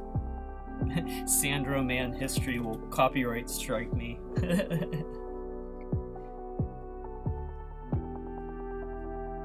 I'm getting recommended art tutorial videos now. Yeah, Google's spying on you.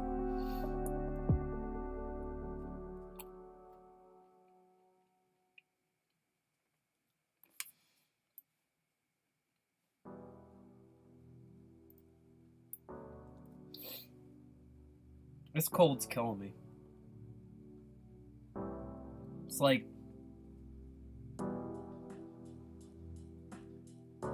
I can just feel this like sore throat. It's like ugh. Alright, second wind. Let's go. Let's go, gamers. Oh man, dude, I found like a really good art tutorial channel. I'm usually very I don't know. Skeptical is not the right word, because it's like tutorials of all levels can be useful to someone. So, but it's like I found this. There's this dude. I can't remember his name, and I'm afraid to look it up. But he was an artist from Blizzard, and he's just like amazingly talented and like very like articulate in very useful ways. I don't know. It's just doing this, I felt like I should see how other people are making art on YouTube. So I was like actually like opening up to like watching some of it, which I probably would have never before, but I'll like retweet something he's done after this because I really enjoyed his tutorial videos are great.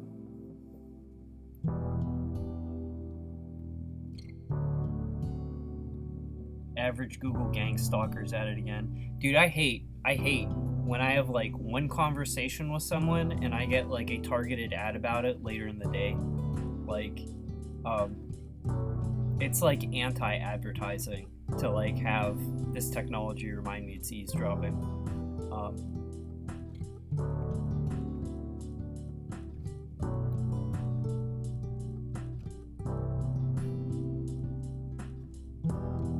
We gotta finish this poor bird. What's going on down here? Look at him. He's just a head. This guy's like, what the heck? He's like, I know.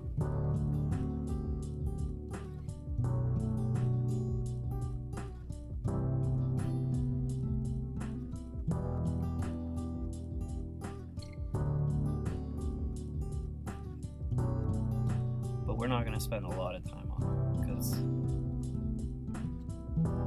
as much as I love these birds,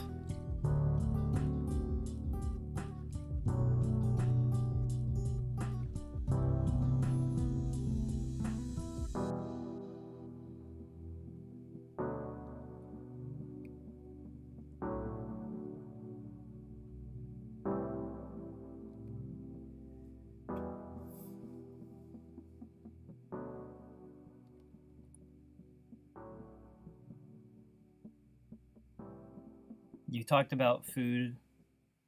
A food place you've never been before to a friend once and you got ads for it the next day. Yeah, no, I was having a conversation with my buddy once and we had like the most passing conversation that he had a friend in Vegas and we should drive over there. And I was getting ads for hotels in Las Vegas like later that day, and it's like I've never Googled anything about Las Vegas, like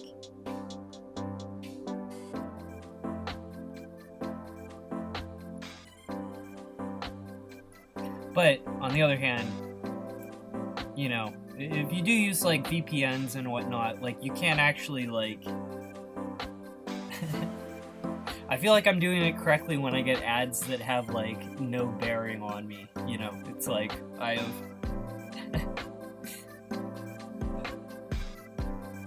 I don't know. I want advertisers to waste their money.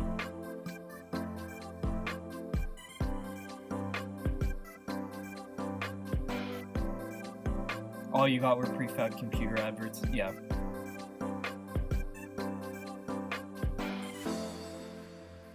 Oh, here's a good one. I received a screenplay for production and like half of it was in Spanish. And I started getting like immediately, and this wasn't like in the body of the email, it was in the attached PDF. and that started giving me advertisements in Spanish, and it's like it looked inside the attached file, you know.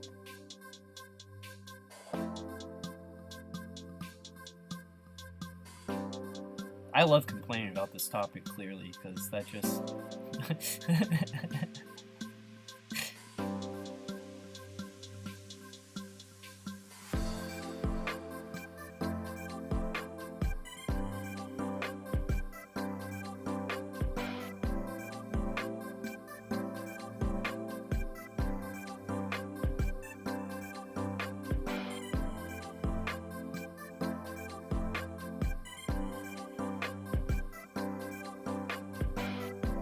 you just had to sell Scrimshaw with your sibling and they loved it. Thank you so much. And thank you for showing up to tell me that too. It's like super fan status achieved.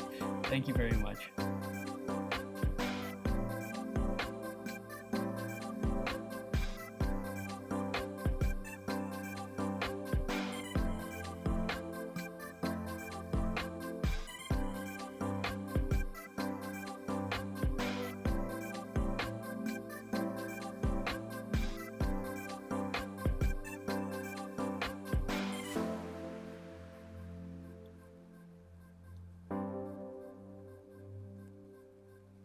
Word of mouth like that is like one of the most valuable things, you know, to an unknown artist.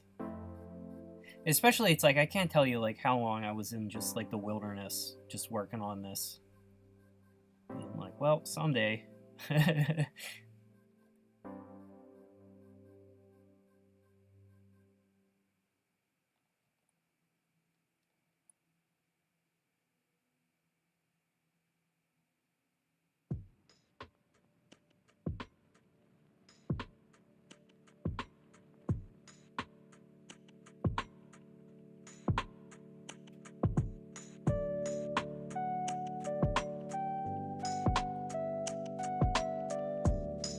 Actually, maybe this guy shouldn't be standing on ground because the others are not.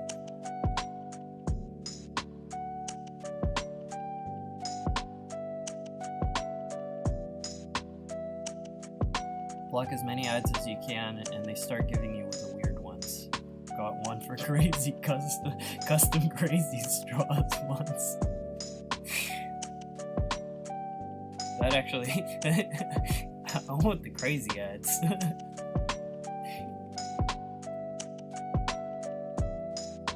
Actually, the most ads I see now are on Twitter, where it's like almost like a modern take of what the infomercial used to be, you know, where it's like it shows like someone like failing to like peel an apple the normal way, and they're like, ugh, it's like black and white, they're like chopping their fingers off, then it like cuts to this like crappy new gadget that you should buy that like is working super well in this like montage, but you know it's crap if you would buy it. Or like some cleaning product where they're like, there's like fake dirt caked all over something and they're just like blasting it off with like a small spritzer.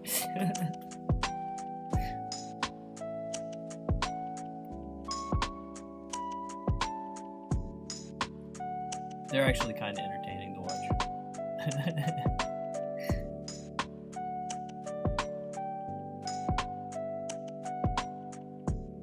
I don't like that his feet leave the composition.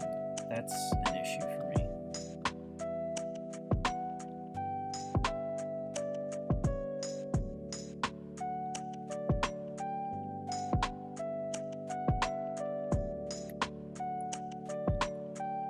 What did I do?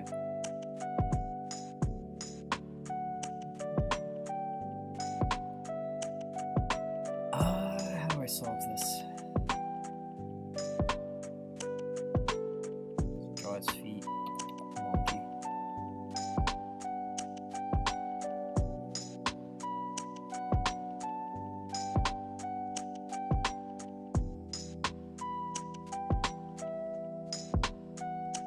Those are Temu a lot of the time.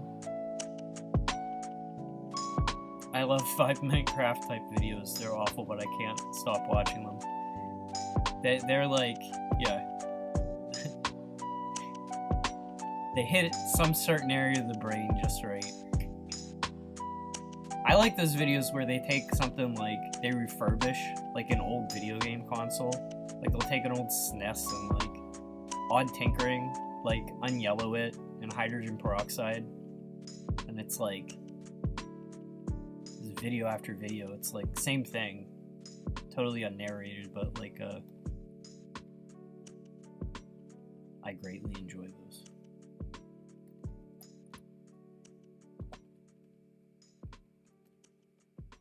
Alright, we're having an issue with this bird. His feet. See, before he was making eye contact, maybe... Alright, I'm gonna duplicate him before...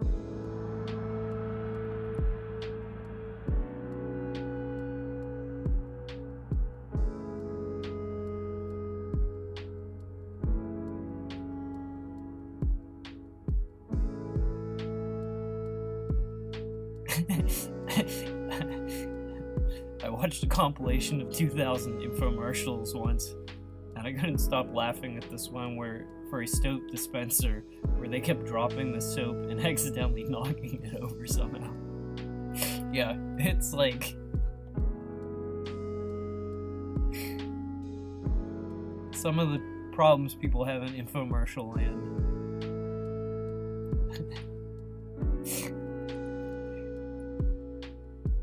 I want like a general show about how these people are just gonna live their lives.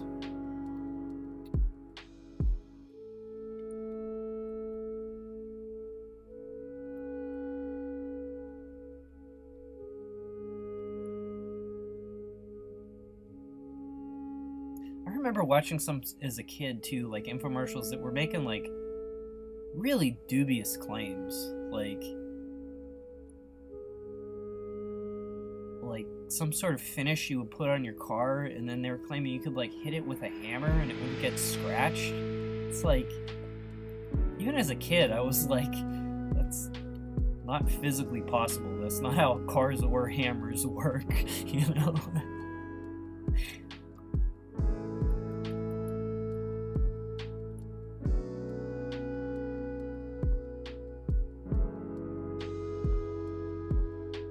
Actually, I wasn't, because I was talking about Persona earlier. One of my favorite things was how the cat Morgana like saw like infomercials on TV and was like, "You gotta buy that, Joker." He didn't know it was crap.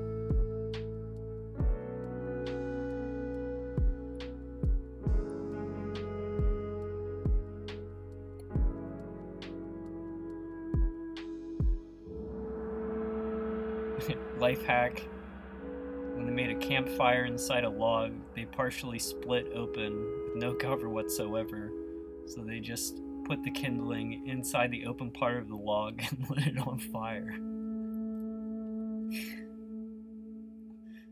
That's also like, why do you need like a life hack to go camp? It's like, isn't like going camping imply that like you're bringing your camping supplies with you? Otherwise, it's just like survival. It's not a life hack. You're gonna freeze to death. You gotta test it to find out, though.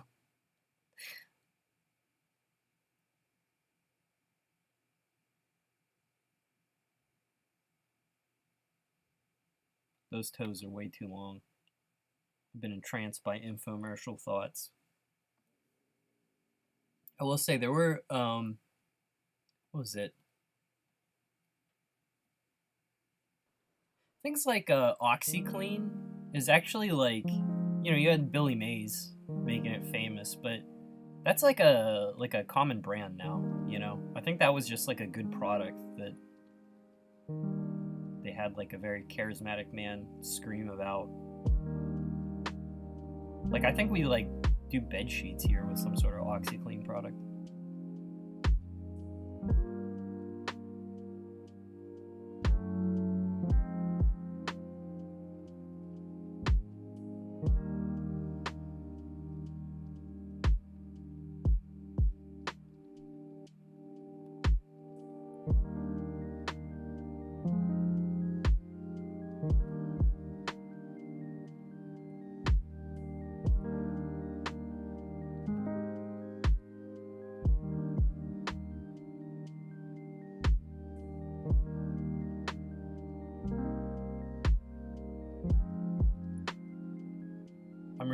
in the plot on this guy's feet. I just gotta get this done, actually.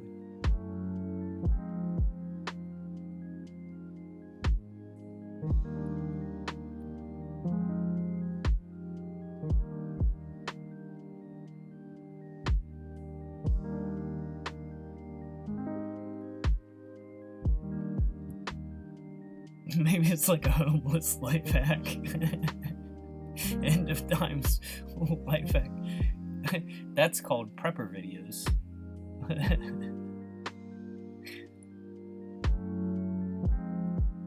don't think I want to live in the post-apocalypse.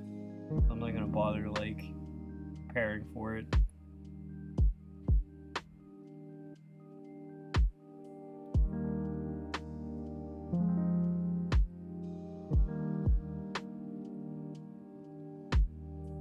When the world ends, I'll set up like some cool Fallout vault type thing for people to discover in the ruins of my house, where like they solve a puzzle, they can get like a can of beans. And if they don't, it kills them. You know, life's gotta imitate fiction.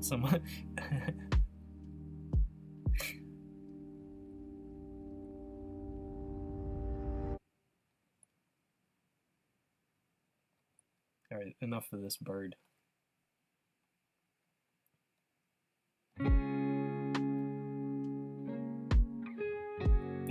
Life hack, they get a bag of chips and light the chips on fire. And they're like, yeah, it works, but campfire is 50 feet away, dude. What are you doing?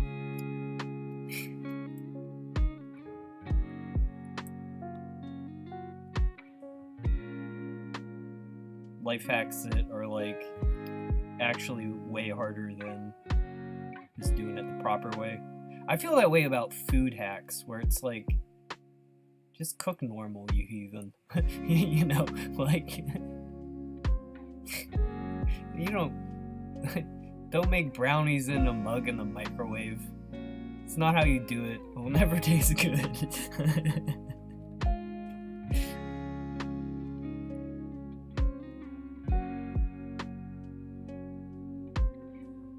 This is the boss, because he's the biggest. He's telling the others what to do.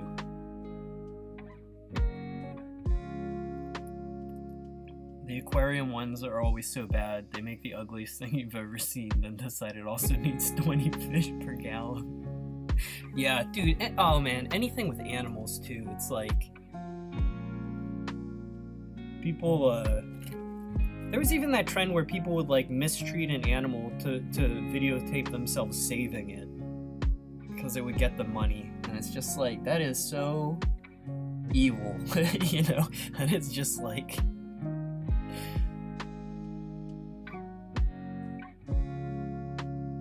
Beatrice traps. I get to throw spears at you.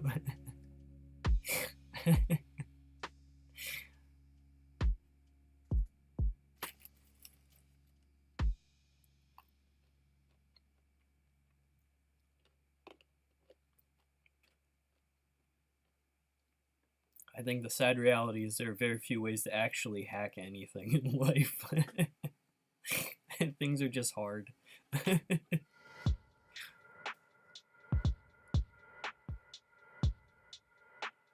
Food hacking is just cooking weird.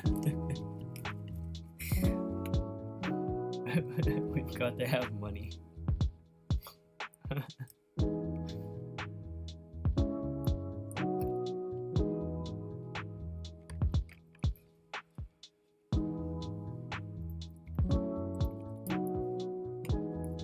I told someone I was gonna draw something. The bird. I think I want to do that bird, like, this side. I think I'm gonna table him. We need some more big animals here. So...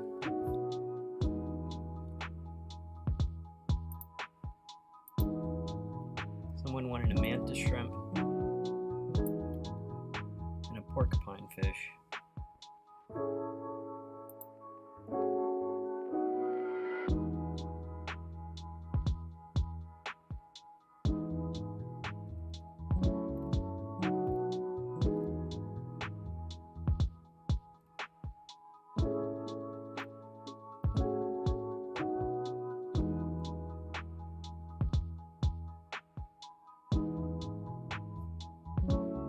I want to do another horseshoe crab, actually.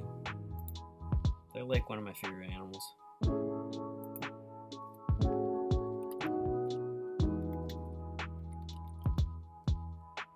It blew my mind when I found out they use horseshoe crab blood in medicine for like IVs.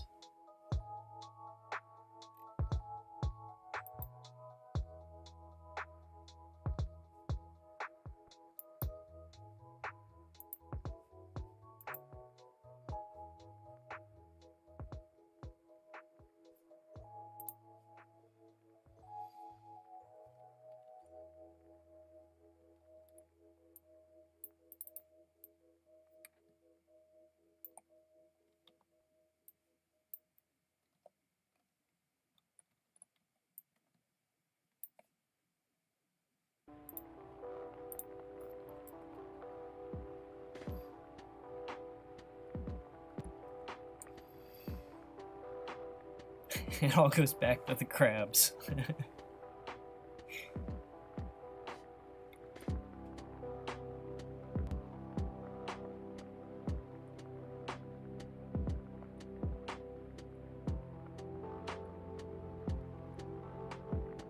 Horseshoe crabs, technically not crabs. I don't remember what they are, but I forget half the facts, but they are not crabs.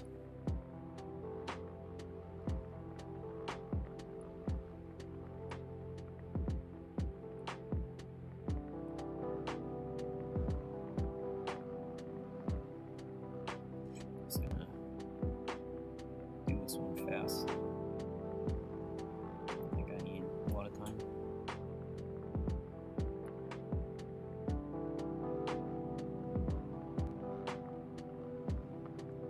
Horseshoe crab hour. They are great.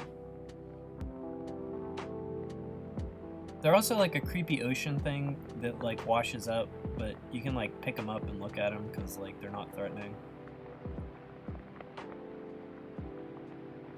They've just been doing their thing forever.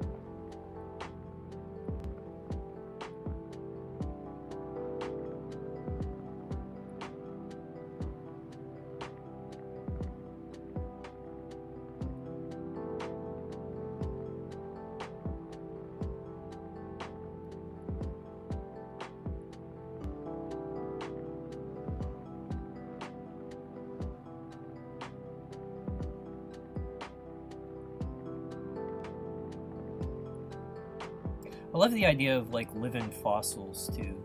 You know, it's like you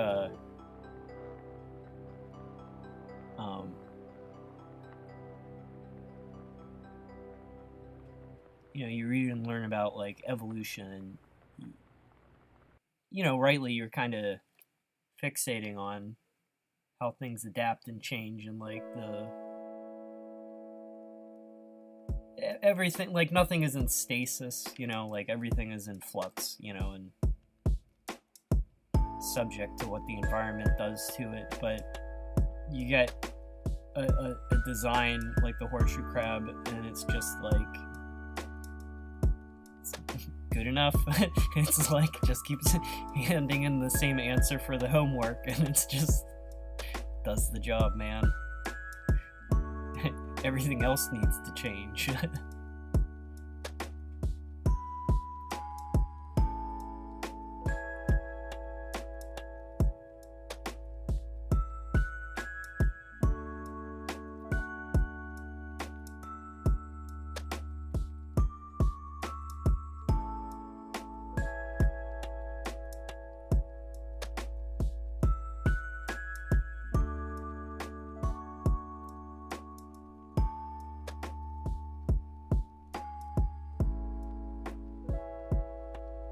They have an amazing immune system. They're really good at sensing gram-negative bacteria. That's why the blood is so useful.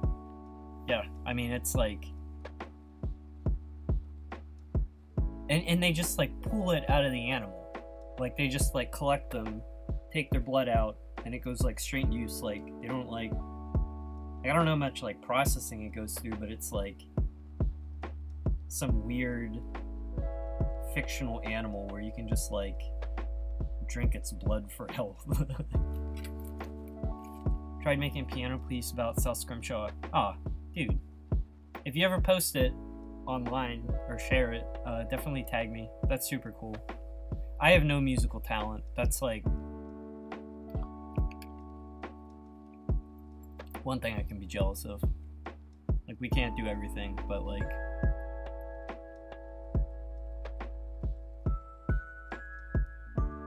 when I'm searching for stock music, like, I struggle to, like, even find the vocabulary to describe music that I think I might want, you know?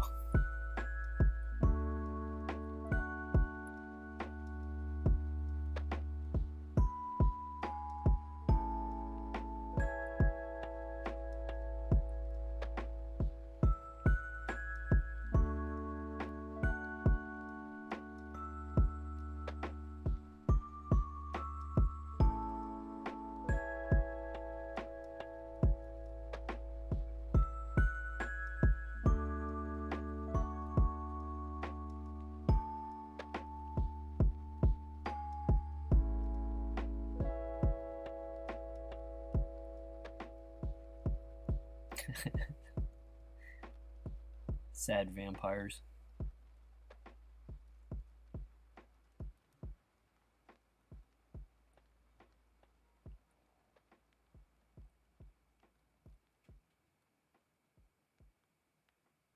Vampires are scary though.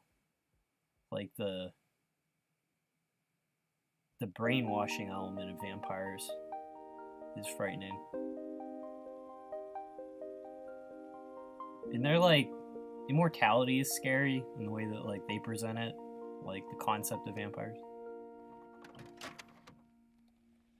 Ooh, I was asked my favorite RPG earlier. Dude, Vampire the Masquerade Bloodlines. Come on. Oh man. That is such a good game. It is my favorite game that cannot run on the Steam Deck, too.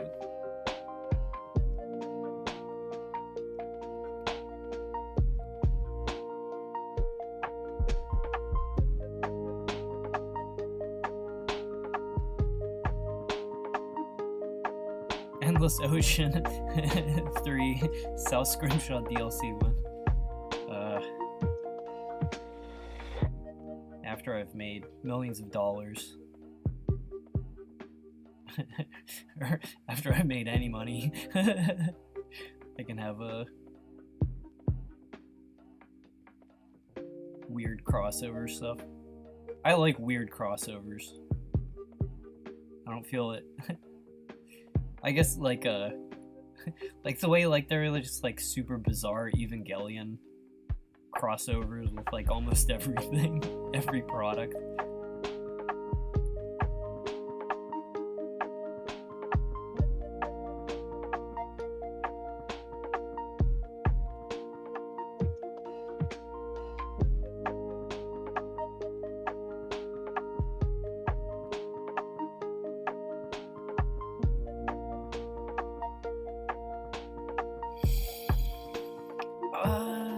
Not right. It's not very good for one of my favorite animals. This back needs to...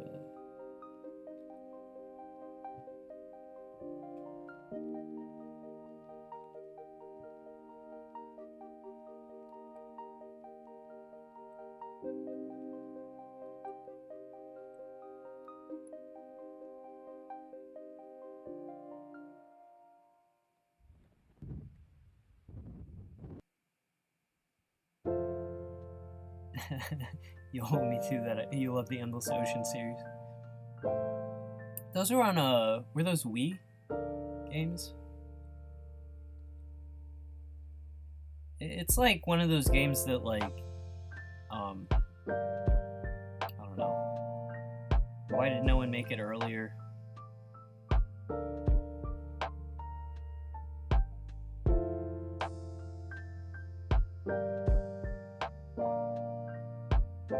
You know what I own and I haven't played yet is Subnautica.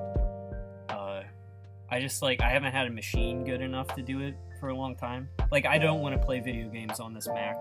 Like, usually, if they're like intensive games, and they're on Mac, it's like, if I'm gonna burn out my GPU, it's only gonna be for Photoshop.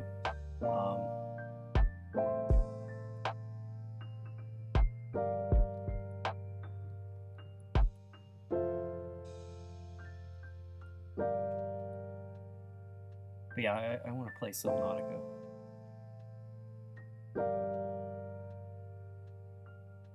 Yeah, I remember seeing those games. I never had a chance to play them, but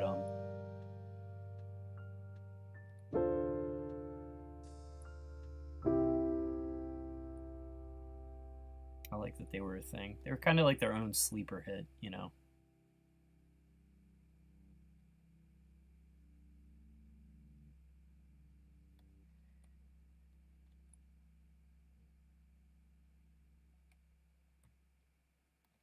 This guy is strangely hard to draw in black and white.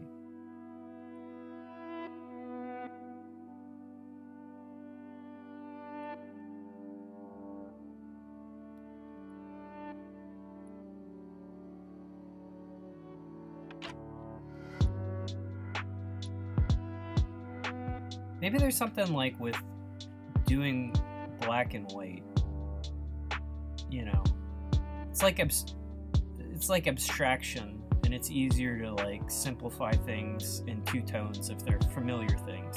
Like but really like alien shapes, making them clear is like an additional challenge.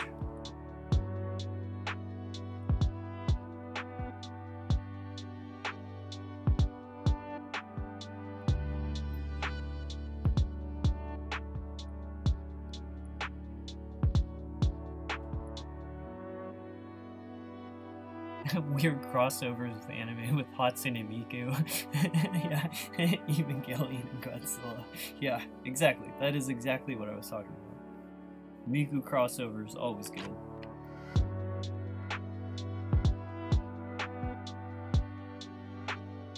Among Us and Vampire Survivors. Yeah, yeah.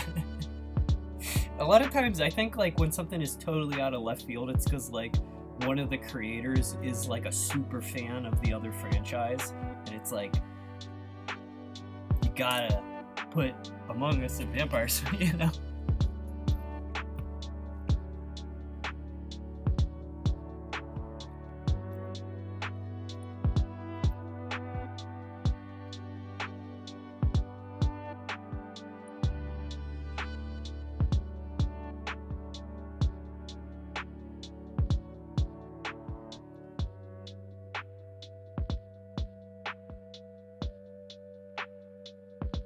I mentioned before I'm a big fan of the When They Cry series, and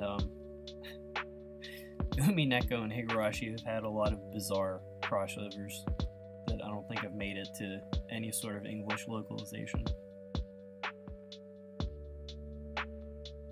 I think also those crossovers might be more like cynically money driven choices, but it's just like some gacha game and there's like image of the Steins Gate characters with them. It's like, what?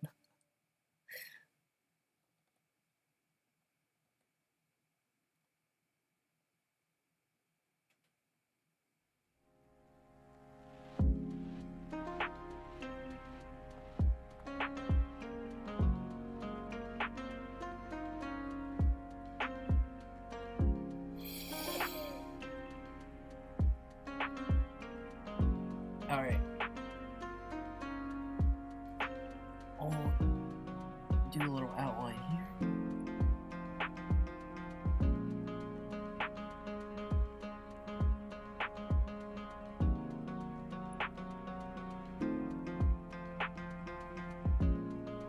Alright, I think that's fine. He looks like a horseshoe crab.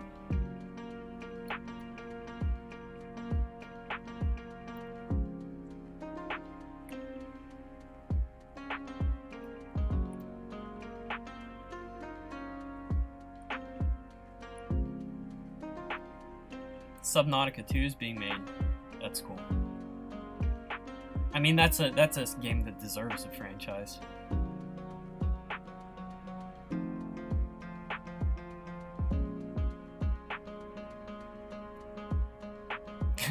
They announced Bloodborne 2, and for no reason, Miku was just in the game with no attention to it.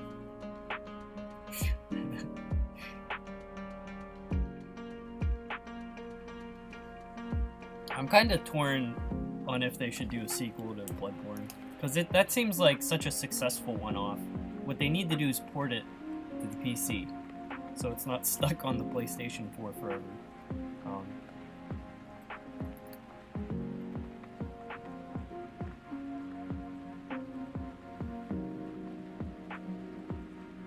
Didn't From announce they're doing another Dark Souls game?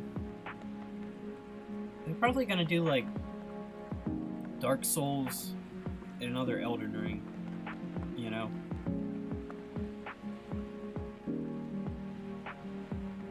That's another. I own Armored Core, and I beat the first boss and then haven't had time to play it again.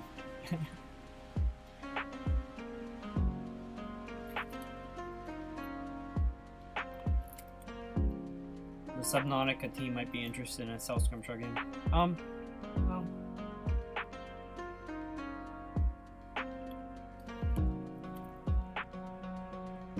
I don't know yet if I want this to be something other than a visual novel.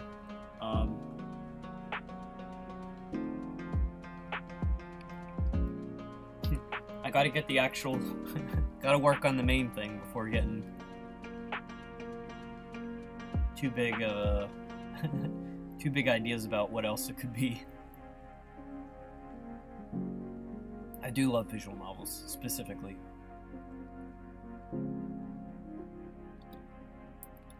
Is that the best place for the horseshoe crab? Or maybe he could be...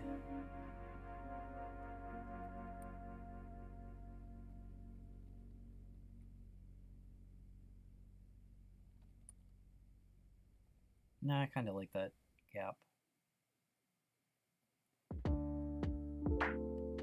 Does he go here? Where does he go? Here, maybe? Kind of like him there.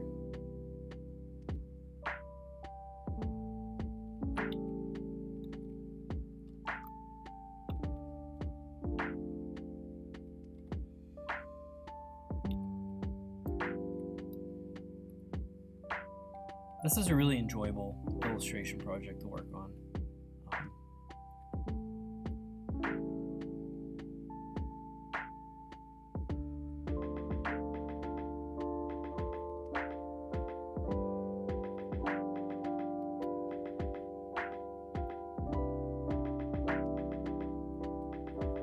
I figure I'll do these little black and white fish off stream because they're not like terribly exciting.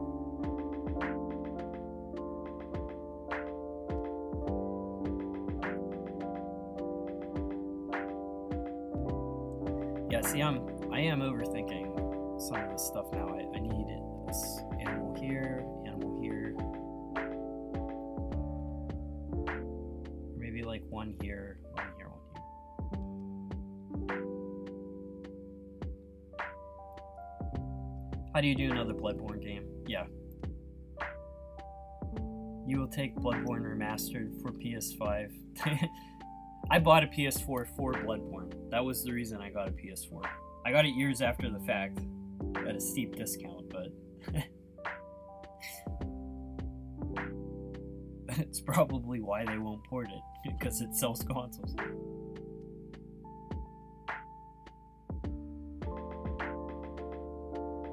Yeah, I agree, Sir Chandrus. It's like, it was so... The setting was fantastic, but also... part of what made it good was like how thoroughly explored the setting was, and also, you know, you can like kill a fantasy by over explaining stuff, especially one that's like intentionally dreamlike and undefined. What are you lammoing about? My opinions are serious and correct.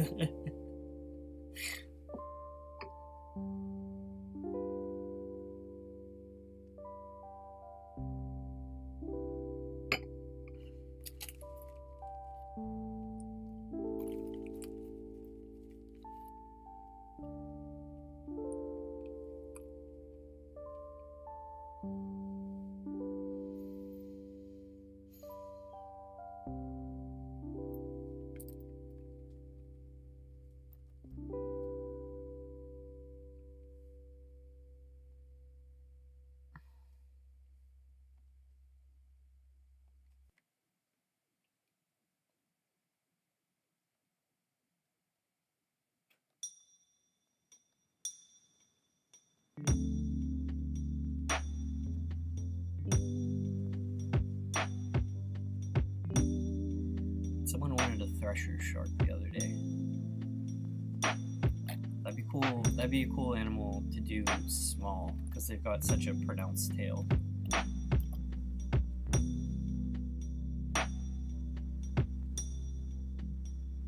Excuse me.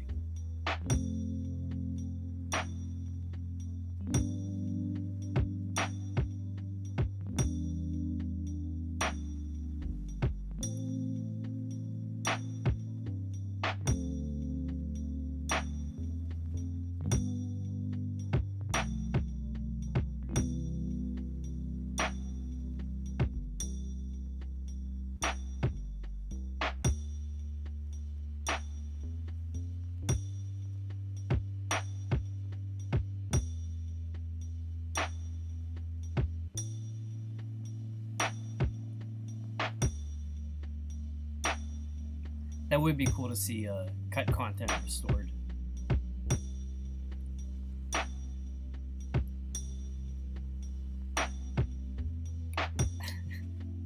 People dig through the files of those games and find like really cool stuff. There's like a whole YouTube channel that just like breaks open Dark Souls 3.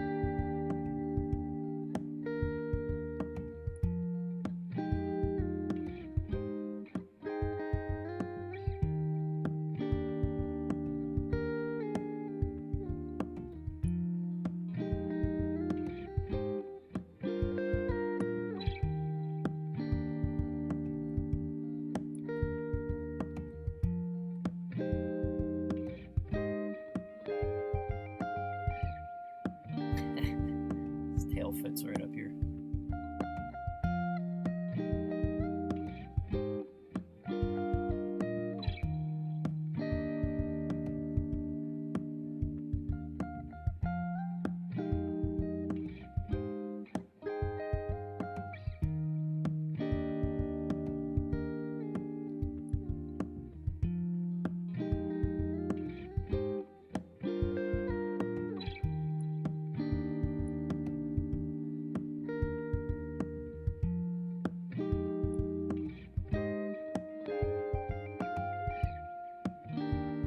This guy.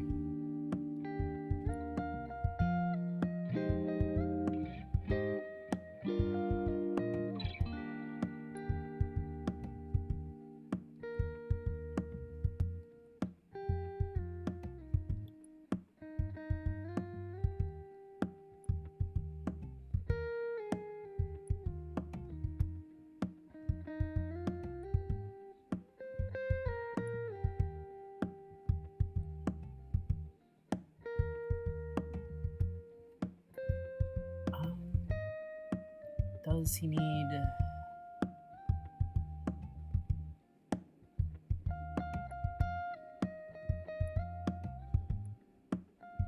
I can make him shiny, but I think he's fine without it, honestly. I don't think he needs that. Oh, maybe he does.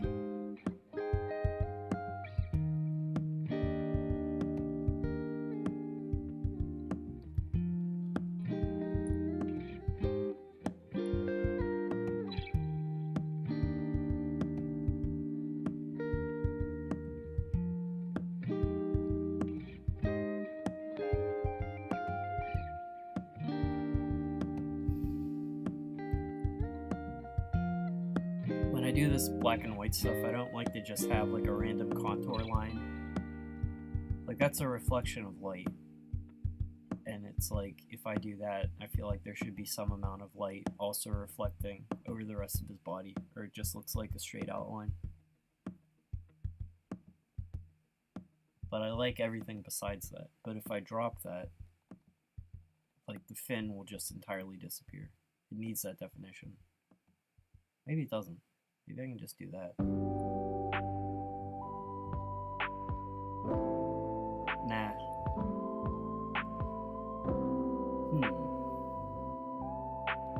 Oh, so that reflection goes way down here too. It's already wonky.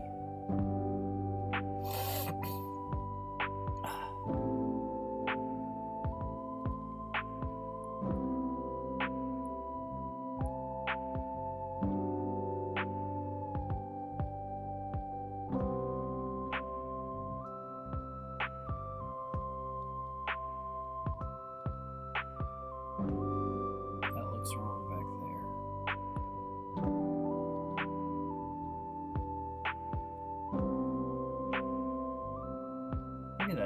Maybe it's fine.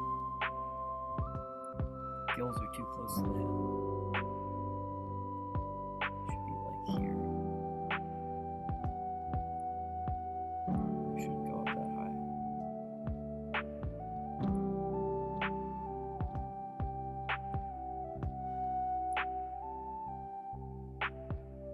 The random contour lines, Mason, what do they mean?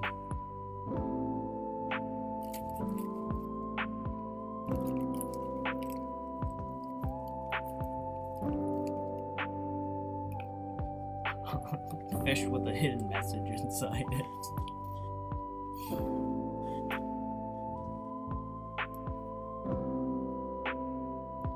Yeah, he's done. I like him.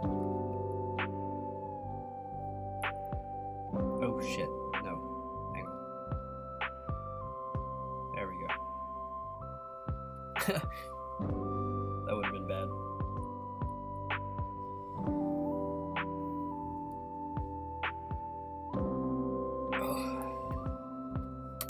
Stretch.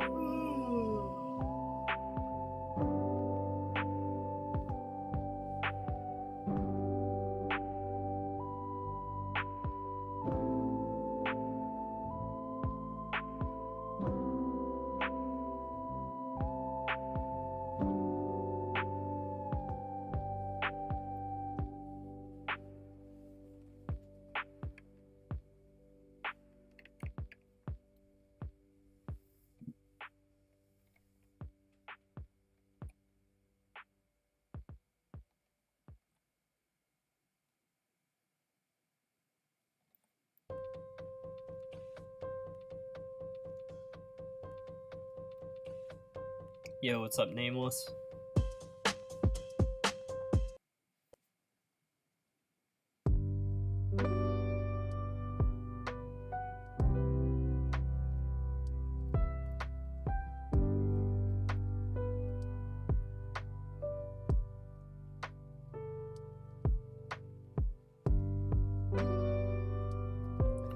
Alright, this thing has to be something.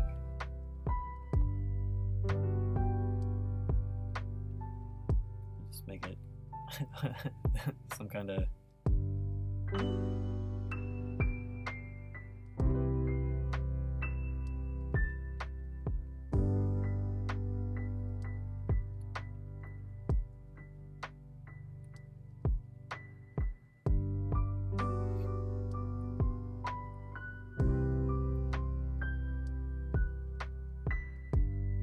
It's a more graphical version of that.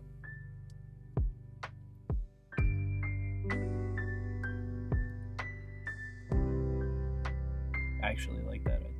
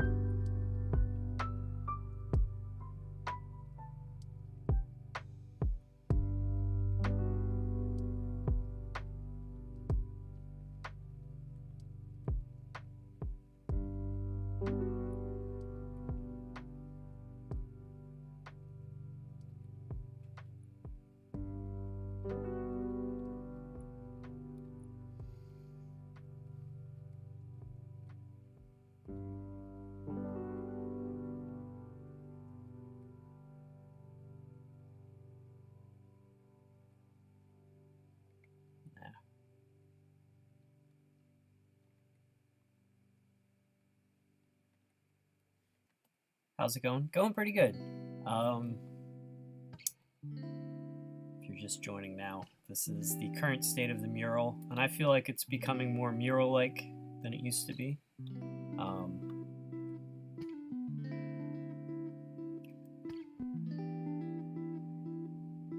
I lost the layer, but I was also saying that this is going to be the finished mural that I'm working on now, but the I'm still working on how to do the donor names in here, but likely it will just be like labels underneath, and then I write the name in white on the label. I think that'll look good, but for now we're still just adding to it. Skip that one song I've done. I don't know if it's one of the songs is irritating to me.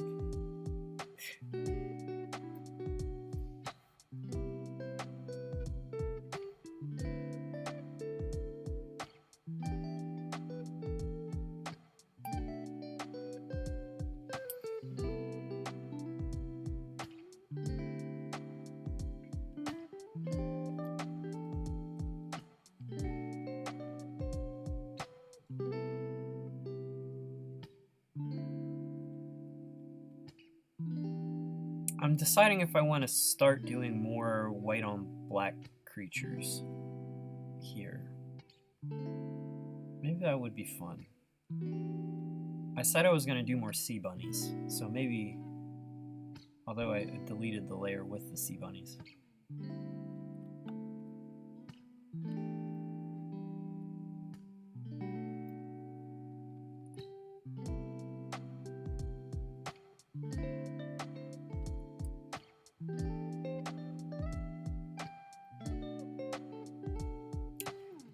I think the problem with that song is, like, these lo-fi tracks are very simplistic, and if it's like a song that's a 3-second loop and one of the seconds is annoying, it's like a bad alarm clock going off.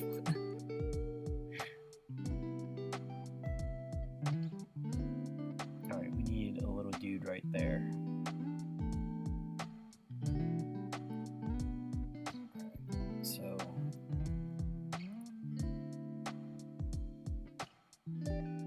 Torpix. Yeah, we could do or just like any kind of octopus or cephalopod.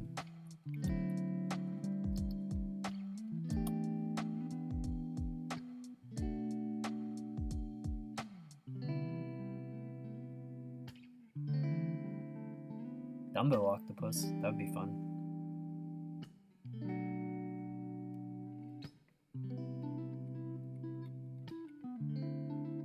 Look how pretty those colors are.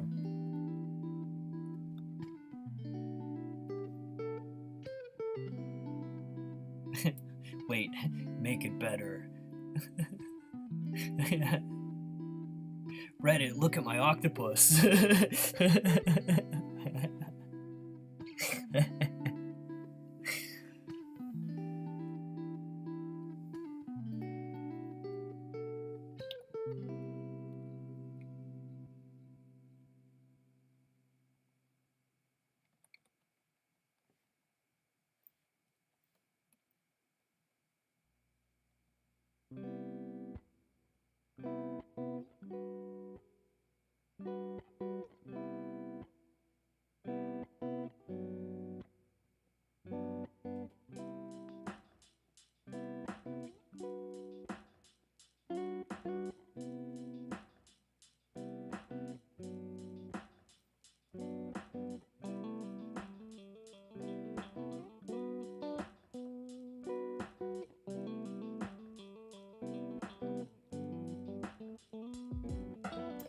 Yeah. It's sad seeing him in a tank, and also, like, octopus are so short-lived. It'd be, like, a shame to just lock them up in jail. They get a bad deal.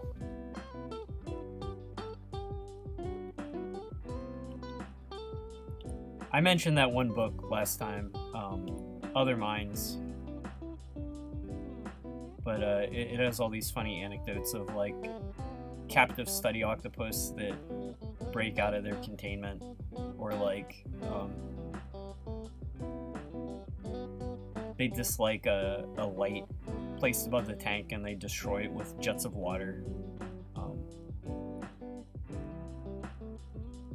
There's like octopus living in an aquarium that figure out how to like sneak into the other enclosure at night and eat all the crabs and sneak back.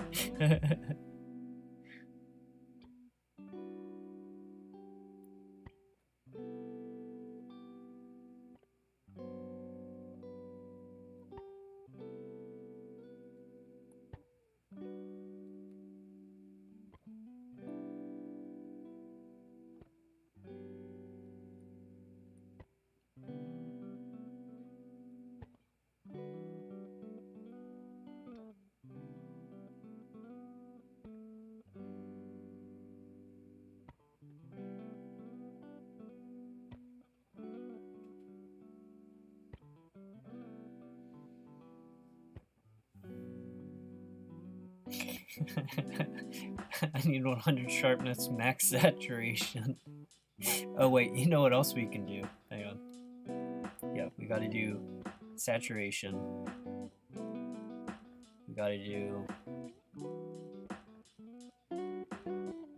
Where is it? Yeah, gotta add some sharpness. But what we also gotta do...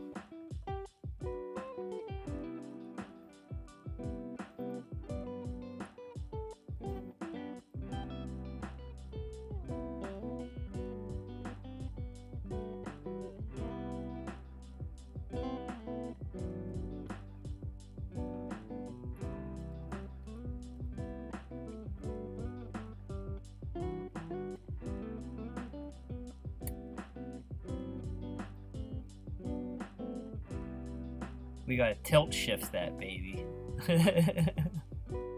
Oh my god, it's like a miniature.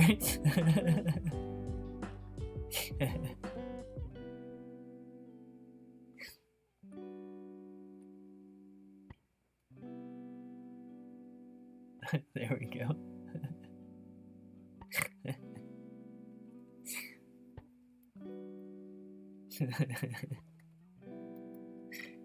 I like tilt shift as an effect.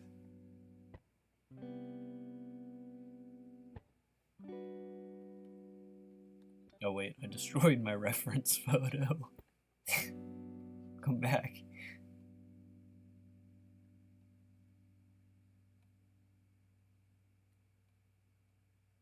There we go. Oh man, I ruined my eyes. Look how washed out that looks now.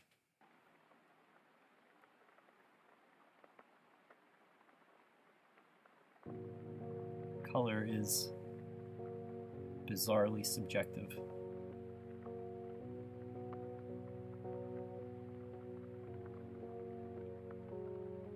That's why you don't go cranking the saturation on everything.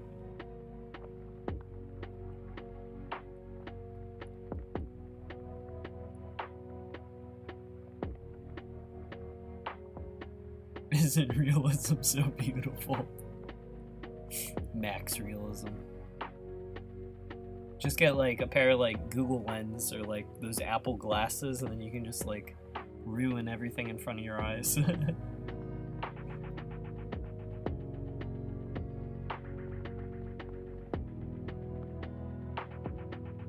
Yeah, I feel like a octopus that break out of human containment.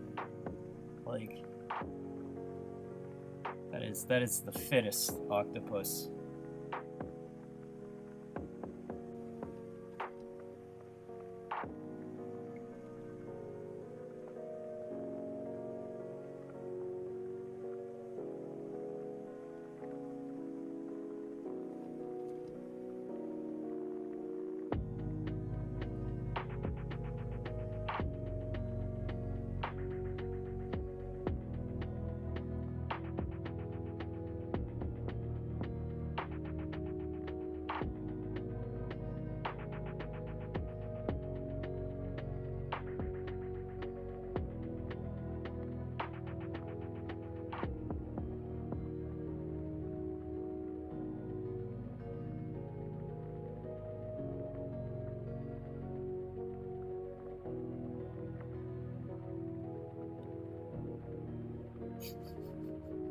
Real life shaders.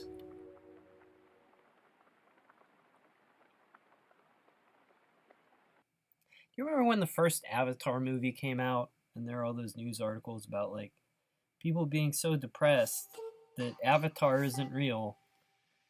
It's like, did that actually happen? Did people actually have those emotions and say that, or was that like marketing?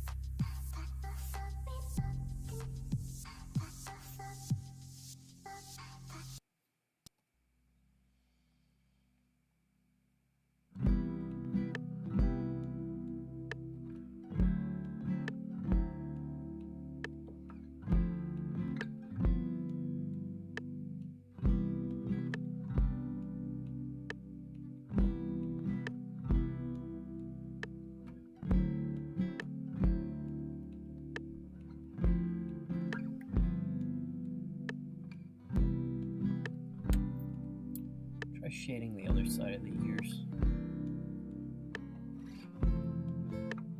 That make more sense.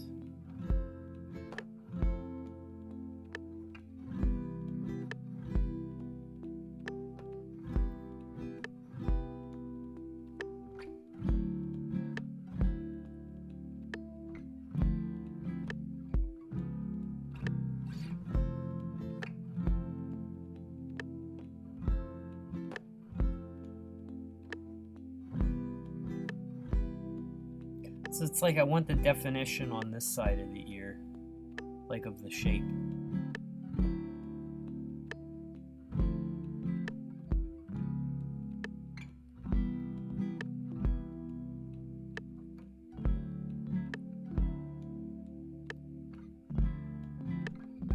Yeah, that kind of works. It'll look weird if I don't highlight the head.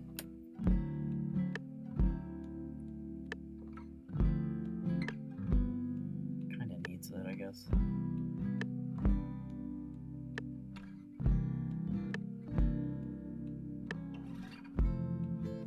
Yeah.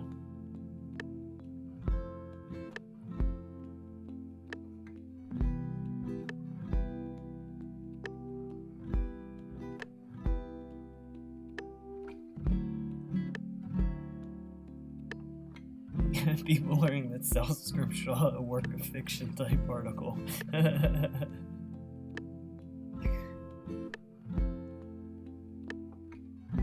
Do like a Orson Welles, try to sell it as authentic.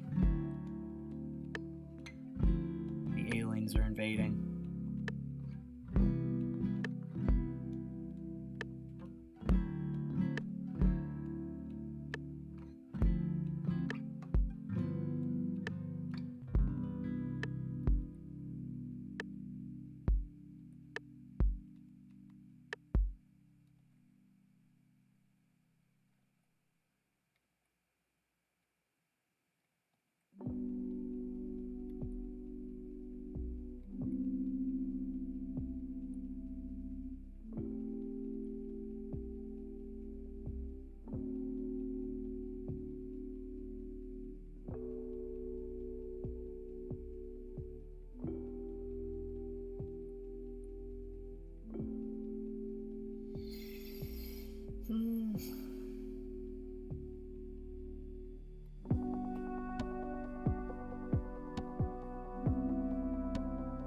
Yeah, he's good. I like him. Although, maybe I do this instead.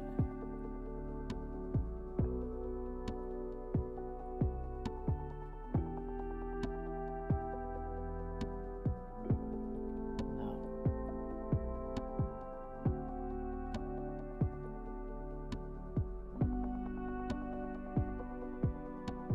Something's off.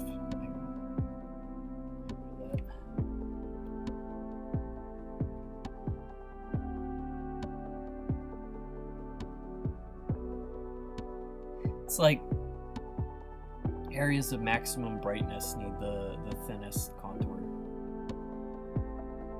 I think that's what was throwing me.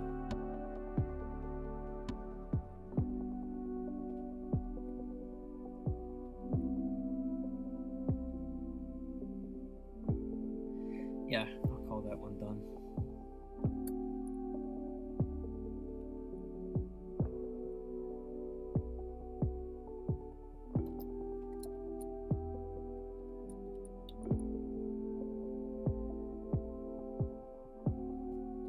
Oh, the sea bunnies. It was kind of like a confluence of a couple things, but the actual sea slug called a sea bunny was a big inspiration, and then also, you know, it's like a fake animal with, you know, it's like a documentary about, you know, technically like a fake animal, but it's like real in the context. So I just like the contrast of coming up with some like apocryphal human invention,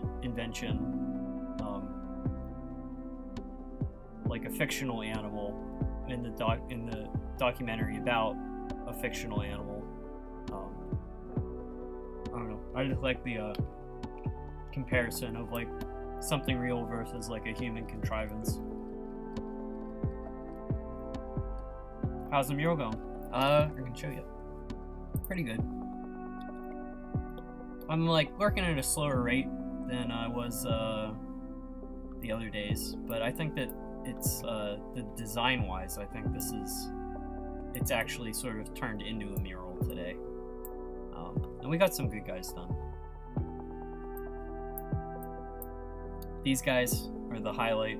He's my favorite of today, I believe. The what are they called? The whiskered ox. Auklet. Whiskered auklet.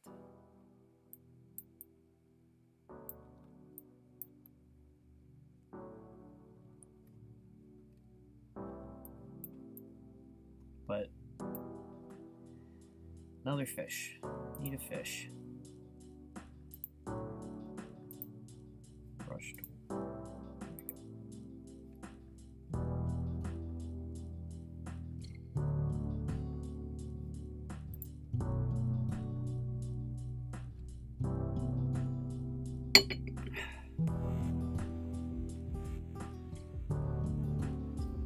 We did a crab.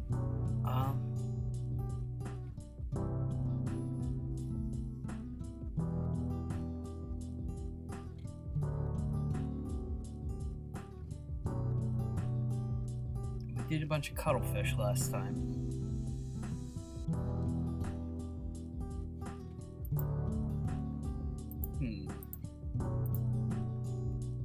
Oh, someone asked for a mantis shrimp.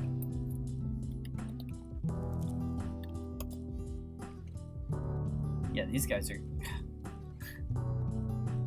Whoa, you'll never believe the radical colors of this totally real animal, you guys. Wow, that's totally what it looks like. Come on, dude.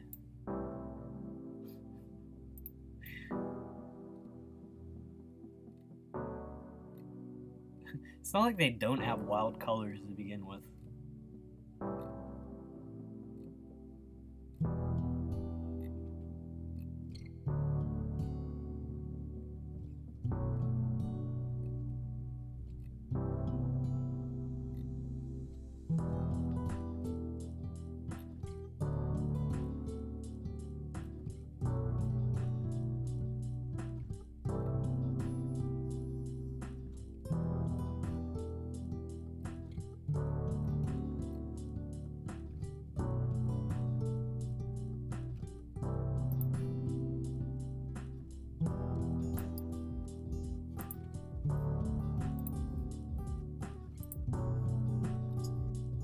Yeah, we could do triggerfish too.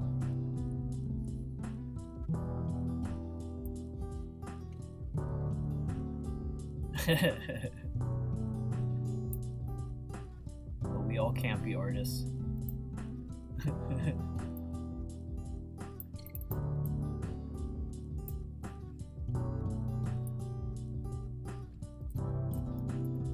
Dude, shrimp, these like, every time I try to draw a shrimp, it's really hard. They're like a million parts. Look at that, dude. That is wild.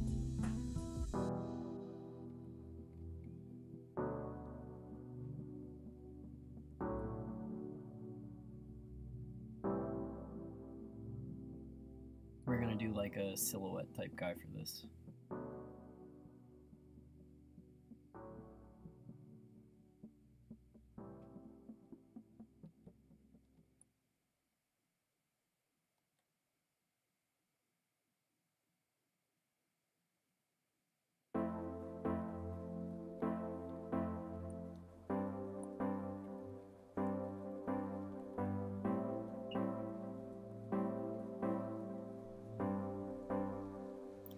If you want to do, this is my suggestion, if you're interested in doing like black and white or ink work, there's a certain point of complexity. If it's like a million legs on a bug, or like a forest, or like a tree with a bunch of branches, and it's like, I don't know. There was a time in my life I would have gotten a crow quill pen and like done every single hair on every single leg, and don't do that. Or I mean, I guess you can, but like, if you do that, don't draw like 10,000, you know. It'll be good just doing one animal.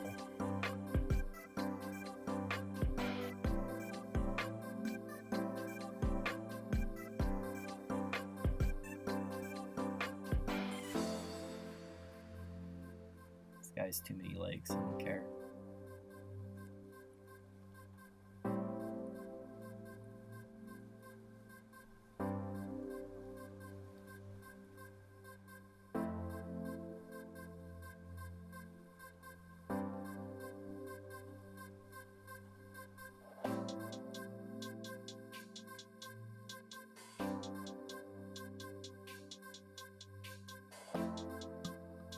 Oh, you posted the song. Nice.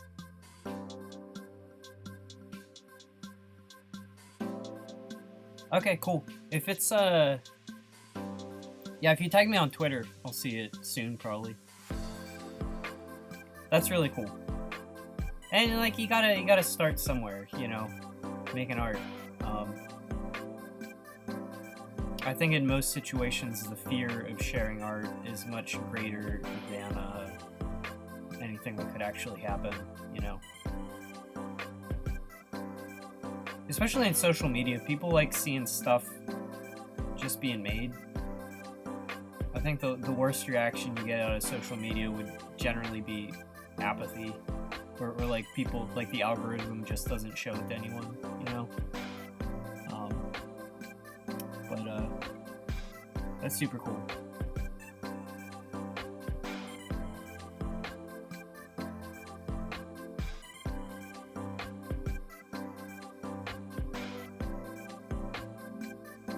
This guy is like totally a kaiju. He'll come out of the ocean and stomp a city.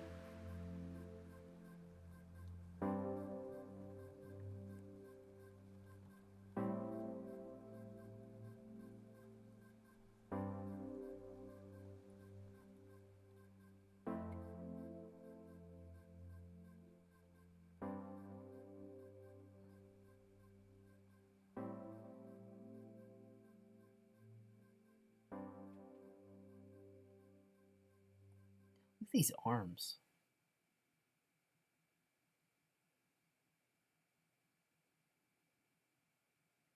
I apologize to our mantis shrimp friends that he's not getting justice done.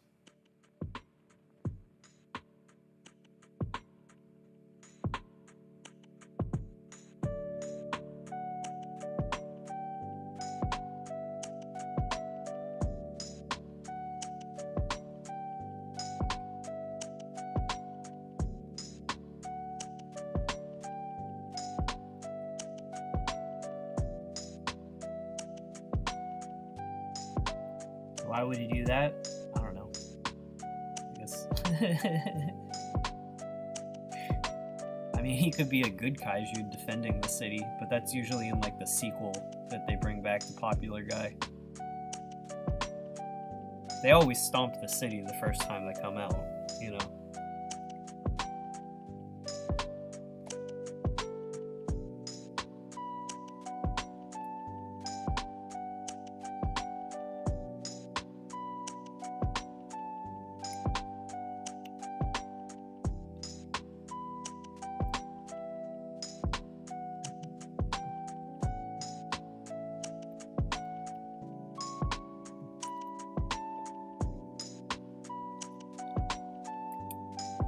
Triggerfish. We'll do that.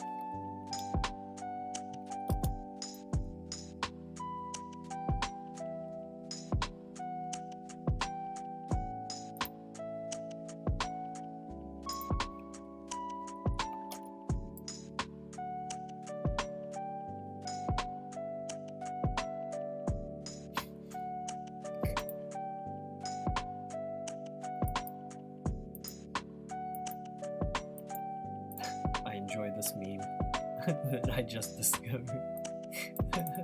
What the heck?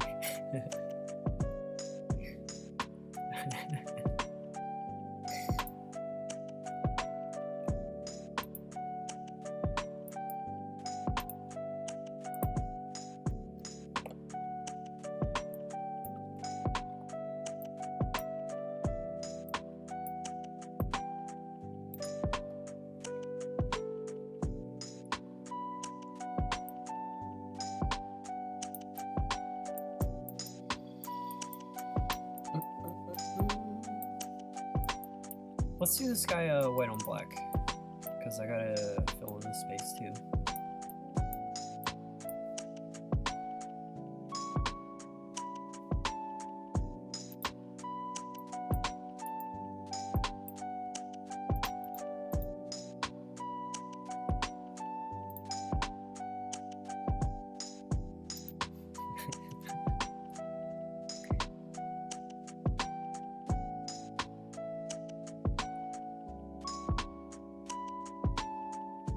Fish teeth are really creepy. Like, teeth look like fish should have like fully formed teeth. It's like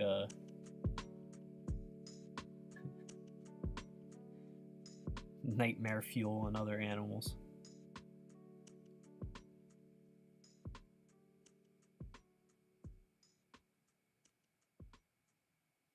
His forehead's way bigger than that.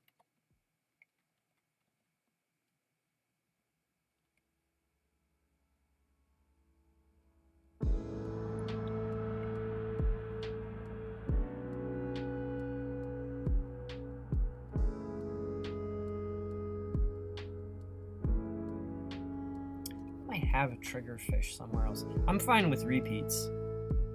Oh,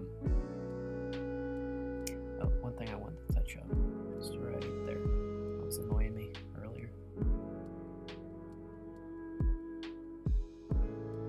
There will be more than one of everything by the end, but I'm just trying to remember.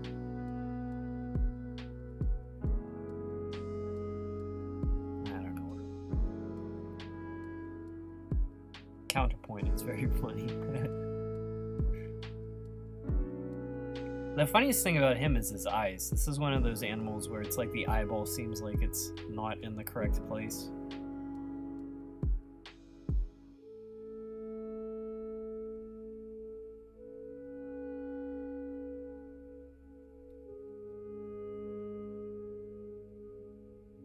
You know, it's like most of the fish, it's like there, and triggerfish is like, hello.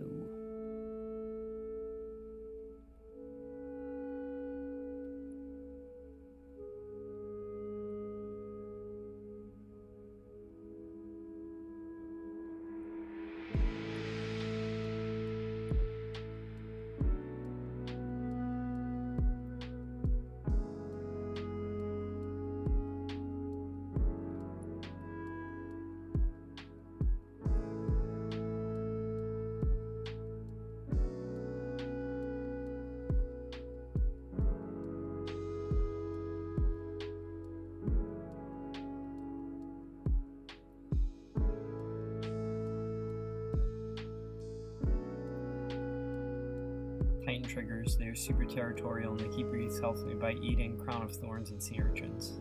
They also really good pair. That's cool. I was watching a thing about how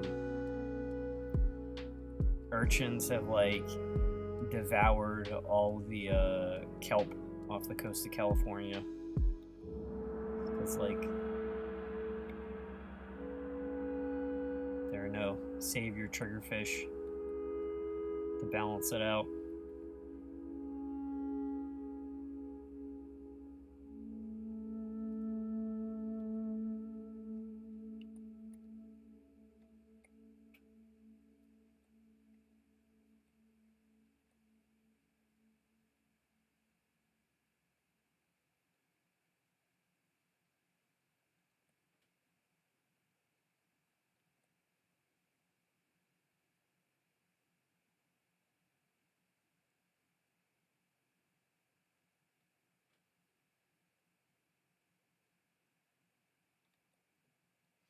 My playlist just it's supposed to be on random.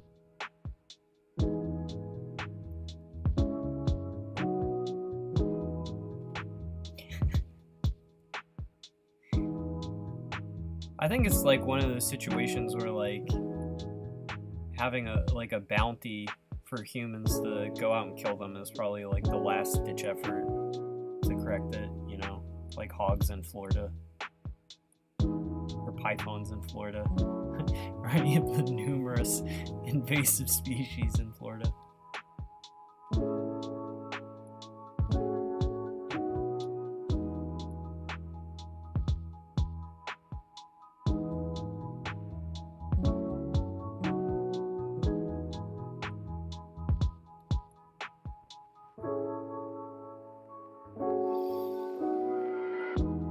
That eye on way too early.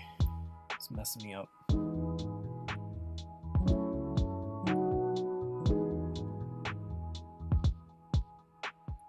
Let's have this guy eating a sea urchin.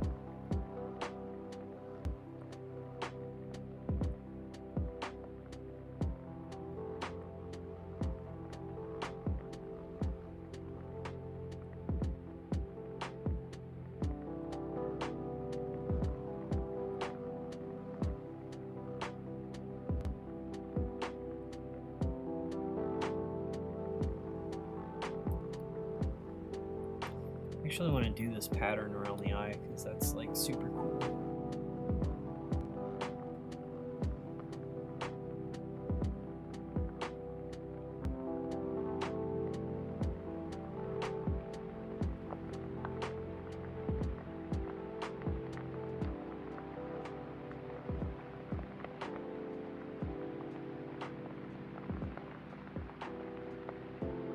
Yeah, I like that.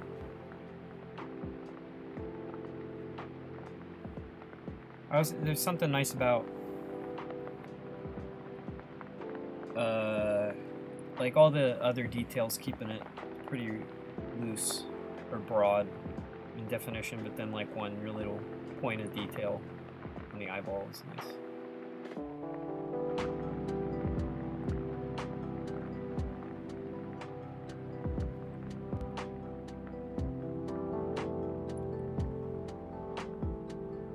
It's got more of a slope here.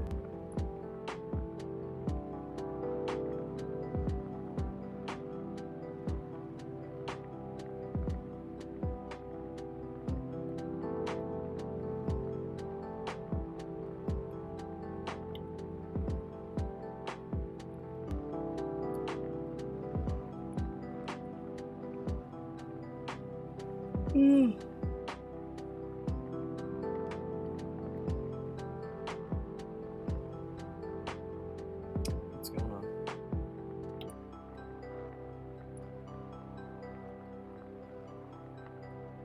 I push the wrong hotkey and it's like very disorienting.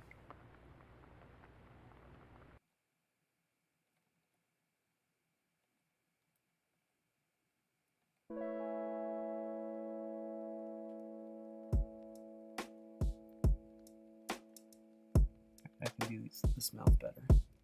There's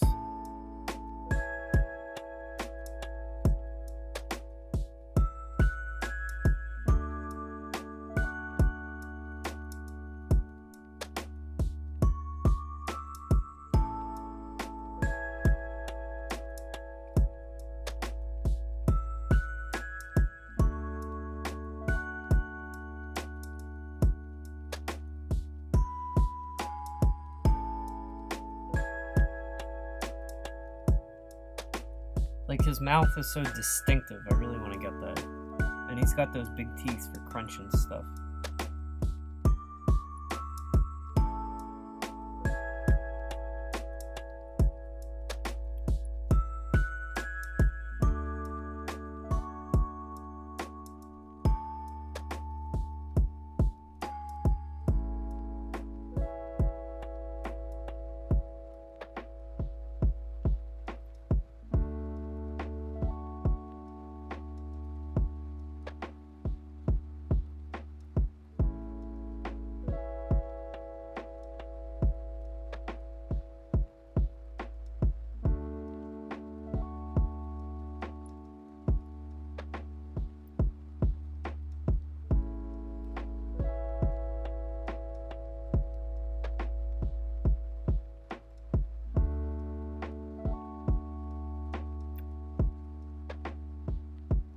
I'll figure out how to put the urchin in later. Maybe actually make this guy kind of nice.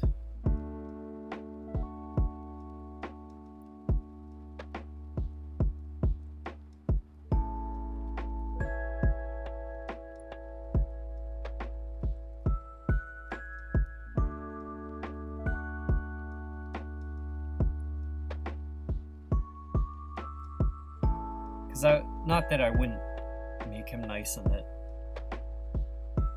more complex, I guess, because I like that checkerboard pattern with the scales that's coming out. Do I want to do that? Alright, let's actually first.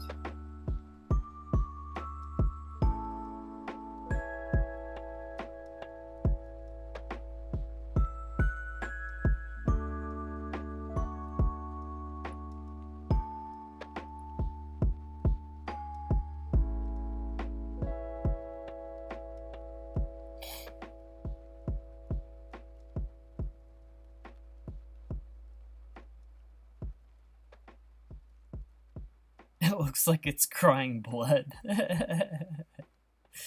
Yeah, that's not the look I'm going for.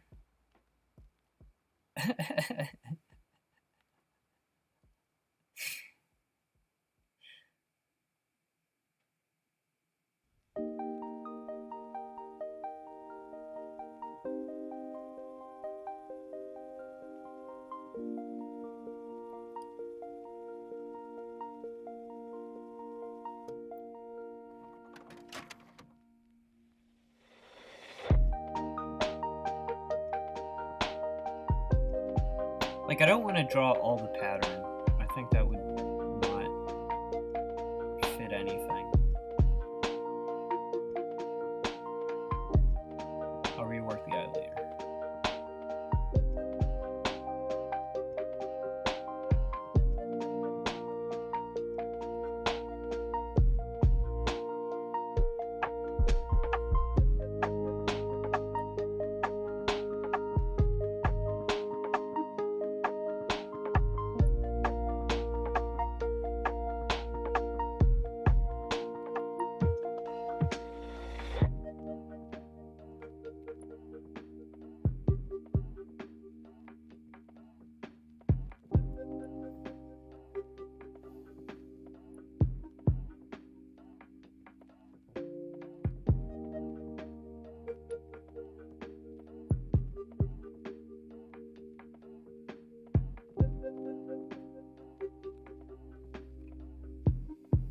It's like I know the stripes on the back.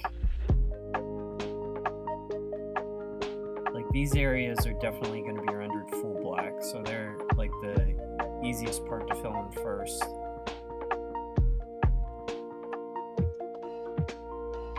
Yeah, he's got to have some pattern here. I don't like how that's...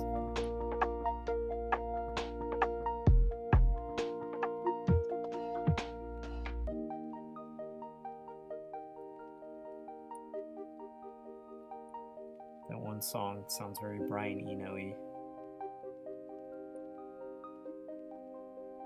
The boop boop boop boop boop.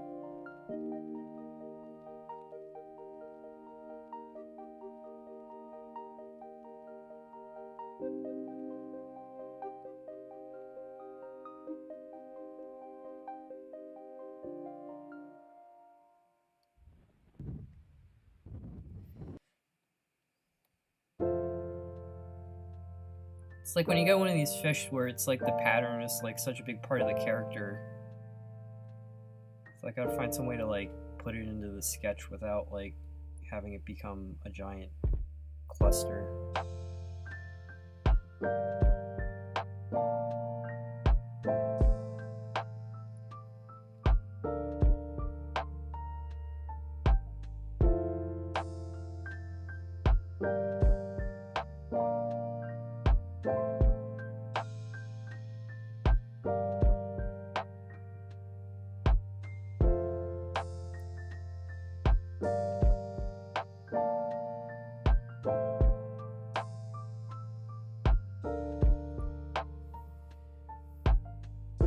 Okay, now what?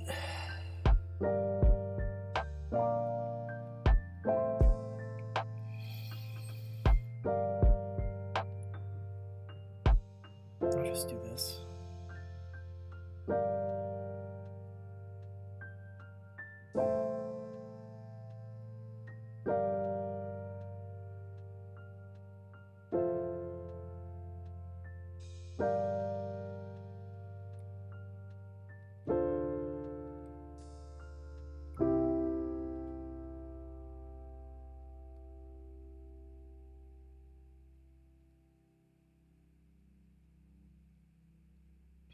It's not as organized as the pattern on the real fish, but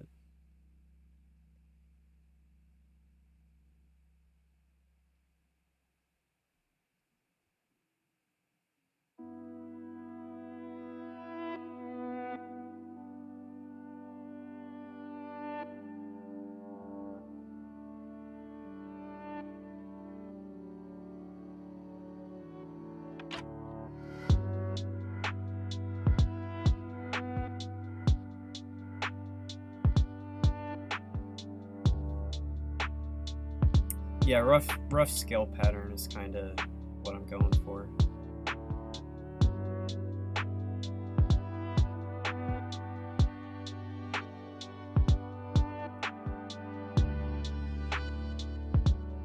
If I would get like also like super precise with the scales, it would like not fit in with basically anything else.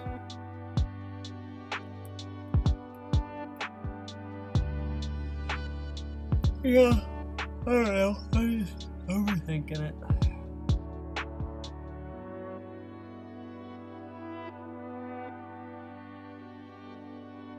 I'm gonna make a cup of tea after I finish this because my throat is not feeling good.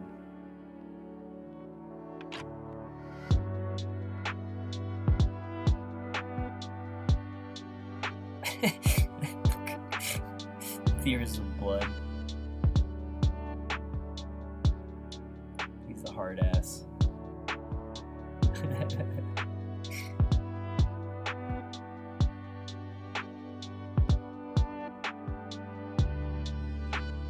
It's like demon triggerfish.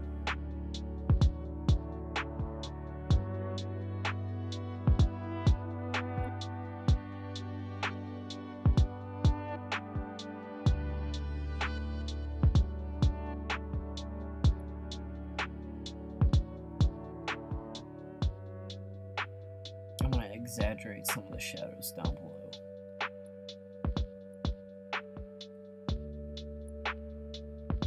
More of like a leopard print, I would say, but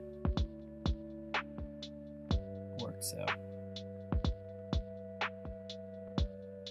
Yeah. Bold mix of patterns.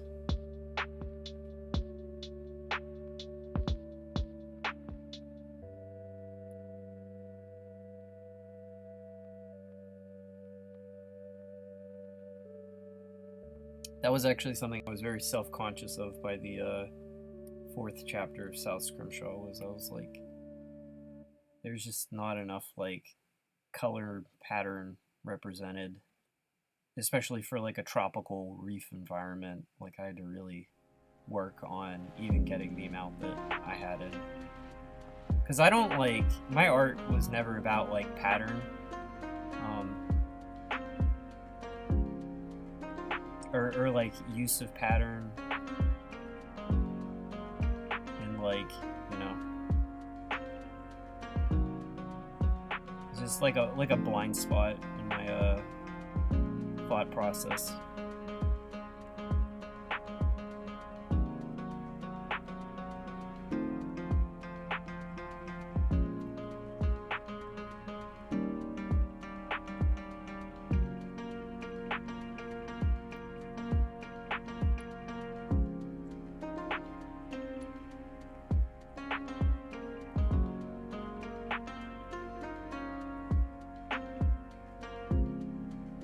More of a leopard print going on. Oh, it's almost time for lunch. Yeah, it's tea time for me. Decaf tea, probably.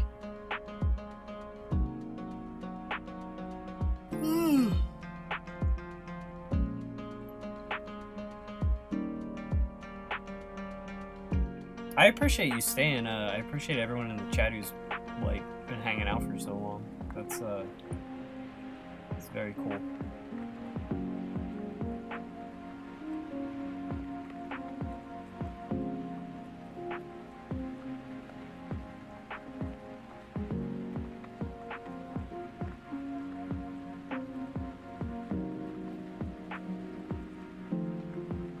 I am very grateful that people showed up for another day. Like I said, when I turned stream on, no one was there. I was like, well, that was a possibility too.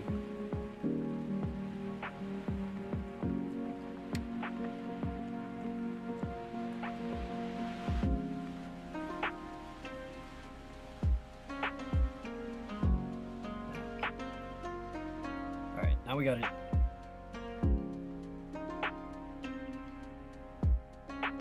You ate a bunch of fish.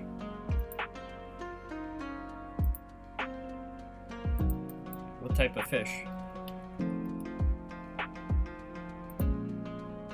Oh no, I'm still gonna keep streaming. I'm just gonna make a cup of tea.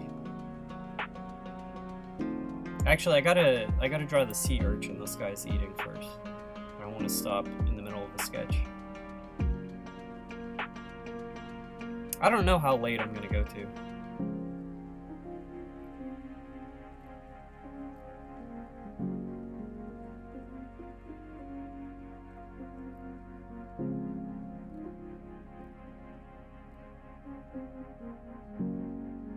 I think I ate sea urchin once, and I was like not terribly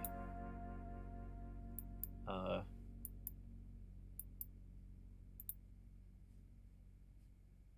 remember thinking it was worse than all the fish that was on the plate.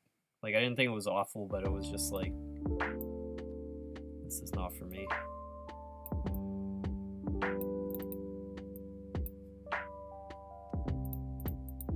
It's a very vague memory. I have no idea when that occurred.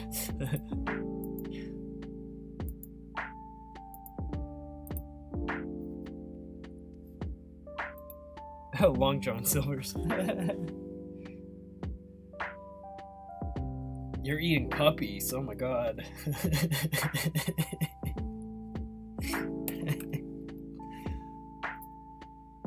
They have great hush puppies.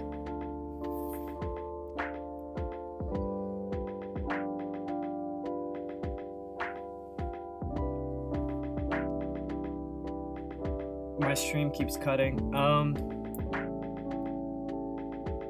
Supposedly I haven't had a stream interruption on my end since 3:52, which was my fault.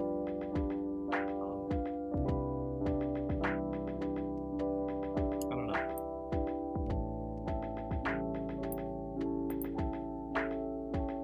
Does it keep cutting like a ton, or is it just every now and then?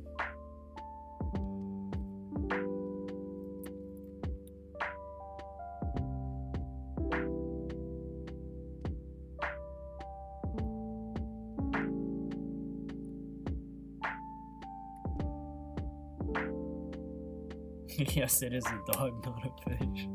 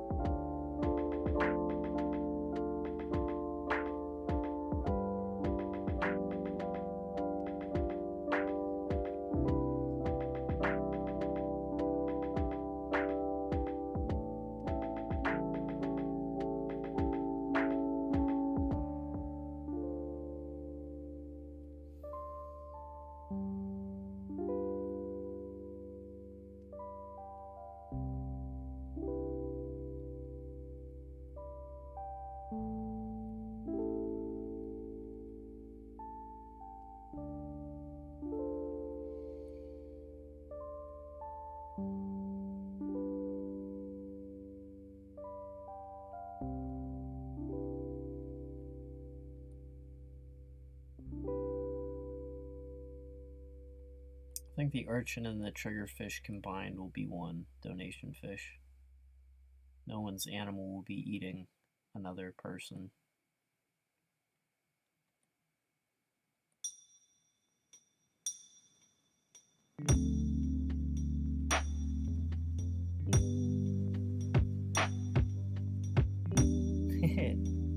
Yeah, I think eating the urchin makes it. Yeah, there we go.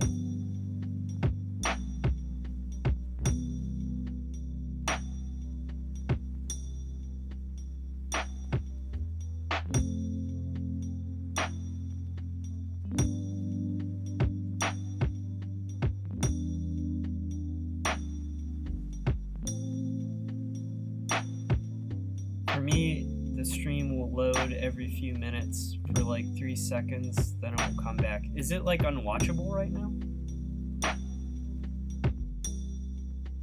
Stream has been more stable to me. Hey Stefan. Yeah, it's another stream. I'm hoping to do it a weekly thing, but I might switch to Thursday after today.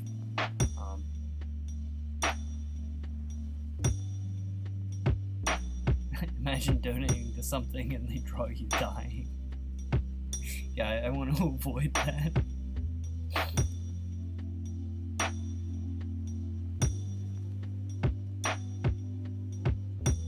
Really nice music I use from time to time is the Ride on Time album, but in the Mario 64 sound font. That's interesting. I've heard people remake stuff. It's like it's a very distinctive sound library, but like I don't know, Fanworks can like make anything turn amazing. It's fine at the moment. Okay.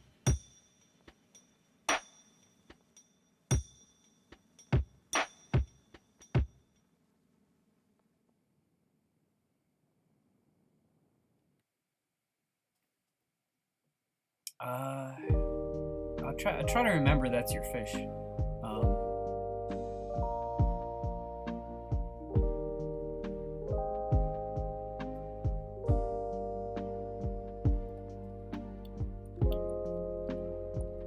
feel like it'll take like more than one day just labeling everything with people's names.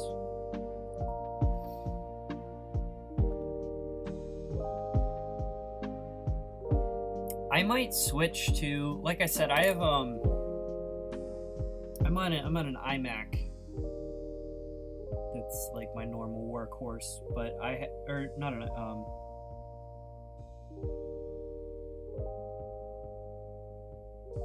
yeah, it's an iMac. But I have a more powerful desktop that was lent to me. I might switch I might switch next time just so I can see if the extra horsepower resolves these issues. I would also I also had an additional monitor lent to me, and I've wanted like 2 displays for like ever. But I don't know if 2 displays, like, that has to be more resource intensive. So I might have to. It's like I also don't want to like move off my computer. It's like all cozy. I've had this thing for like 11 years. 700 names will take long. A lot of my donations are like small $5 that I think will be covered by like, you know, these smaller fish. Not everything has to be like massive in size. I can show you where the since anyone who just got here, you can actually see the current state of the mural as it stands. I really like the geometry feels like it's coming together. And I like, I don't know, like the negative to positive space I feel like is really fun. Just because I'm randomly filling it in. It's got kind of like a graffiti wall feel that I'm really liking.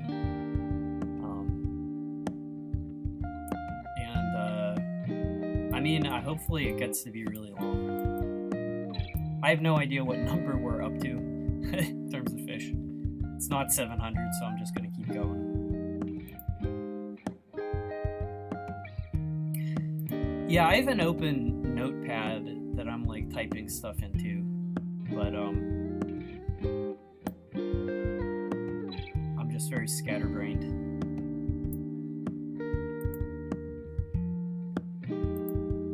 It could be the internet where I'm staying. It could, but I'm really thinking it's more likely my hardware, because every major like glitch in the stream has been caused by me trying to do something else. And I just don't think I have the overhead to open a single other window. Because there's Photoshop with a pretty large file open. There's Brave, my browser, that's playing music, and I'm casting from OBS. And I think that's like the hard limit. I don't know. There's an unsatisfying empty space.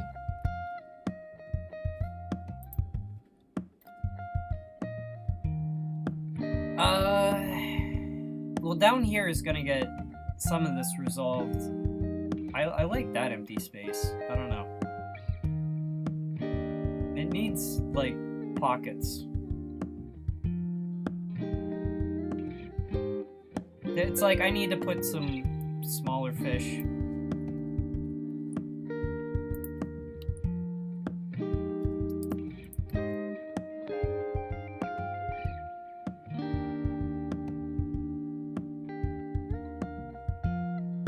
There are gaps, but I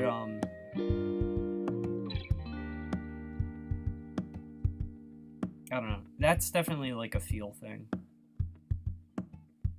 And I'm glad I have these little fish I can like sort of plug up holes with.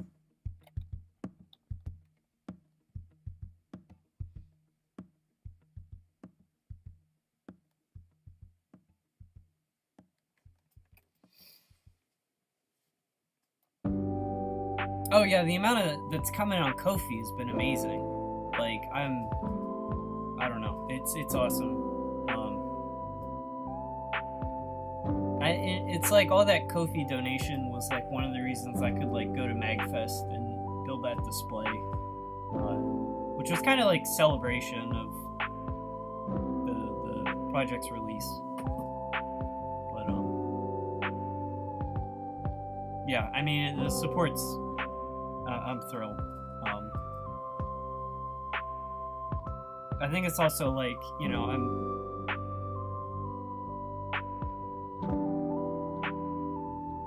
don't know. I need to keep working at it, but I'm very happy with where it's going.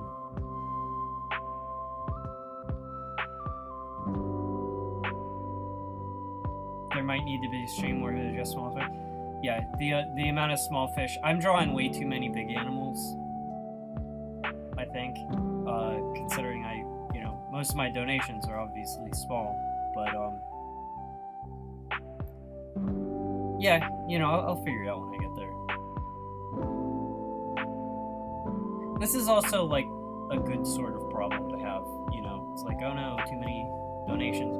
It's like, I'll draw a $5 donation sketches all day, So, giant whale was pretty dang cool. Thank you very much.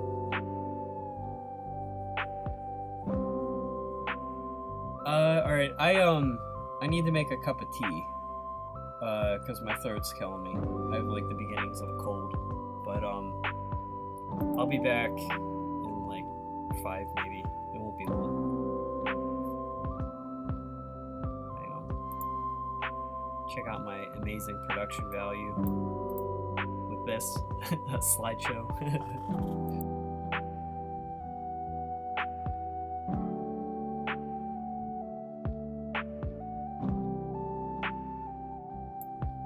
Hey, what's up, McSquizzer? You caught me just as I went on break, but I'm gonna be back very shortly.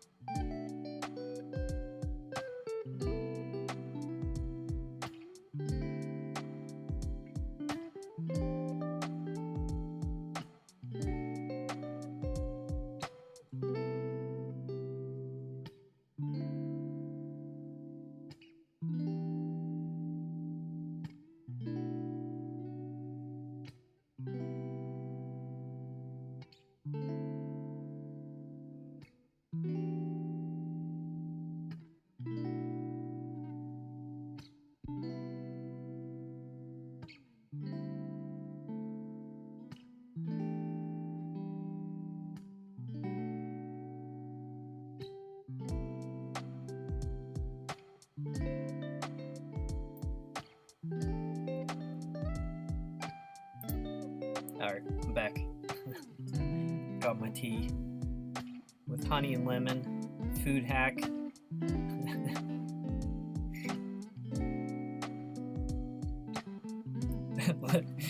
Let's go. It's the annoying song. You can't skip it this time.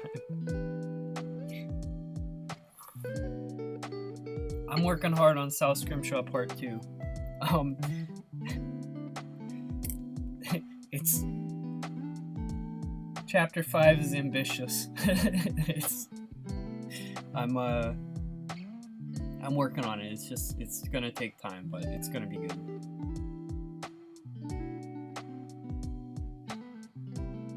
Yeah, enjoy tomorrow. Yeah. If I'm still going later, I'll see you around. Thanks for stopping by. I appreciate it.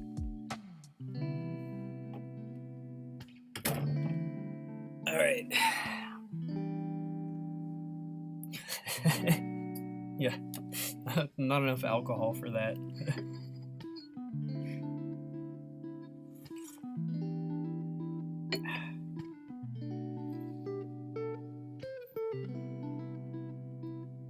All right.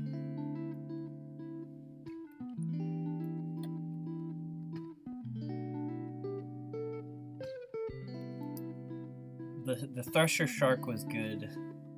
This guy's still top, I believe. My favorite today. Actually, the frog's pretty good too. Maybe it's the frog's my favorite. He's very dynamic. Alright, we need to pick an animal. This is part of the day where like my brain is slowing down. Someone said porcupine fish.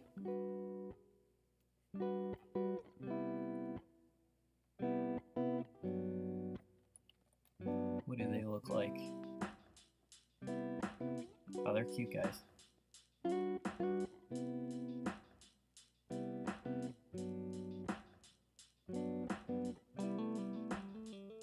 We did a...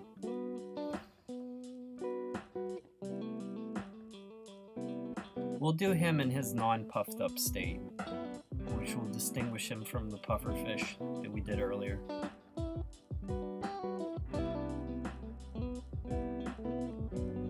That's a good photo.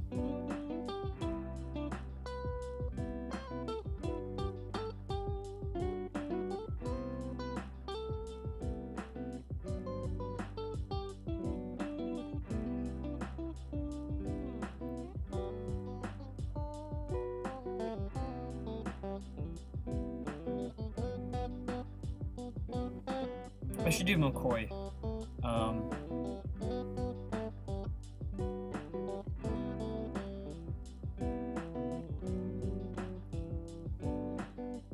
Do koi next. I love koi.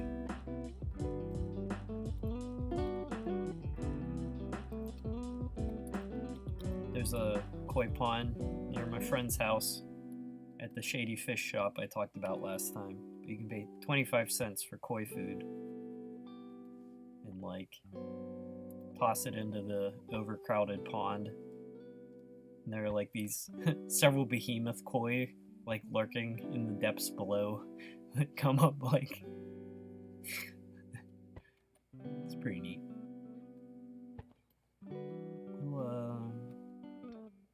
Seems like a spot for him. Or no, I need to fill in. Where do I need to fill in? See, I shouldn't even worry about where to put the stuff. It looks good just because I do it. You know, just unthinking.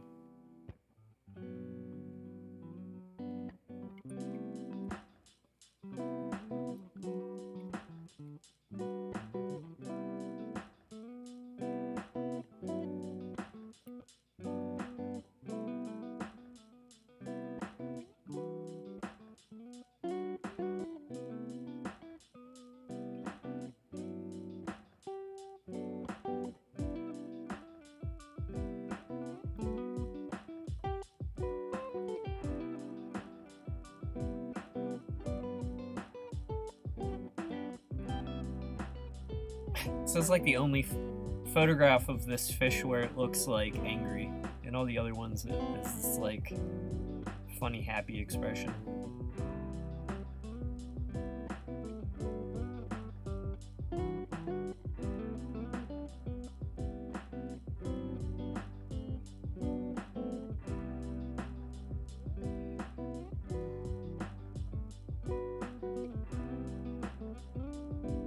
Had a koi pond and it was weird to me because I was so young. They seem like they'd be expensive to upkeep.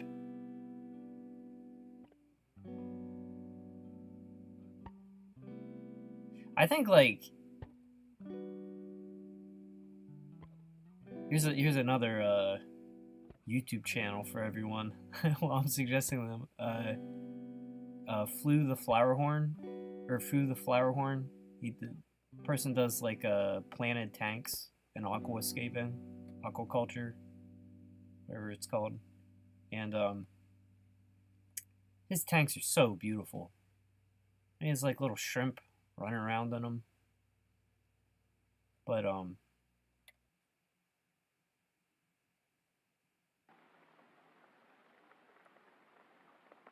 would love to have a tank with plants.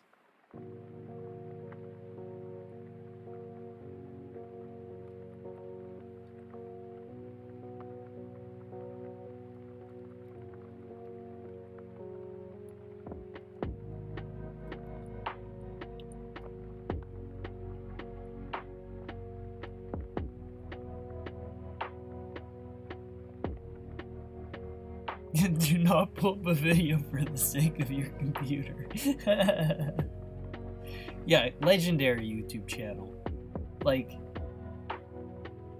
what, like, some of the best reasons for YouTube to exist.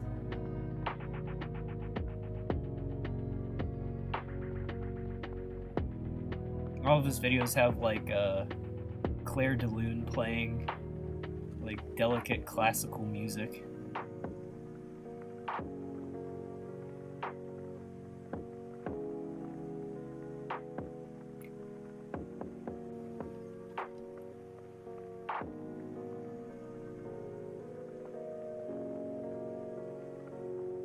I should have done this guy white on black, but it doesn't matter now since I already started.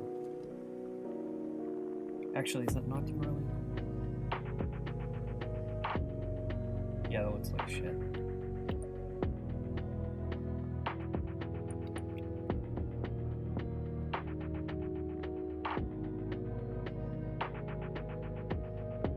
See, this guy, he's not puffed up. He's unruffled. He's in his own lane. Moisturized.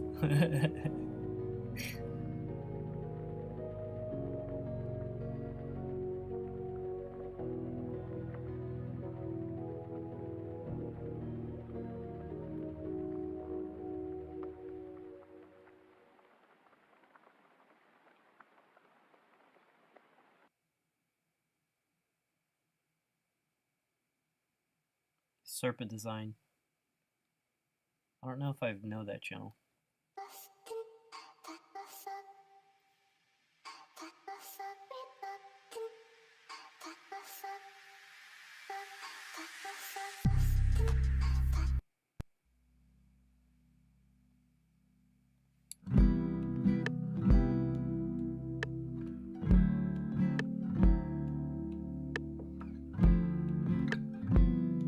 Yeah, Serpent makes it look so easy. Yeah, it's I'm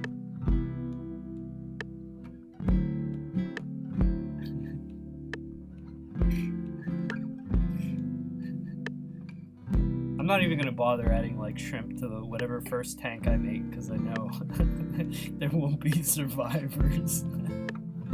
I'm gonna, you know, get it down before subjecting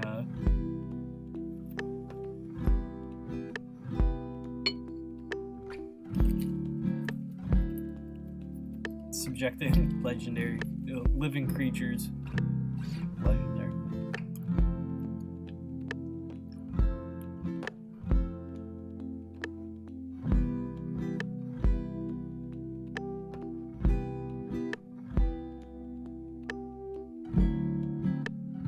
Lungfish can be dramatically unmoisturized.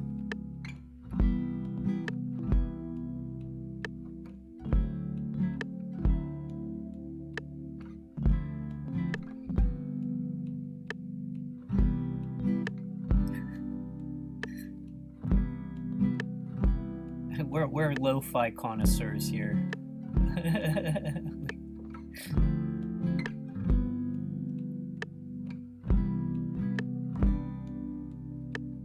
think I'm only gonna highlight sort of like one area of his body.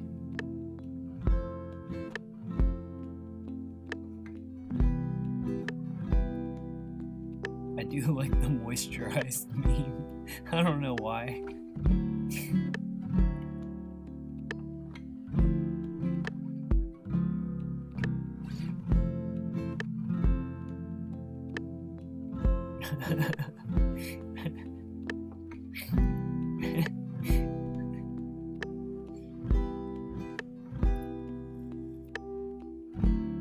Well, see this fish,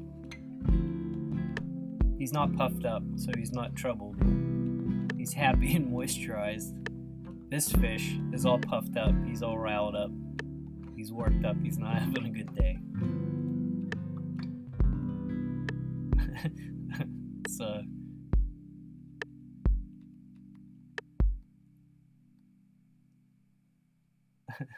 as far as my thought process goes.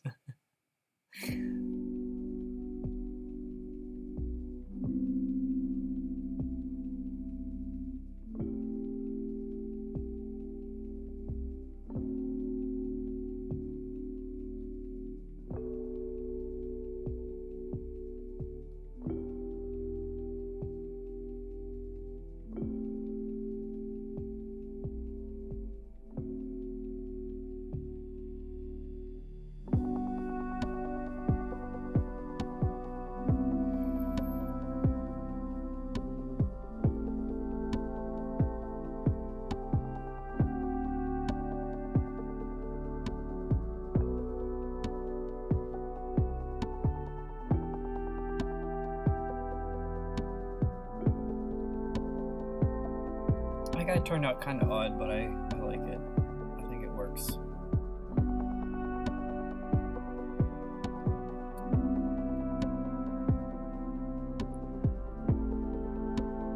Check something.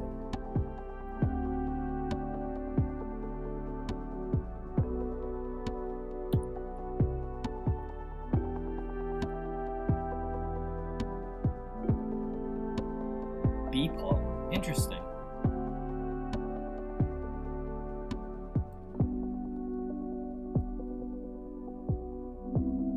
That's cool.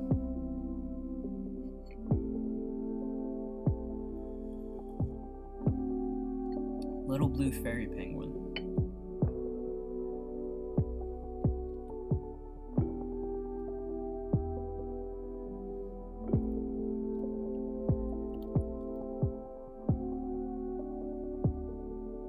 Oh my gosh. They are so blue.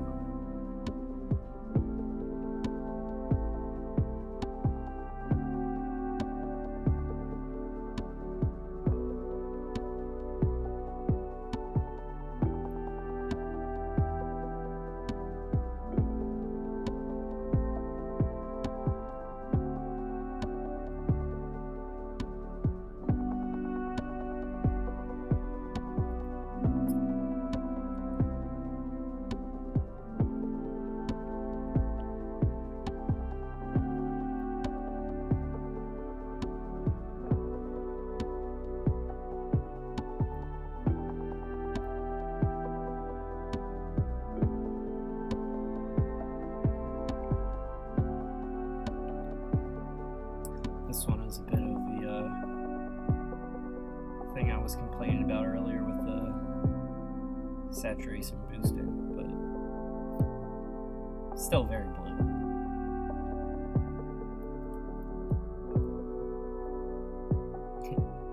Hey, enjoy tomorrow.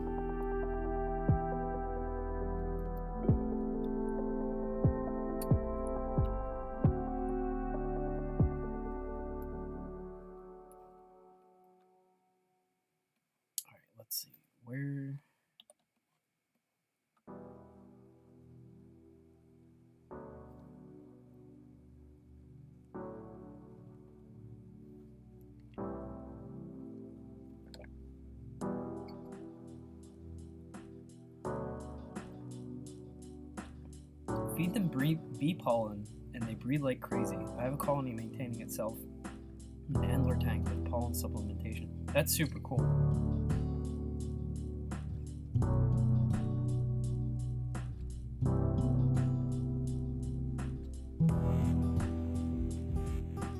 Okay. There we go. Fixed. Now it's realistic. What do you mean? The sand isn't like magenta? Get out of here. It should be like toxic purple.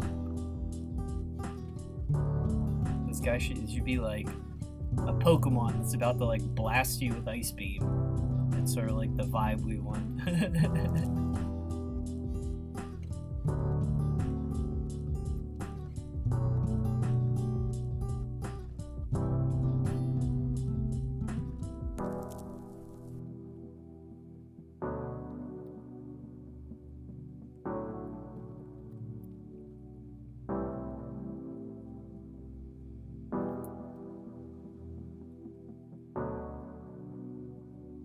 So we got birds there.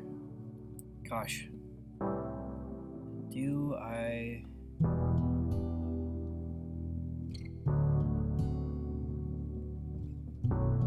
put them down here?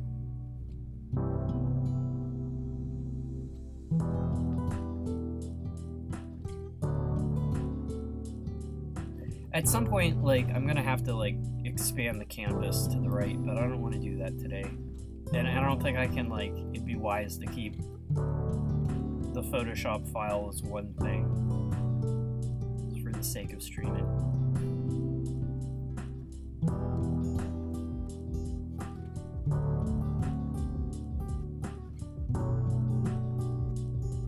Alright, actually I need to.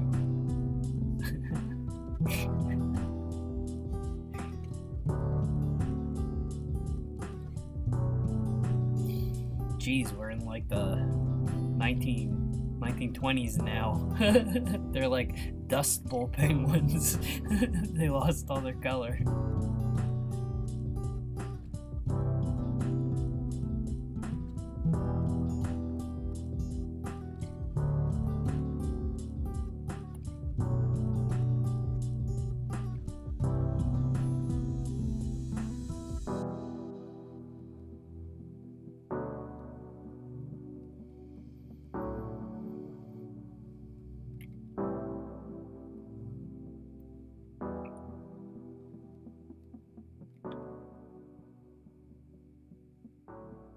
I might only do this guy.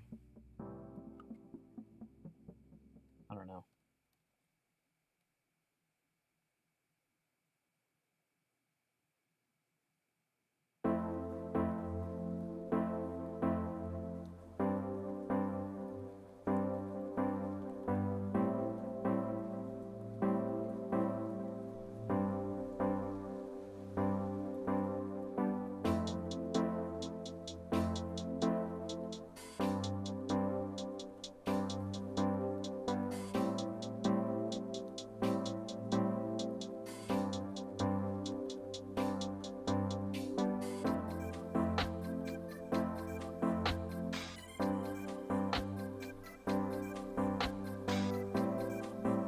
It's mold now, throw it out.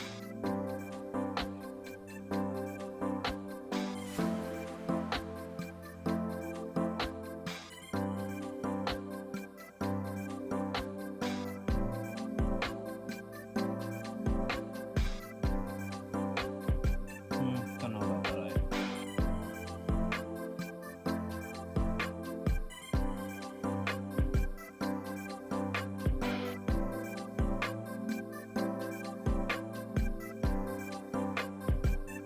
That's not a feet. Gosh.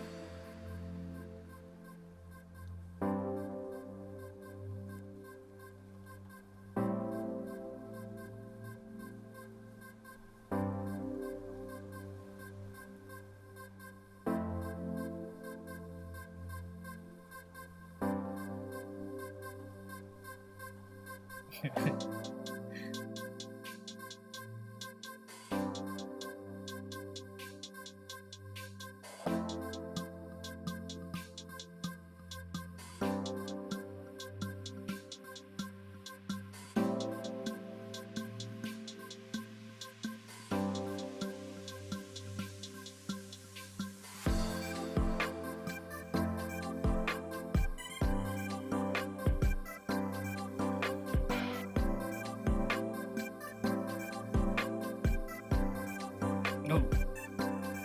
Didn't want that.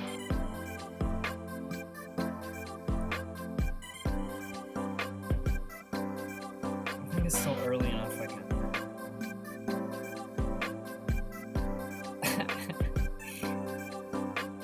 don't think he wants that.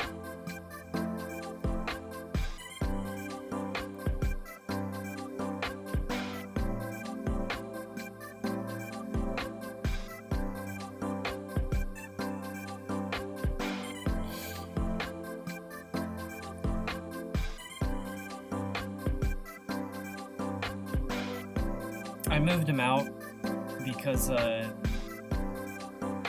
majority of his body, the blue I was thinking would be black ink, and after I figured that out, it'd be better to do, like, if something is majority black, it'd be better over the white, and if something is majority white, it'd be better over the black, because otherwise I'm not, you know, to do,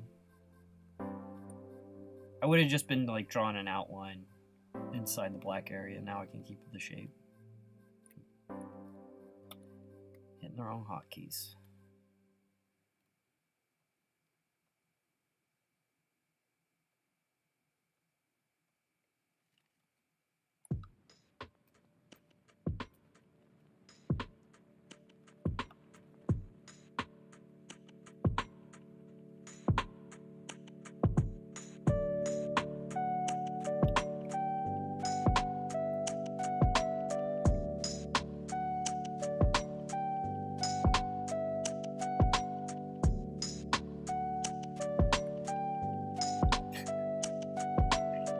I wouldn't snort on stream. What are you talking about?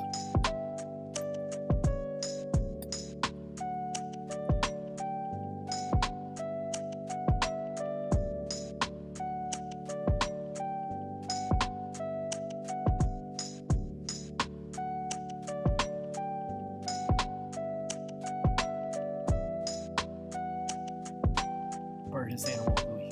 Yeah. My favorite fish, birds, obviously.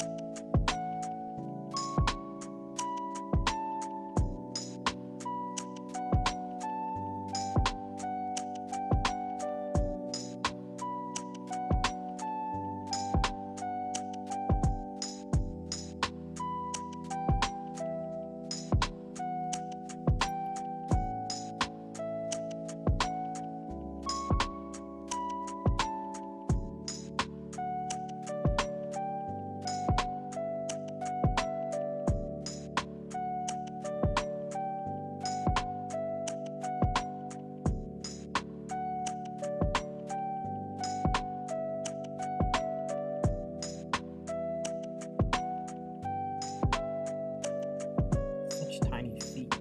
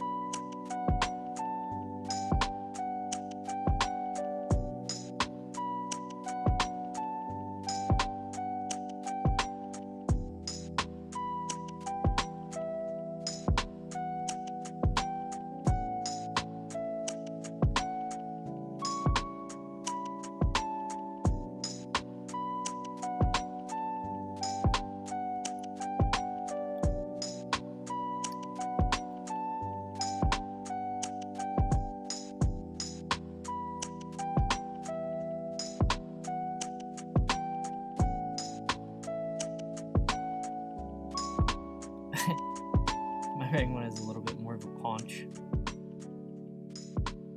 Got a belly. Let's make him more of an athletic swimmer.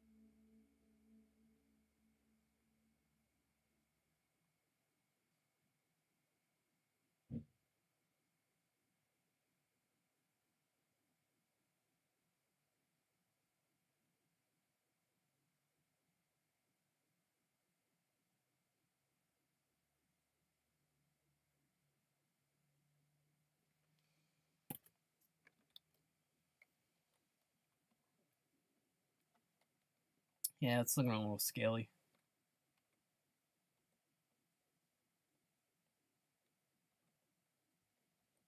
Feathers are modified scales.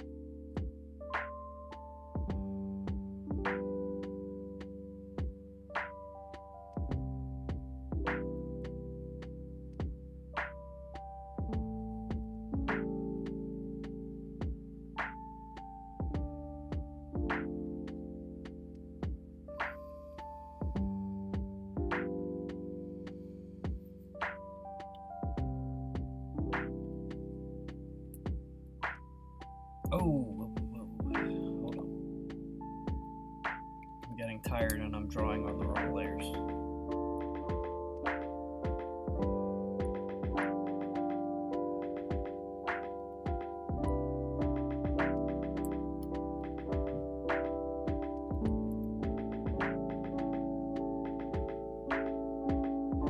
Koi. That's what we're doing.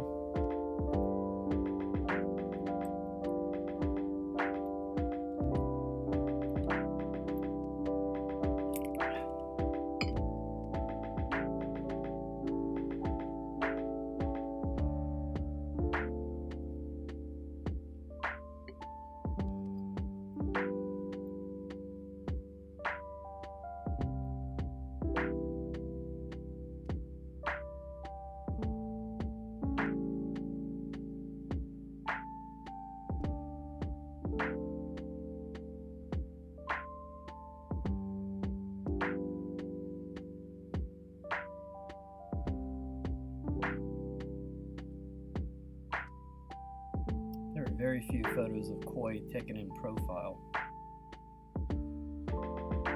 It's like all from the classic above angle.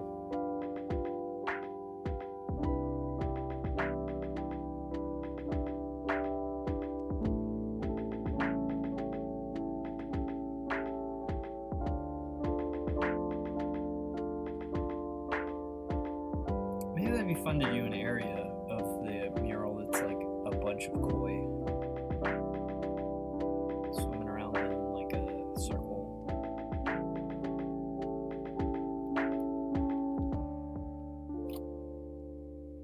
Like these could be koi.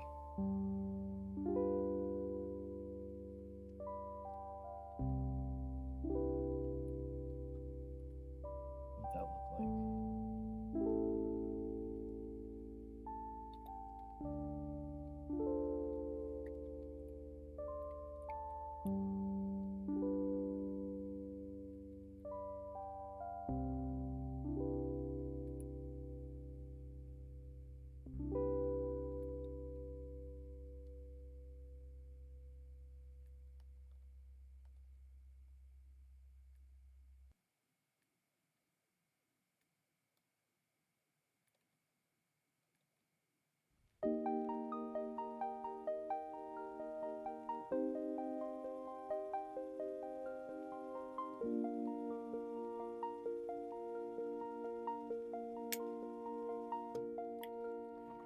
I don't think it works there.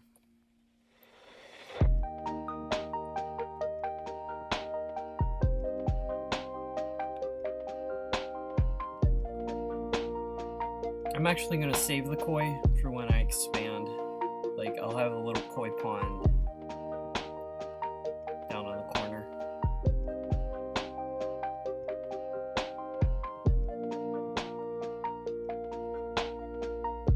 Water spider.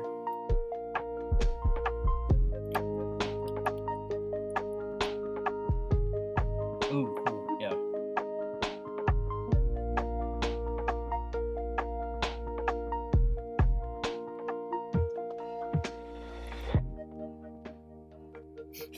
It's probably go to someone who like hates spiders.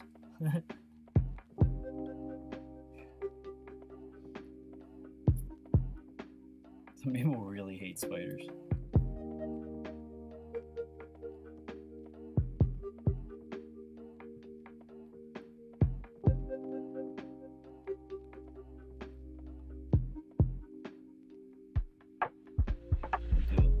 Kind of little. Right down here.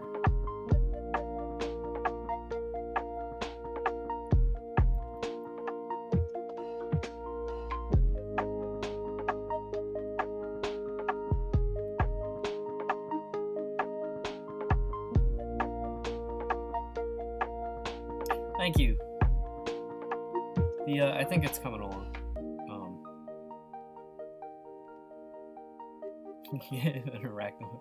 Well, I'm not gonna do it on purpose, but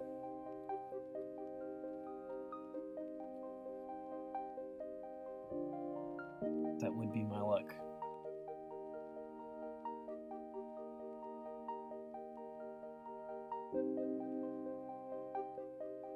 I'll draw like little water droplets around his legs, so as to indicate he's floating.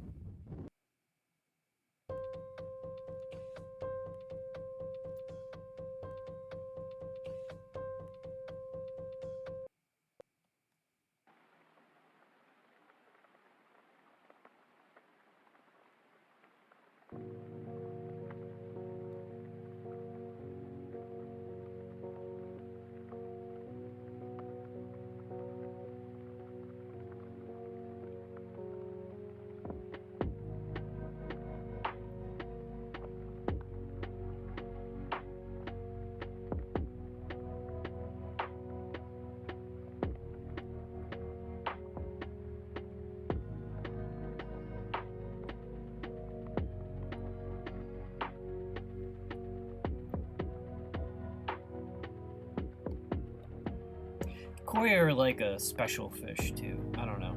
It's like they need enough space. Special is in there one of my favorites.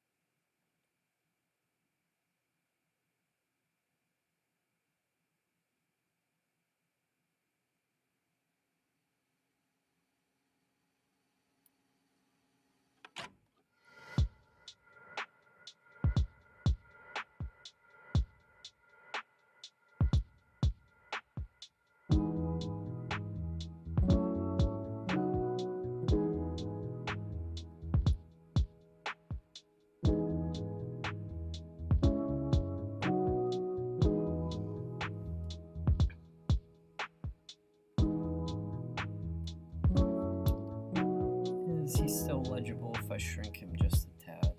He's a little...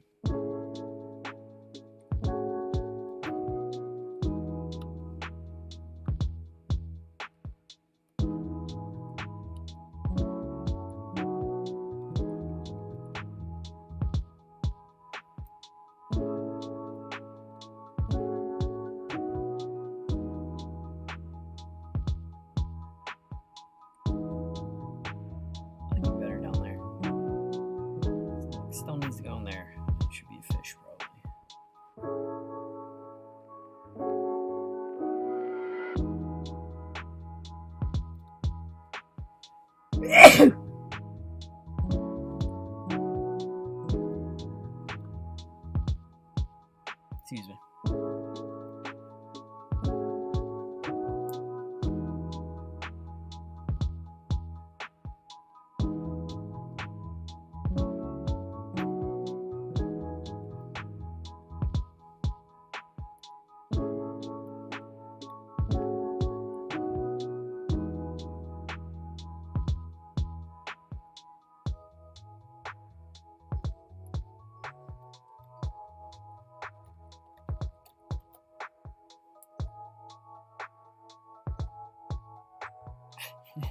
You just put a smiley face on this way.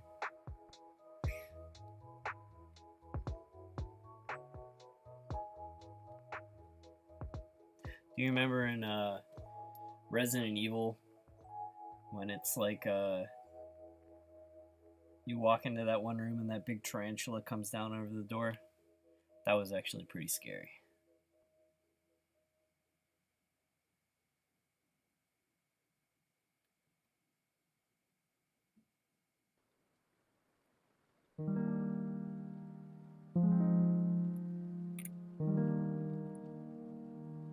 Got that dude, but I'm gonna save him for later also.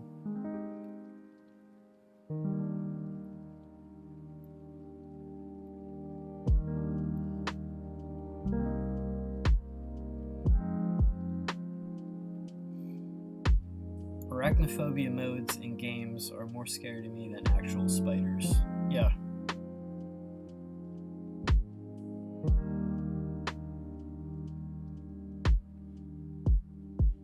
Actually, venomous spiders are extremely scary.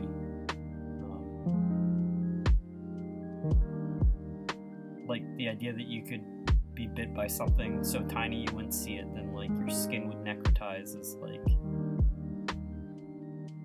nightmarish.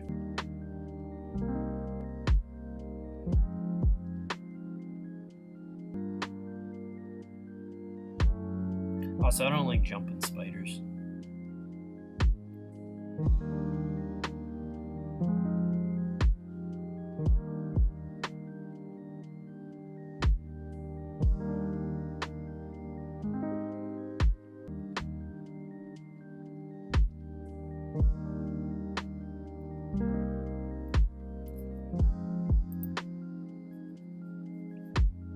Don't freeze.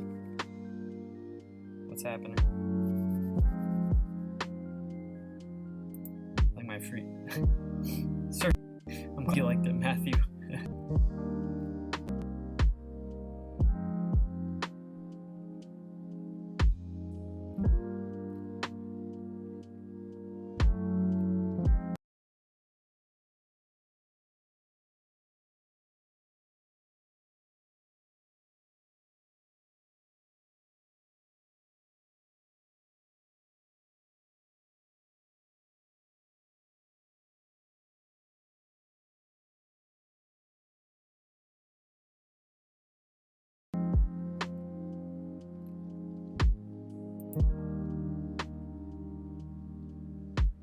Oh, you mean there are actual modes in games that replace spiders?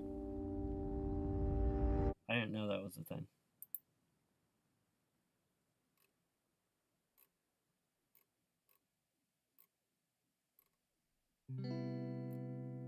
Actually, they're one of my favorite animals, but sharks are actually the scariest in video games. Like, what was it,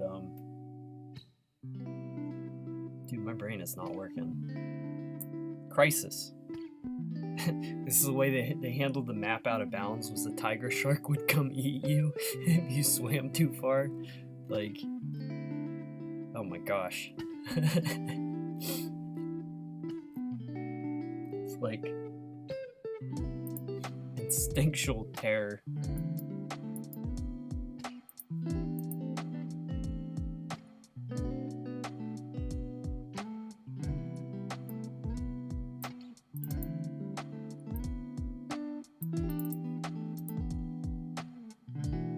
Scariest creature?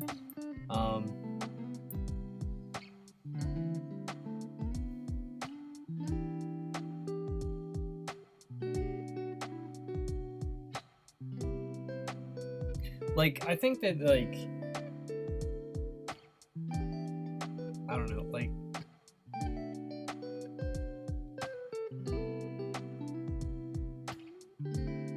I think if you were, like, out in the ocean on, like, a kayak or something, and something really big swam under you, like, you would be especially helpless. And I think that sort of that, like, sense of, like anything stalking you would be scary. Like, you know, like, there's videos of, like, hikers being followed by, like, mountain lions, you know. Just being stalked by anything would be terrifying. But, like, the animals themselves, you know, would be just, like, they're not scary until, like, they would see you as, like, something that they should be killing and, like, following you to that end. No, I haven't done the shoe bill yet. I'm saving the shoe bill for when I get a little bit more room in the board.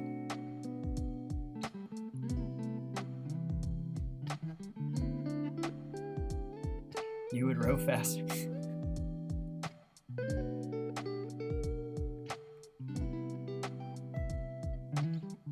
Yeah, one of the videos, it was like a tiger shark that was making passes and the dude was, like, hitting it with his oar.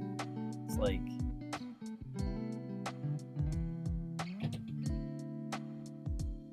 pretty scary.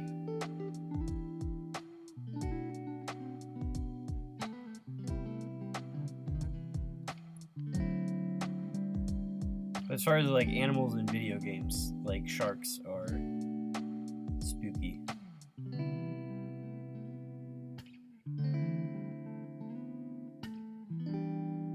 There should also be more sharks in video games, also.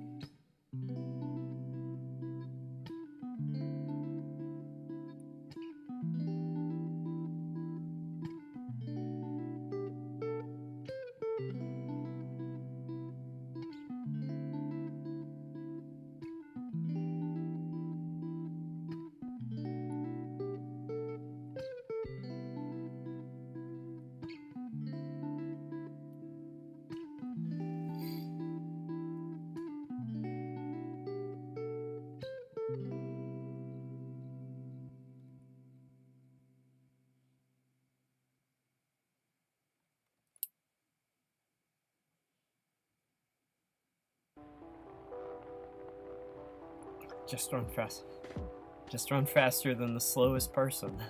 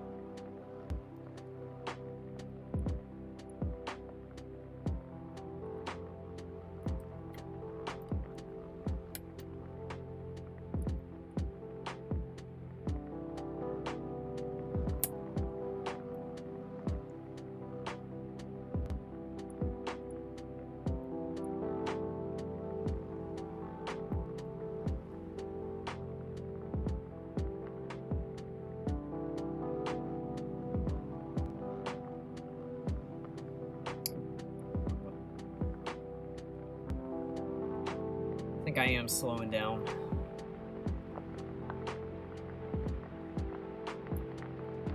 I'm gonna do some of these smaller fish types.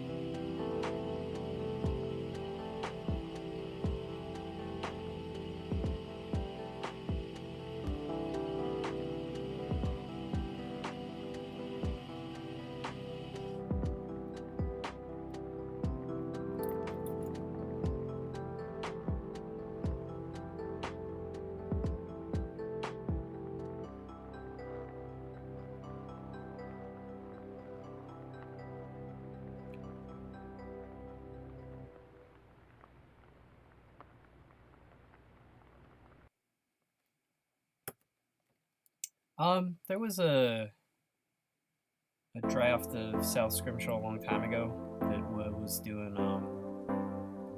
I was writing to be a animated, like a either like a series or like a short film. I'm really committed to the idea of doing a visual novel. If there's like some other form it can be adapted into later, I don't know. I guess I could consider that, but just because I'm also primarily an illustrator before I'm an animator, it's visual novels really are like the perfect medium for me to do the story as it exists in my head.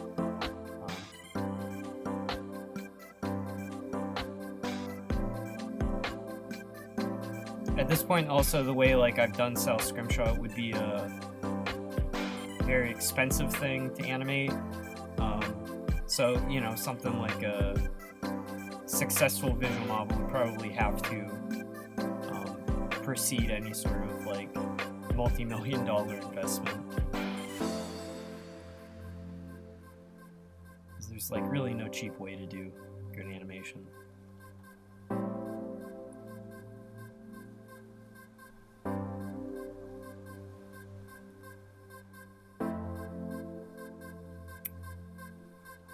No, you know, I never really pitched it that hard. I used to work in Hollywood too, so, you know, plenty of good people there probably would give it a chance.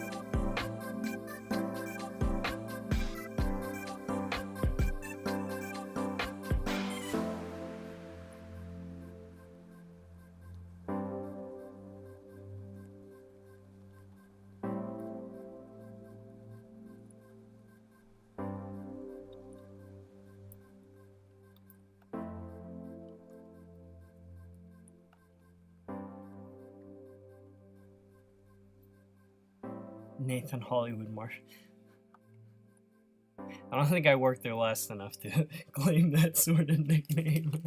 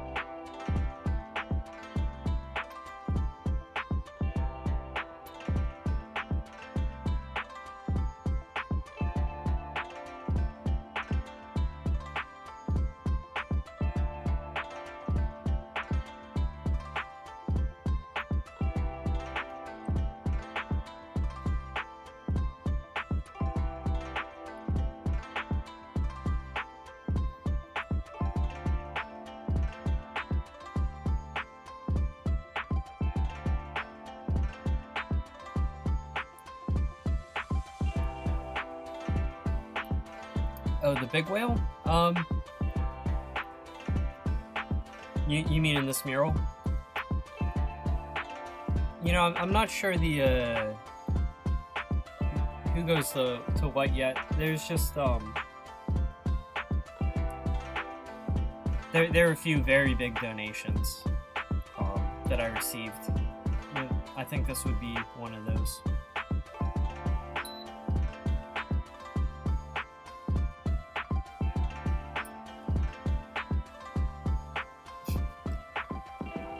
Hollywood VSX, you consistently see hundreds of names in there. Yeah, it's well,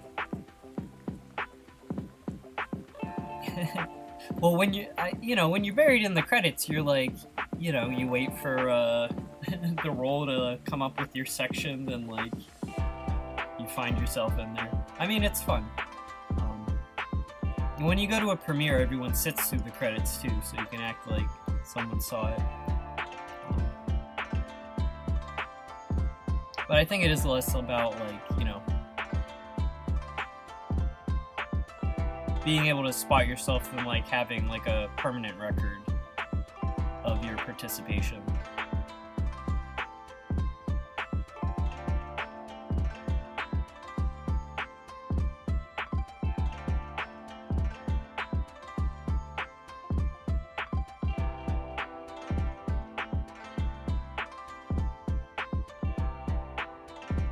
Films are actually, I do appreciate that, like where you see like everyone listed at the end of a film, like the third dude who emptied the mop bucket, it's like gets their name on there. You watch a TV show, like something on FX, I've done like stuff in American Horror Story, and the crews on those are, comparable to a feature film, but at the end of the episode, like they scroll super fast and it's not as many names, so a lot of people are uncredited in television, which, it doesn't super matter either way, but it's nice to have your name put down.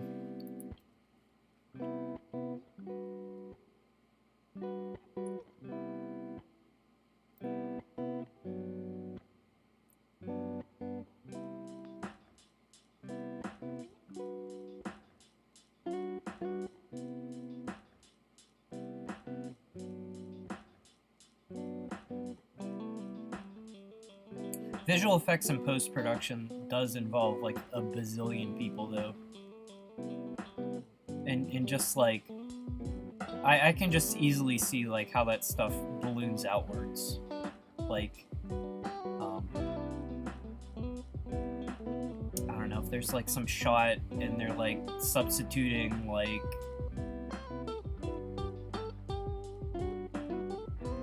it's just everything is like really can be like super time intensive, and a lot of it can be like farmed out to other people. So, if a production has enough money and they need it done fast,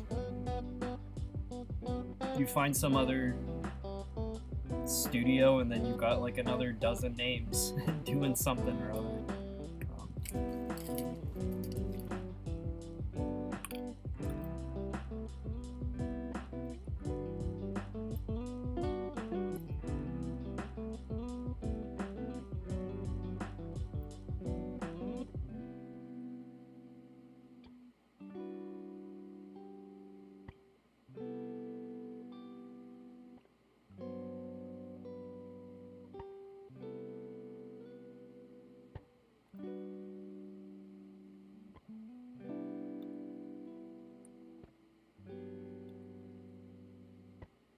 I think there's also a thing with like credits where like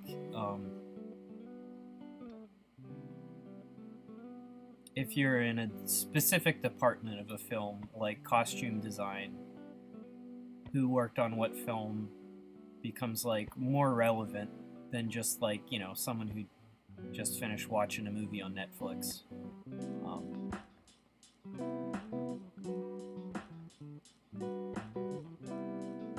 People will like be interested on like a professional level, like who's listed in what.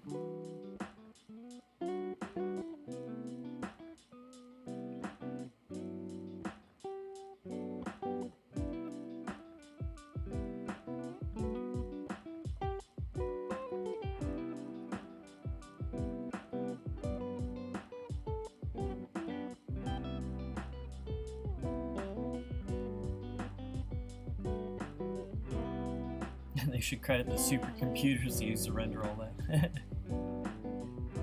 Actually, probably like contractually, like some of the companies you see listed at the end, you know, are like the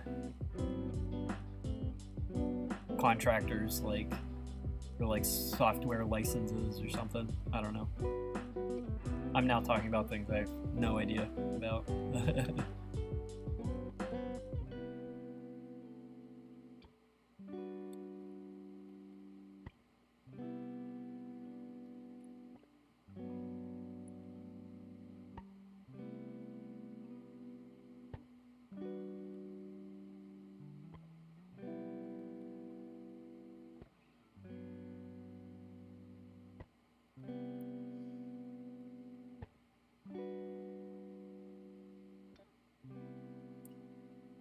If I'm painting an old frame, should I bother with acrylic or just do spray paint?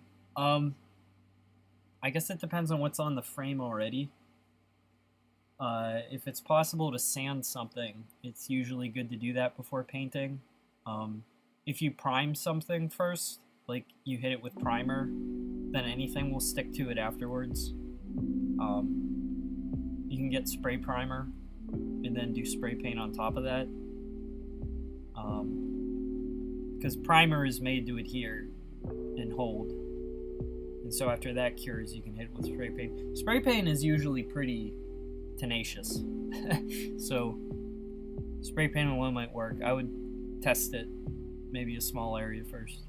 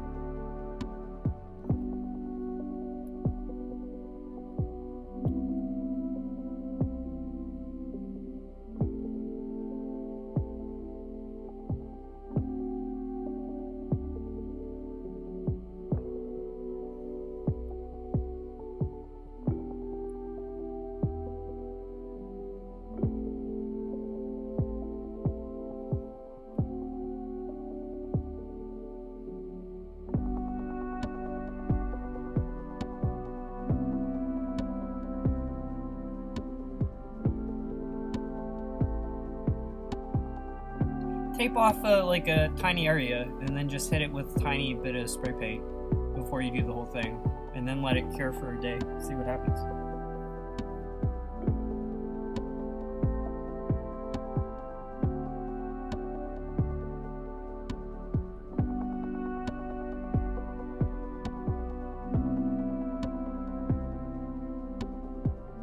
Like, I can't imagine like a frame from the thrift store is going to be anything exotic that spray paint won't stick to while I'm thinking of it, so.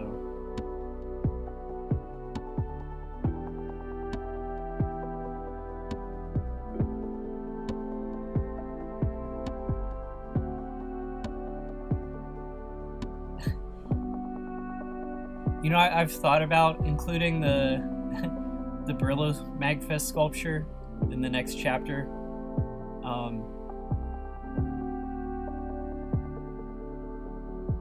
Initially, I was gonna do the whale, either like the mother whale or something, but then I decided it should light up from inside, which none of the whales so far do. It would just be like a cameo. I don't think I'd make it like a character or anything.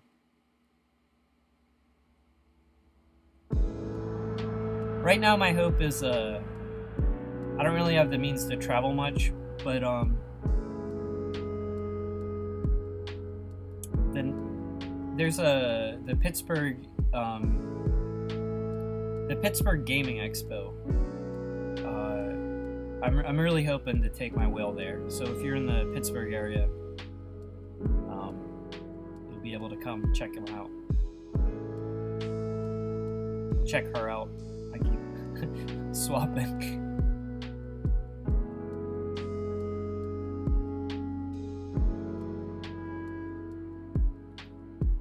Yeah, if if it's just like swimming around.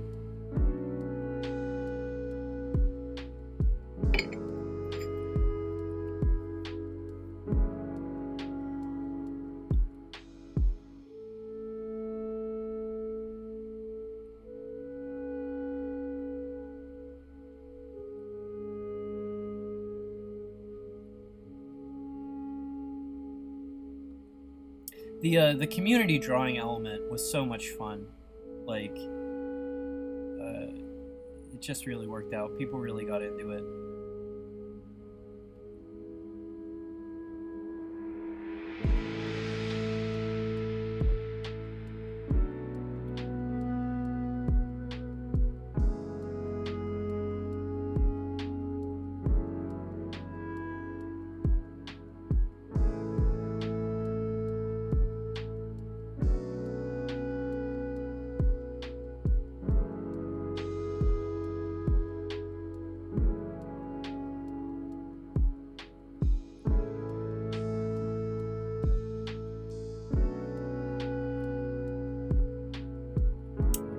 Mouth.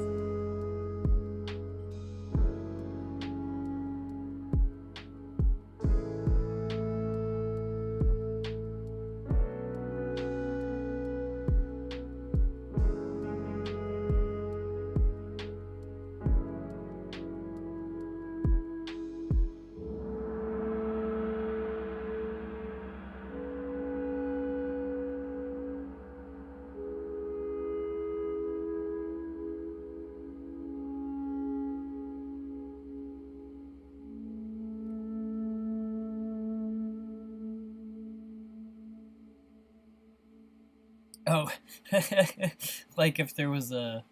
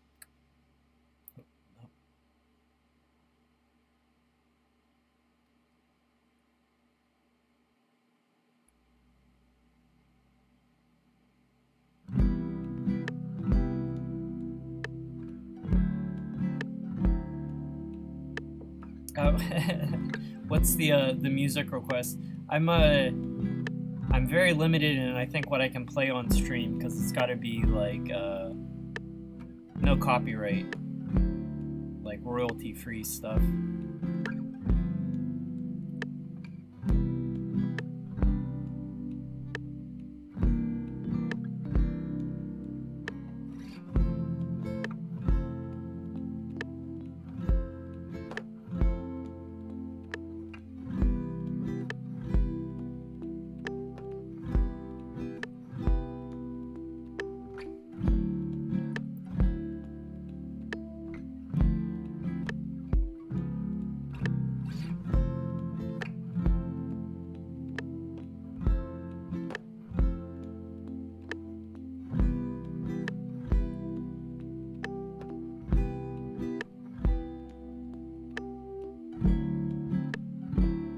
Relaxing just drawing tiny fish.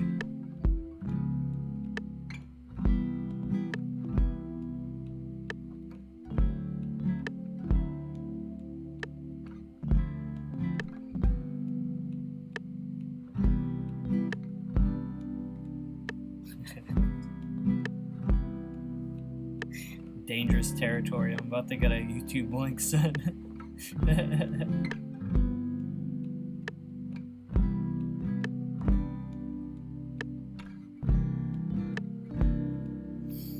That's a flounder.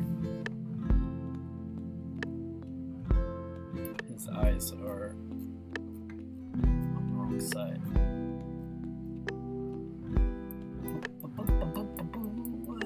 What next? I'll just keep doing more fish.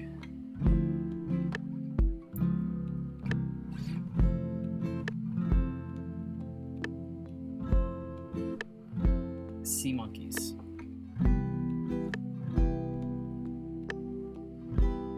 Brine shrimp.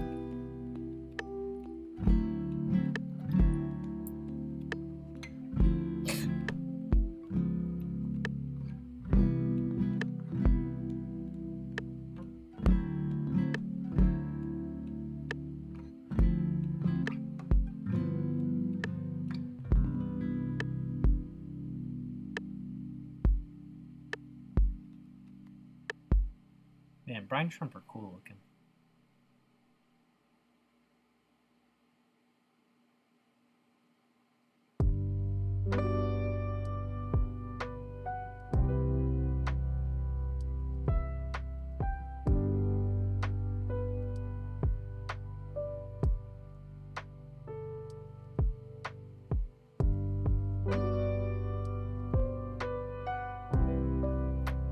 Thanks, you. Thank you. The penguin turned out good. There are also some emperor penguins from the first stream, and some puffins.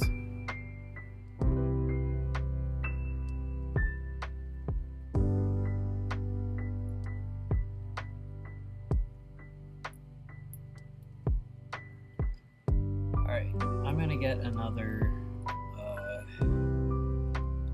fishes of the ocean.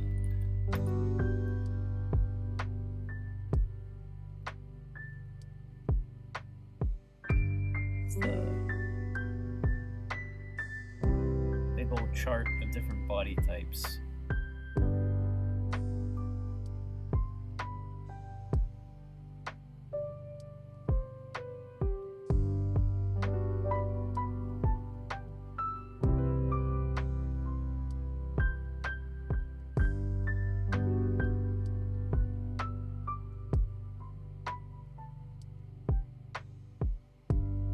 Sorry, I am slowing down. This is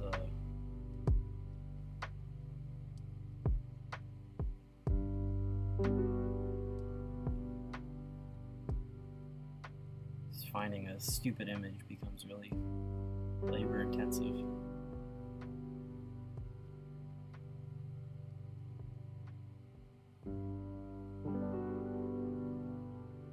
Get out of here, Pinterest.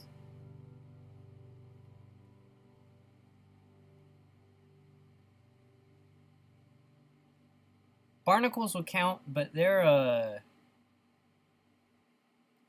you know, at some point when there's something like this, I'll stick barnacles to it.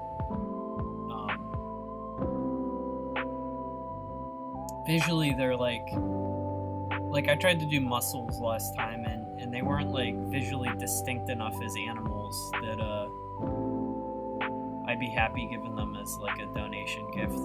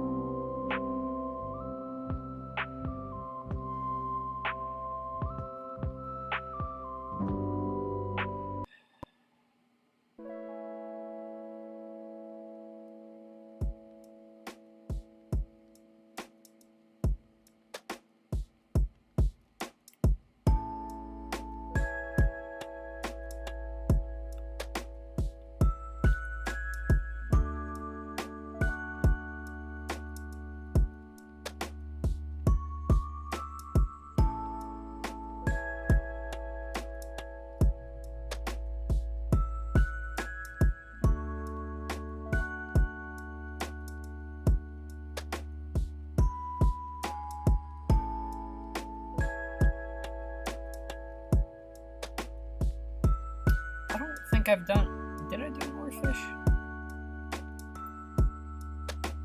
There should be an more fish. No. That's going on the list. More fish.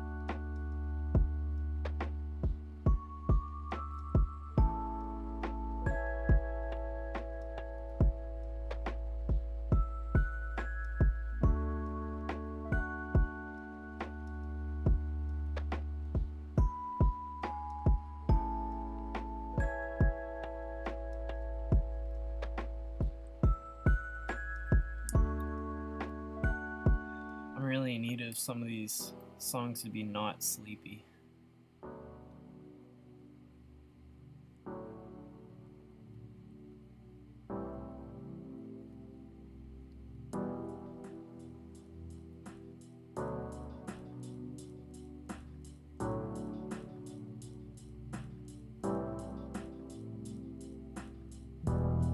Everyone else streams with video game music in the background. I really need to figure out if I'm being too cautious or if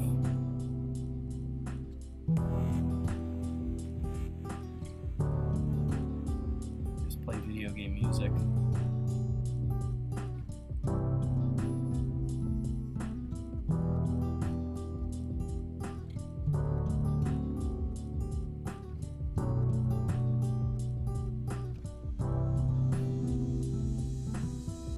My channel isn't monetized, and I think that does factor into what the system does to you, like the automated stuff.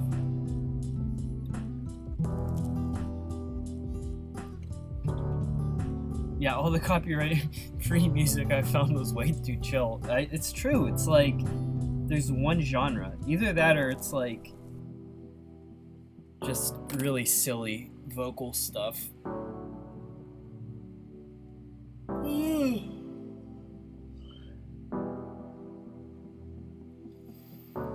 Yeah, I mean, yeah, the idea is I will do a drawing for every single one. It'd almost be like if I got like 1 million donations overnight, it wouldn't be possible. But you know, I can give everyone a drawing. A bunch of chat. Sorry, I was like tuned out. Just Drag V, how's it going? Do some starfish. I'll add that to the list. I think there's one, but we need more of those.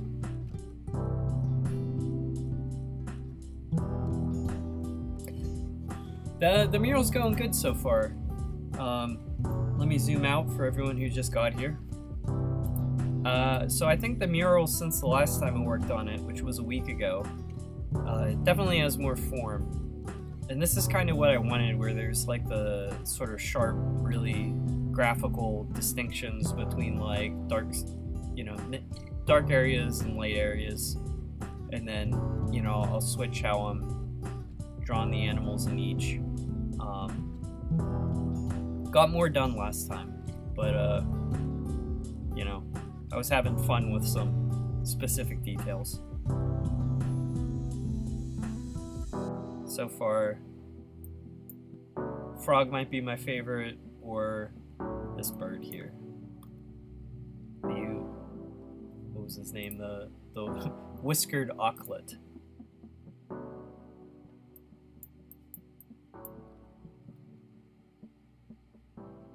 But yeah, I'm pleased with how progress is going. And it's just been fun. It's been super fun drawing. I was saying earlier, like, drawing for me is like generally very solitary activity, and just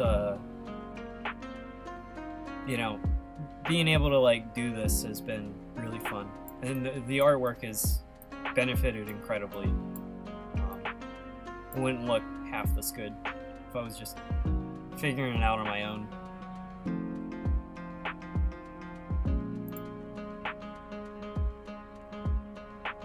I'm sure that one annoying song would wake me right up. Yeah, I could just play music I hate that's aggravate myself, and I'm not really an anger-fueled person.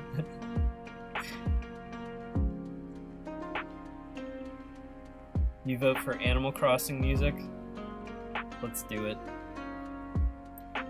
Alright. Hold on to your butts. Hopefully this won't crash my stream. Animal Crossing playlist.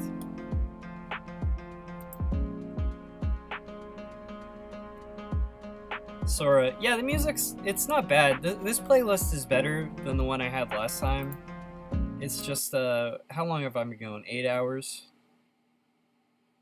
It's like, I'm lo-fied out. Depending on the game, I don't think you will get copyrighted. Yeah, I think it does seem like certain ones are more dicey than others.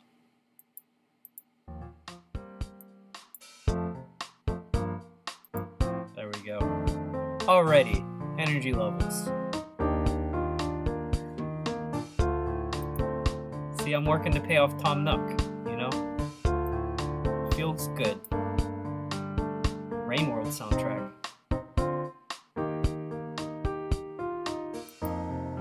I'm trying to remember what was Rain World's soundtrack. It was like ambient, wasn't it?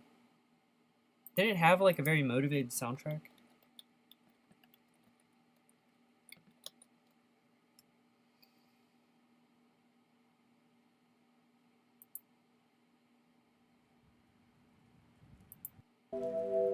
Yeah, this is what I remember it like.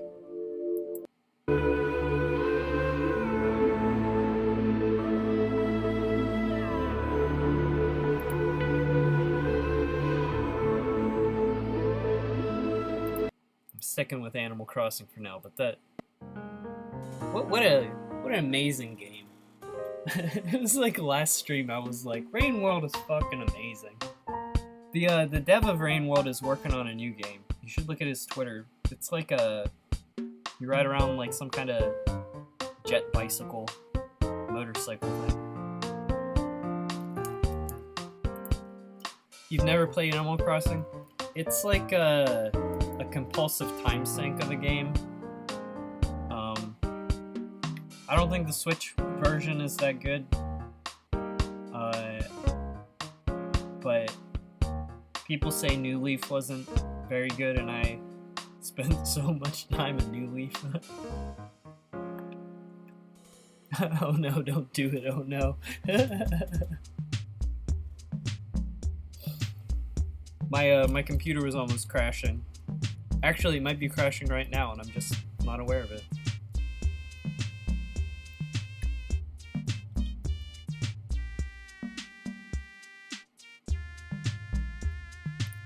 Actually, you know it is an amazing soundtrack.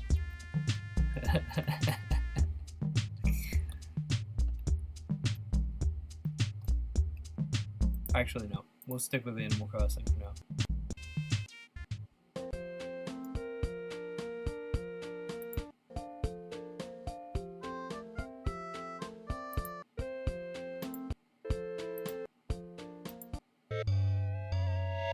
I don't know if this is the best playlist.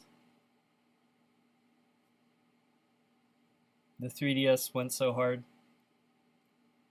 But like Animal Crossing, like it has the I want the sass of GameCube Animal Crossing, where like the animals would just like they'd like talk back to you.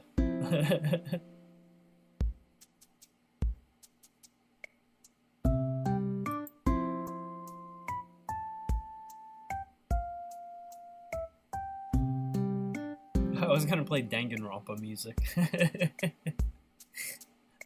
Game is an amazing soundtrack. But like if I put it on a playlist, it's like some of it is too energetic for what I'm doing. Hang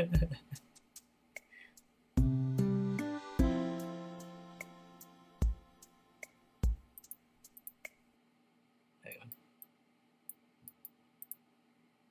Now I'm really not getting anything.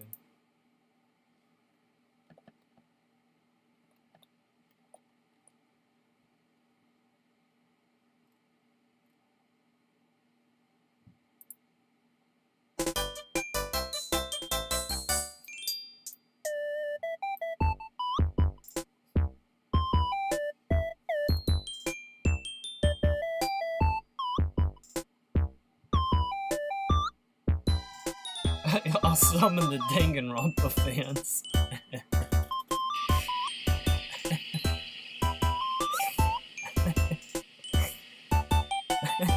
Yeah.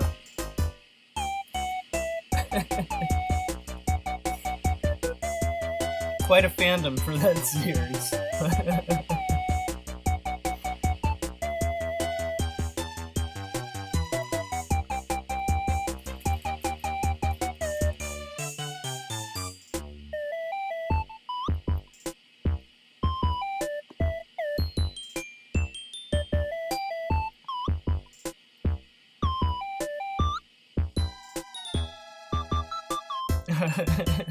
Bubblegum KK.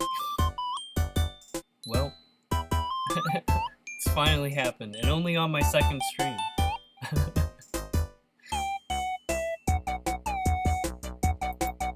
Oh, this big one?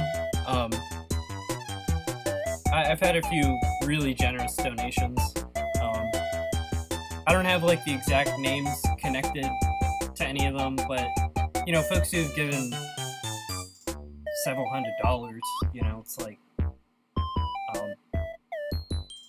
I don't know.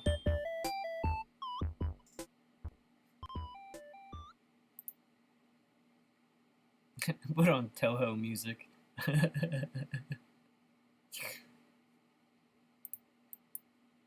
Alright.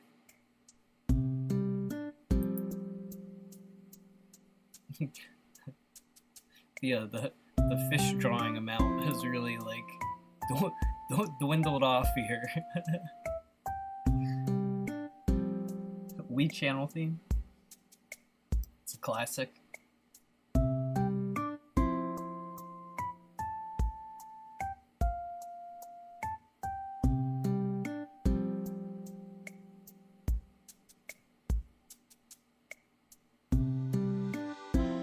My problem with like New Leaf was that like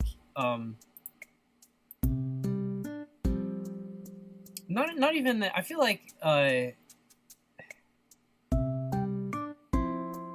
even if they have to be nice all the time, it's the fact that like none of them remember anything day to day. That's really what makes Animal Crossing animals feel lobotomized. You know, it's just like the game would feel way more alive. Like if you give someone a chair, you know, if they like would bring it up, or like if there was any kind of like programming to the animals where like maybe they would like give the chair to another animal because they don't like it, but then they'd be embarrassed and try to pretend that they still have it. You know, it's like there's just no like actual social dynamic. They just spit out these like really bland lines. I don't know. And it's like, and that's when they said they were making a new one for like Switch. Like my main thought was like that was the one area that could be improved that I wanted to see, and instead they added crafting. It's like, and then it sold better than any other Animal Crossing. So it's not a franchise that will turn into what I want.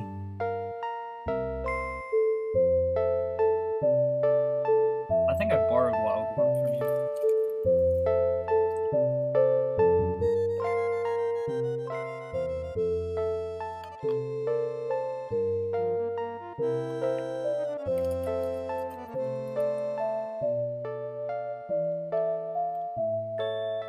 The animals did that stuff, but not enough.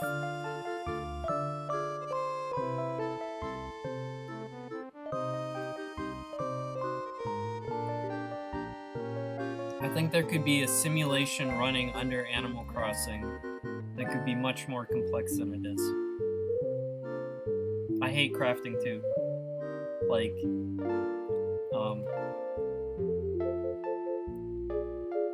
like when I got Elden Ring and there was like crafting, I was just like, come on, man. Like,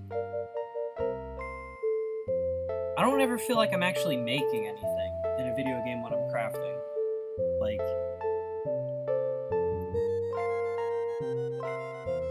I don't know. Now I'm just complaining. But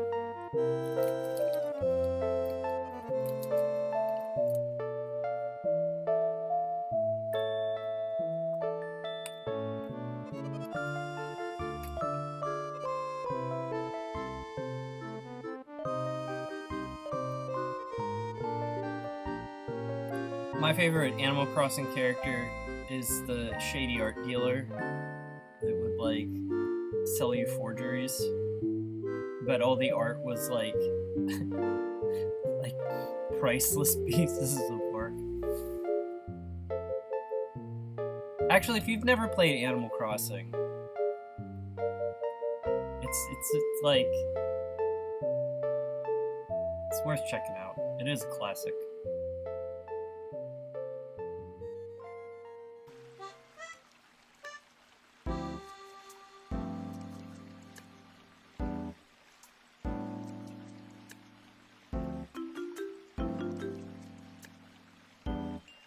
If I could turn all these blobs into fish. That's not gonna happen.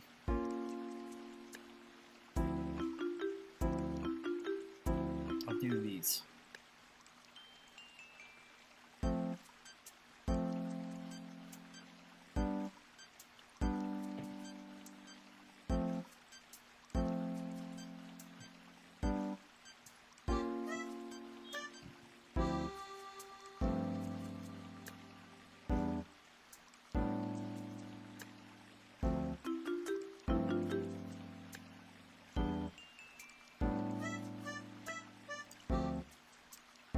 Stardew Valley got overcomplicated.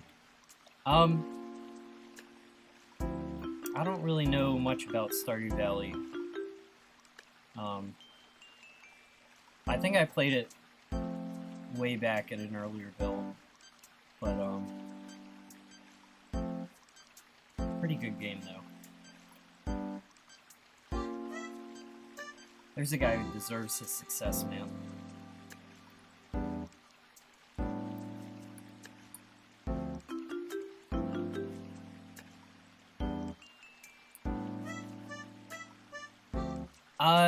There's one or two. There's gotta be more clownfish, though. We are not limited to one fish of any type, and things like clownfish, I want more than one.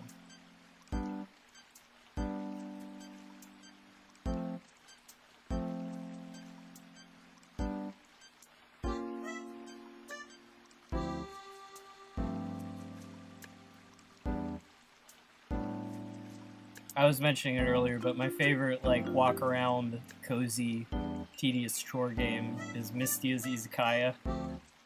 Super good.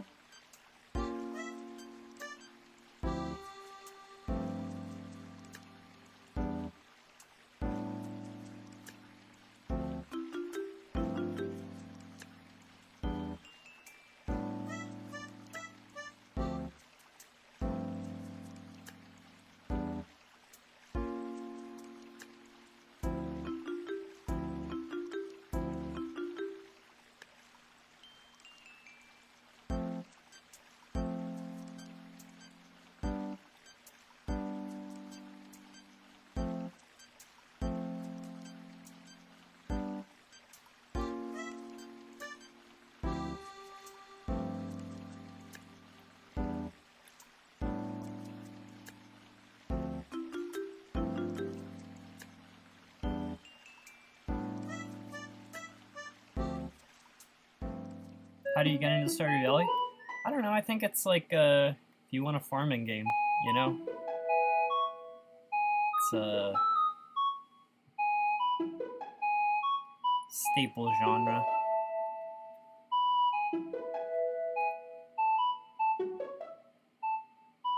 I used to always say that I wanted, like, an Animal Crossing type game, but I wanted there to be, like procedurally generated mysteries to solve. Like, if, like, someone had something stolen from their house, you could, like, figure out who did it. But there is someone now working on a procedurally generated detective game that is, like,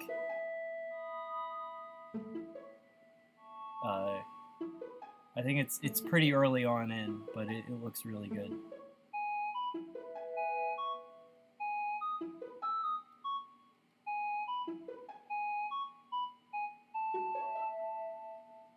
There's a little clownfish.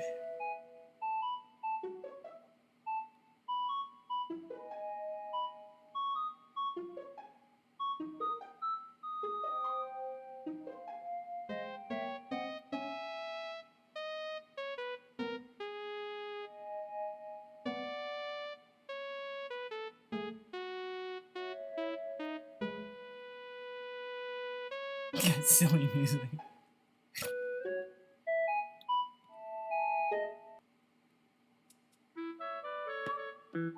It is Animal Crossing.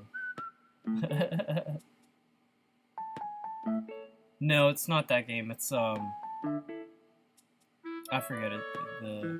I haven't actually played it yet. I'm waiting for, like, a more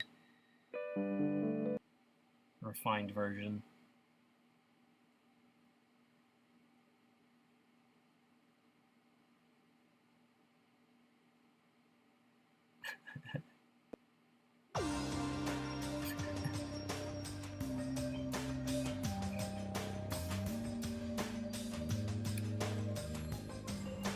Shadow of Doubt. Is that what I'm thinking of? That might be the game I'm thinking of.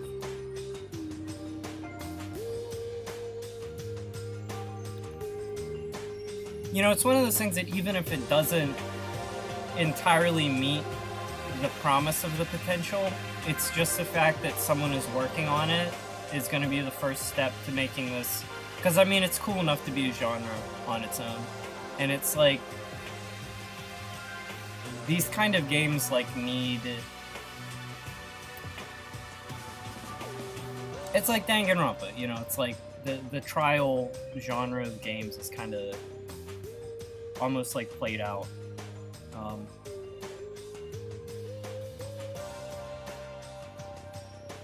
Shadows of Doubt, yeah.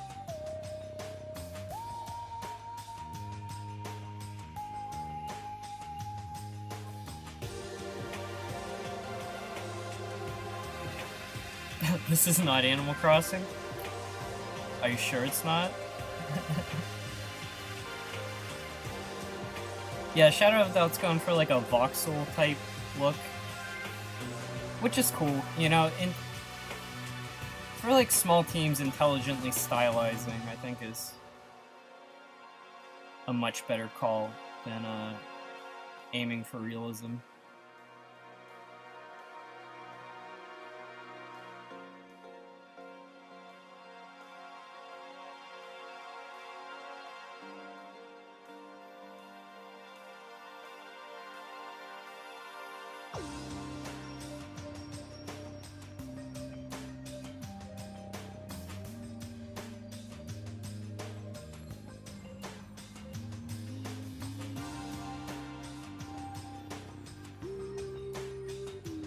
Nah, I don't know. You guys might be misremembering. This could be Animal Crossing.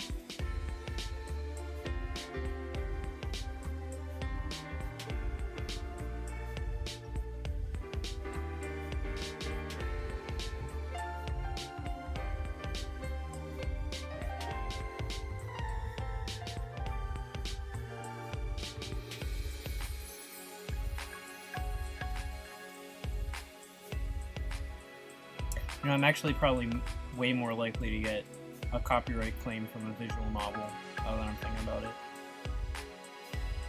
But I'm too lazy to change. This will be a test. We'll see what happens.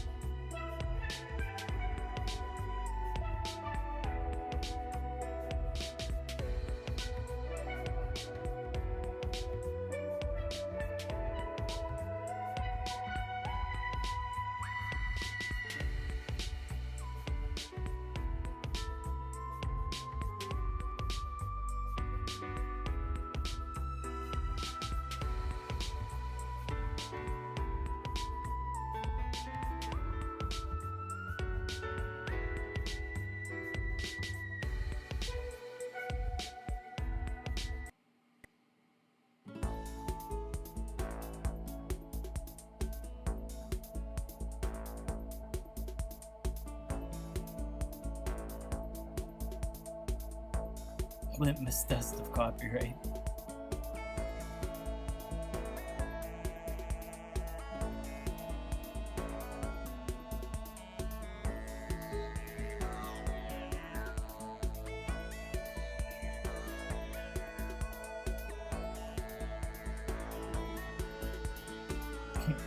A great and powerful yokai.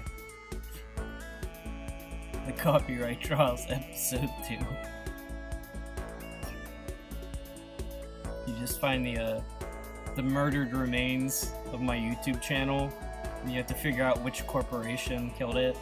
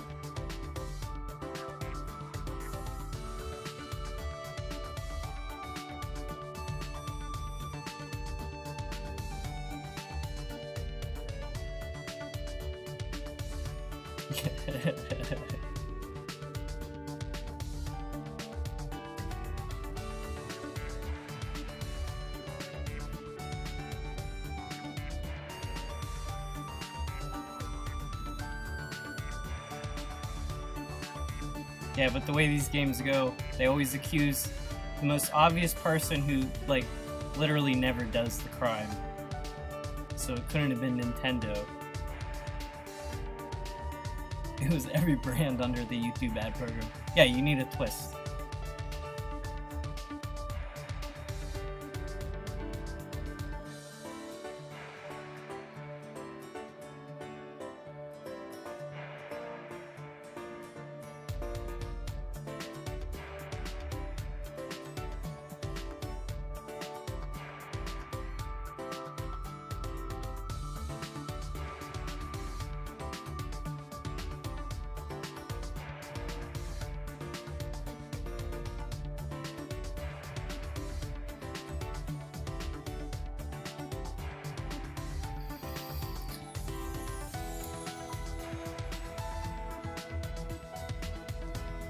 Alright. I believe I can do no more. I think that's it. This is, that took more mental energy than it should have. I think he's coming along great. I think this is, it's looking really good.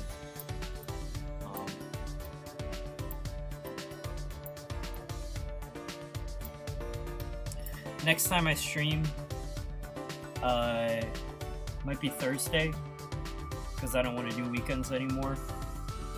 And we'll probably start in the evening. It might be a little bit shorter. I might do like shorter streams.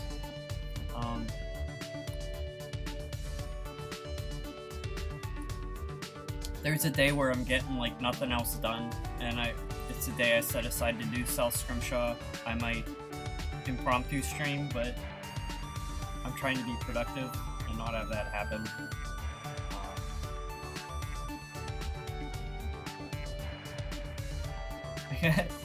Streaming for 8 hours, you know, it's like, it's my work day anyway, you know. I'm just kind of inviting people to watch some of it. I do tend to work for like really long hours,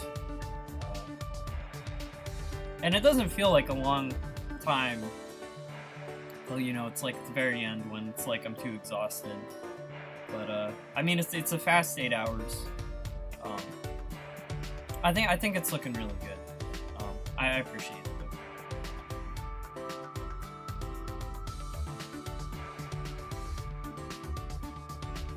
I'm just thinking about video right now. I am going to play video.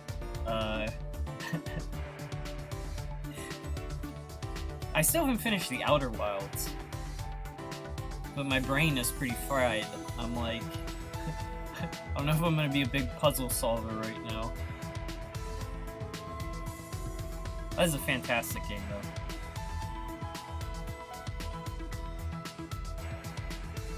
I discovered like a giant asteroid with an anglerfish inside it that ate my ship. It's pretty neat. It's pretty right up my alley. Let me before I forget, I can save this as a JPEG and put it on YouTube. Put it on Twitter.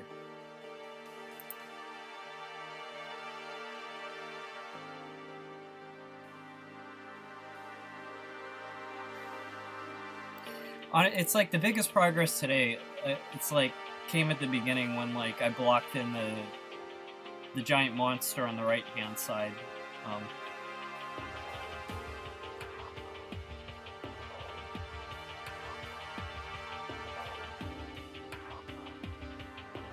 And I'm being very genuine when I say this would not look anywhere near as good without the input I'm getting from people. Just in terms of, you know, helping me focus and like feeding me cool animals, but also just my initial idea for it was less I don't know, intense. Probably more boring.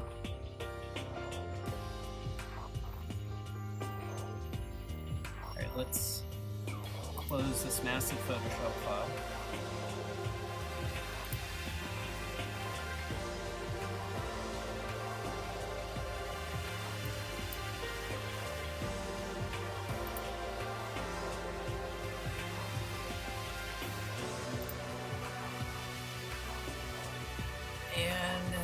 So Scrimshaw folder.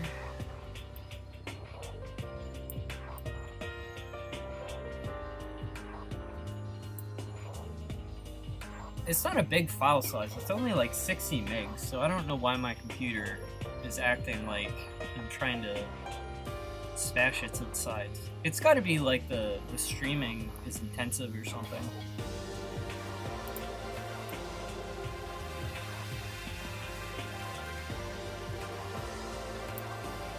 Thanks, Parakeet. I think it is taking shape. It's fun working on something and, you know, from the beginning not knowing what it's going to be and seeing it take shape. I think is like one of the best feelings.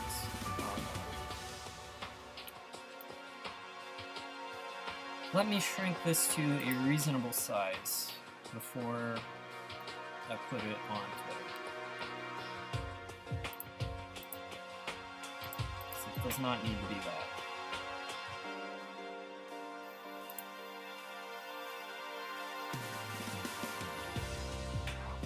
Yeah, that's plenty big.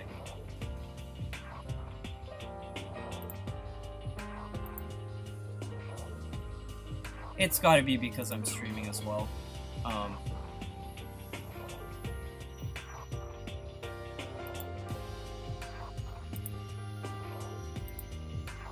I guess I didn't know like streaming was like a resource intensive thing. I'm not really like terribly knowledgeable about computers, so I don't know.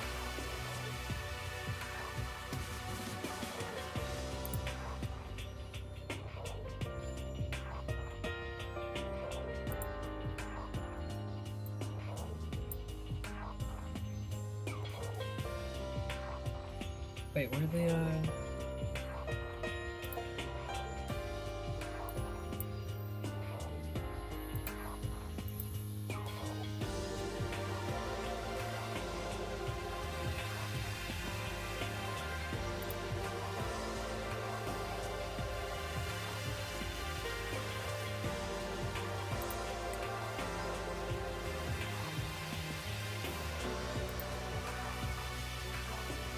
You upload so much data.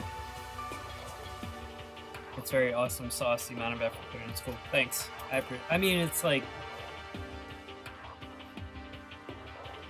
I feel like doing the effort is sort of what makes it a meaningful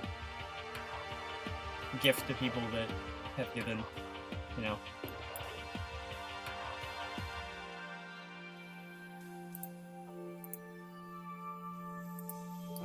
Where did I save this?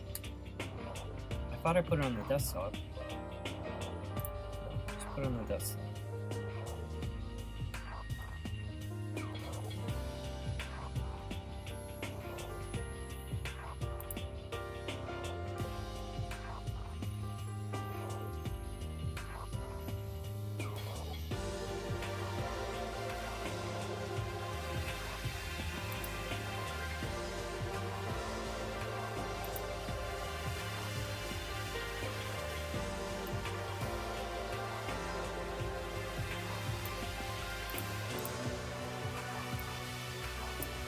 Alright.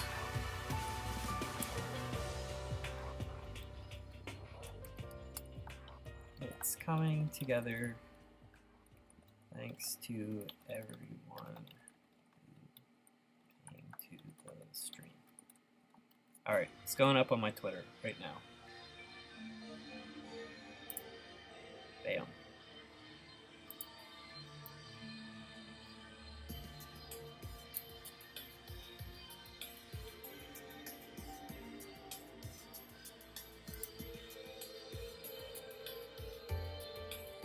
Alright, I am calling it here.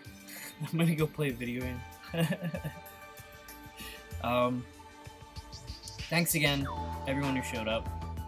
It was super fun. I had a ton of fun. And, yeah, I'll post on my Twitter when the next one of these is, because it's still super fun. Hope to see some of you again.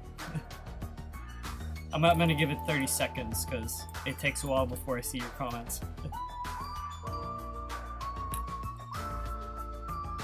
There's no saturation or blur. Ah! What am I doing?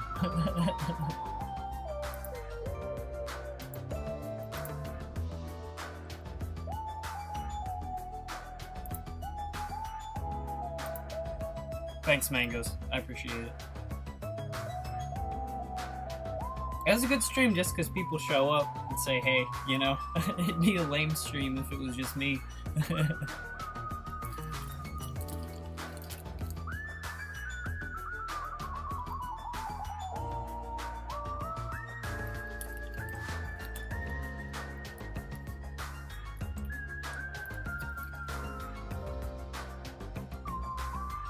Alright, I'm taking off.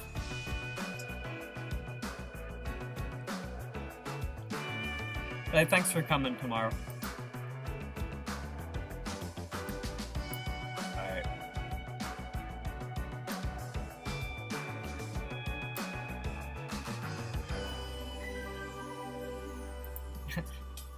Thanks for stopping by, Shitty Comics. As always, great to have you. Parakew, thanks for being here. Alright. See, I got my my over screen. See you later.